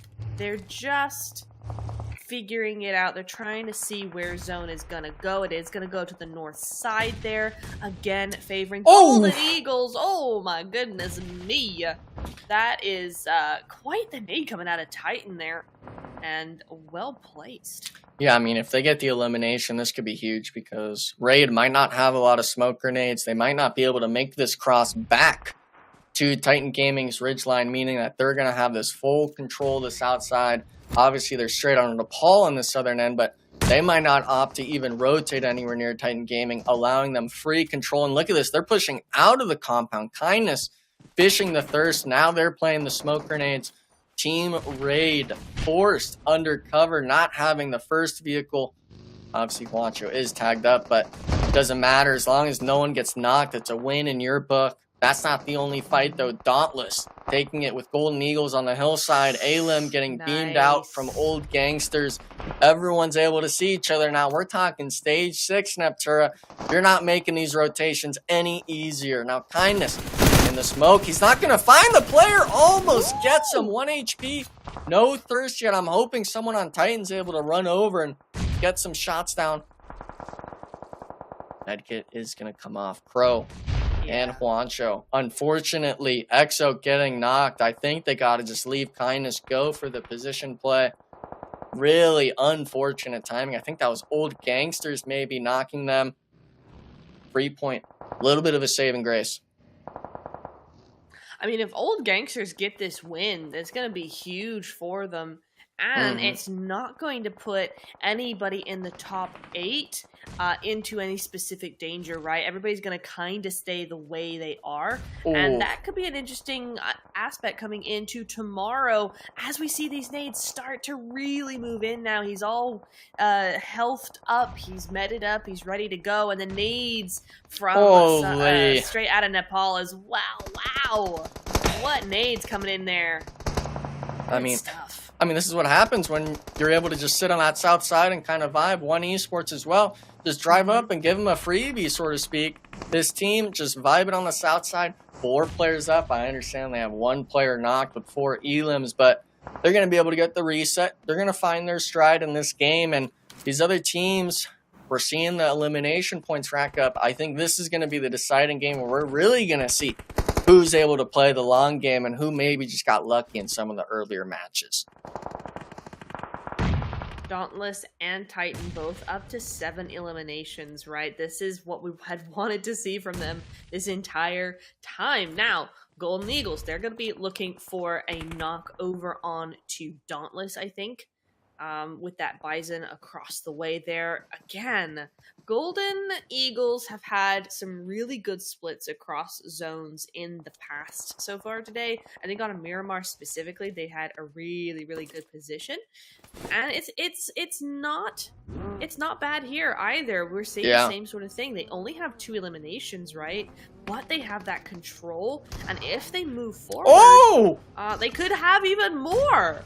I mean, the control, I mean, they're losing it with Dauntless at least, down to just Tensa, trying to just rat it out, but the pre-fires coming through, not able to make it. 7 eliminations, but, I mean, the run over through the smoke, you don't expect that. I was just about to say as well, the Golden Eagles, this is their time to aggress and push up, but as soon as you see another team come in, you're a 3-man.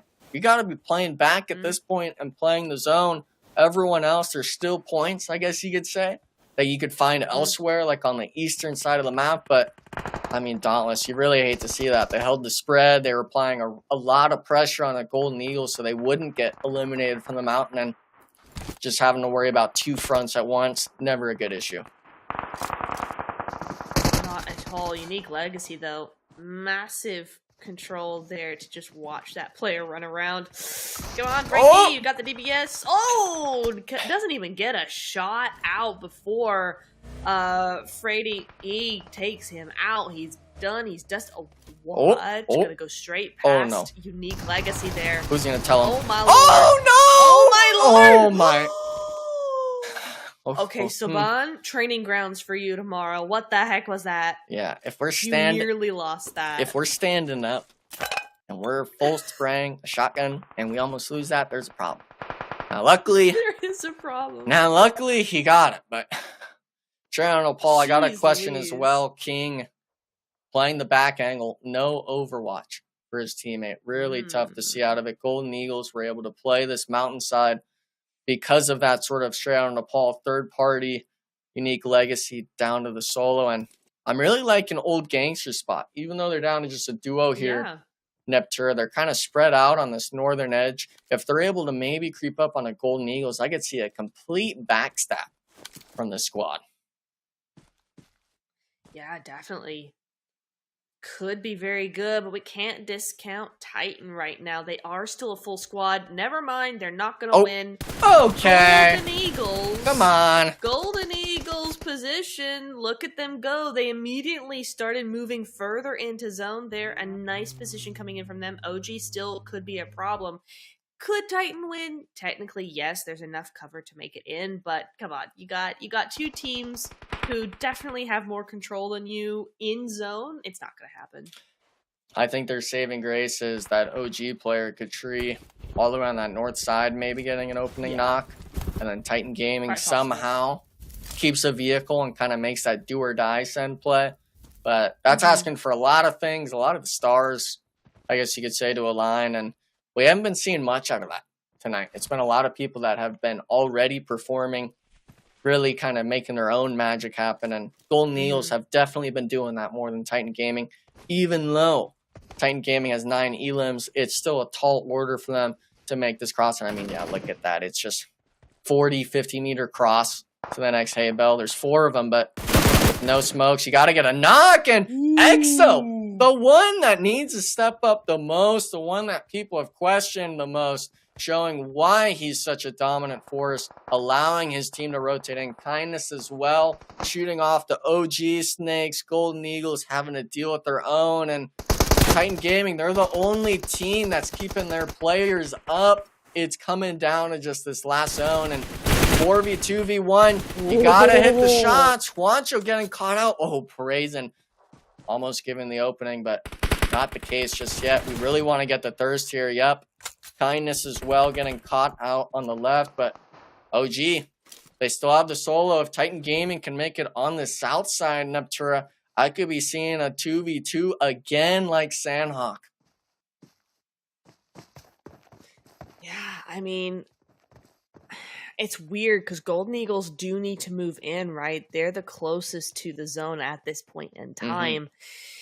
But they have the high ground. They have the better position here. What they need to prioritize at this point is that. Exactly. There you go now. Guaranteed top 2. What's it gonna be? Is Exo gonna do something? Is Crow gonna do something? No, Crow's gonna bait. Crow's gonna go down. Exo's gonna do nothing with that. So this is gold. This is Golden Eagles. This is definitely, well, I mean, Exo, Enigma, we've seen it before, 1v2. Hey, I mean, it's not StrangersBD though. It's Exo. Obviously, he's got a scar this time as well, but he just took heads off in the last fight he there you took. go. 1v1 legend. He's egoing it out.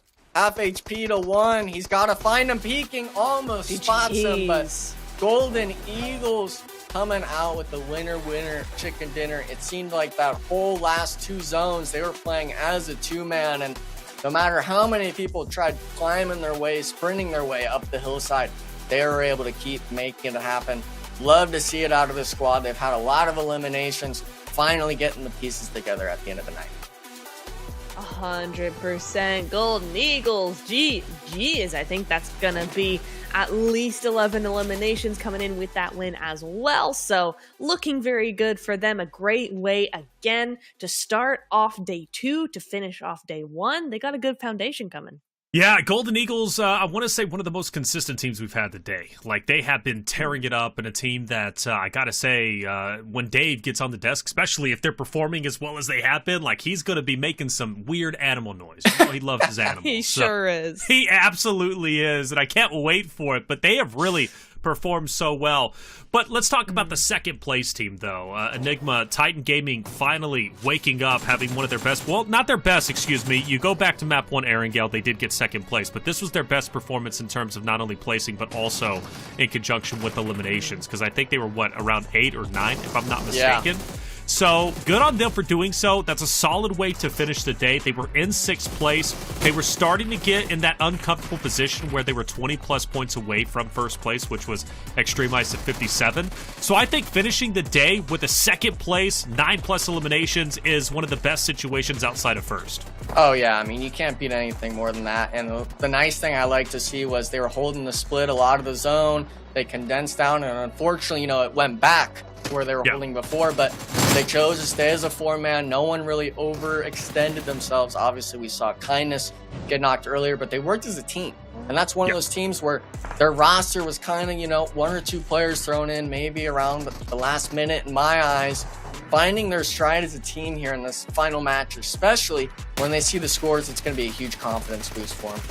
Yeah, I think so. Titan Gaming, a team that I believe has a high ceiling. I don't think they've reached that yet, but they're definitely finishing a lot stronger than they started the day off. So that's what you want to see, improvements from the top level rosters. Now, another team, though, that performed decently well was Dauntless. 7 eliminations. You got to give respect to Straight Outta Nepal as well with 7 eliminations. This finishing, though, right, from Golden Eagles, I go back to that consistent talk, Neptura. They were so consistent throughout the day to the point where they went into this game in 3rd place. They were roughly, I think, 8 points away from Xtreme Ice, but surely they're going to be in first finishing up. Did we expect this from a team such as Golden Eagles? I think so, yes, because they had almost this exact same split in the end zone at least 2 games already today, right? We've seen this before from them tonight, and so this time they were able to actually make it work. So there were bits and pieces of this win coming through, sneaking through the cracks here all evening, so definitely expected this from them, and I'm glad it happened tonight. All right, let's take a look at our overall standings after the first 6 games have concluded. And Golden Eagles, no surprise, will be in first place by 10 points, sitting at 69. In fact, they also will have the most eliminations today. Not the most rank points, but they're very close to doing so. But eliminations, you got to give them credit again, going back to that consistent conversation. They may have not been placing the best, despite them having a winner-winner chicken dinner, but they were slaying out. Absolutely slaying out. Good job from them. Xtreme Ice, though, another surprise team that made it up to the 2nd place, as well as Team Raid. We discussed quite a few rosters at the start of the day, Enigma. These 3 we actually didn't touch at all. So it's not, even for One Esports, right? Yeah. The talking point was Titan Gaming, but the top 4 were all teams that we kind of glossed over at the beginning. Yeah, I mean, we can even tell as well, obviously there was Titan Series a month ago, but even before that, some of these teams weren't playing in PMSL Americas. Maybe that lit a fire under them, so to speak, and really kind of analyzed the likes of Titan Gaming, the likes of even KR Esports and stuff like that, that played in the previous events. These people are coming out to really start showing up. In the top 4 even, we can see already the placement points compared to those bottom 4, 23, 22, bottom 4 is 14, even 10 up there. So for the most part, it's not just those elimination consistencies. These people are also starting to get consistent on the placement points. And just to remind everybody at home, top 2, that's what we're focused on. There's 16 teams competing, but only top 2 will earn their spot to the PUBG Mobile Super League Americas Fall season playing in Brazil. So that is what is up for grabs. You want to be top 2. Now we take a look at 9 through 16. And again, this is where things get scary. I know you highlighted them at the top of the day, Neptura. Straight Outta Nepal. And 30 points. Not the most heavy-hitting day, but what I would take note of, 26 eliminations, okay? That is up there with some of the top teams on the first page. If they could just figure out how to get those rank points, right? Just get a little bit deeper into the zones, I think they have a chance. This is classic what we see out of talented teams that don't have experience or not a lot of experience is I can get all the kills I want and I can do it. I got my 1v1s, but I don't have the strategy to back it up. And if they can figure out that strategy, then they are going to win. Hands down. Really good work. Yeah, it's got to work on the positioning, right? Positioning is everything, especially for those final zones. Team Liquid is a great example of that. Potentially one of their competitors, if they do make it to the PUBG Mobile Super League Americas Fall season. Team Liquid is a wonderful wonderful team when it comes to positioning, and not to mention Alpha 7 is a great team that loves to play that edge. So you got two contrasting styles. It's just up to, obviously, those in Nepal to figure it out. Like, what is their style? And they're still a younger team looking to reach the top. A great day, though, right? 6 wonderful games down. We've got 12 more to go. Obviously, we'll be back tomorrow at 7 o'clock Eastern Standard Time. Final words before we get out of here. Neptura, it was great working with you for the first time since last year. What do you got to say before we leave? I know. First of all, it's been ages. So nice to be back working with y'all again. Secondly, I'm thinking there's some really cool storylines coming up here. I think tomorrow's going to be really, really cool. I'm super excited to see what some of these teams are going to be doing because, as you said, top 4, very much an upset. We were not expecting that at the beginning of today, so tomorrow's going to be very interesting. Yeah, tomorrow's going to be great, and I love that point spread is so close at the top 5. It's going to make things interesting going into Sunday, the final day, right, where literally mere points, 1 point could very well decide if you're top 2 or not. Enigma, always great working with you, of course, brother. We've done plenty of shows at this point in time. You've improved quite a bit as a caster, as a talent, and I always love hearing your insight. What are your final words before we get out of here? Oh, I always appreciate it, Taylor, the kind words. And for the most part, my insight, at least coming in out of the first day, is those bottom 8, specifically those top 3, straight out of Nepal, XYQ, and even MANIC. Both those teams, all 3 of those teams had a lot of eliminations to their name, but barely any placement points. So I'm kind of on that bandwagon with you guys of I'm really needing to see the placement points starting to rack up, or else you're going to be allowing those top 4, even the top 2 teams to just start running away with it. MANIC is a great shout, by the way. MANIC had so many incredible moments. If they could just step it up a little bit more, they'll be all right. I think for the majority of her 9 through 16, right? Just a little bit more effort when it comes to placements, and they could very well be reaching into the top 2. Well, there is day number 1 completed. And what a day it was. 6 wonderful games done. 12 more games to go. We do start again tomorrow for day number 2. It's going to be at 7 Eastern Time. We genuinely would love to have you. Make sure you hit that subscribe button if you haven't already, because we're going to be back for the next 2 days. But at least for day number 1 of the 2024 PMSL Americas North American Qualifier, we are done. For myself, Taylor Reflections Noble, Neptura, Enigma, those in chat, and also our production team, we thank you for being here. Be back tomorrow for day number 2 at 7 Eastern. I wasn't expecting that, but the Golden Boys... Me neither.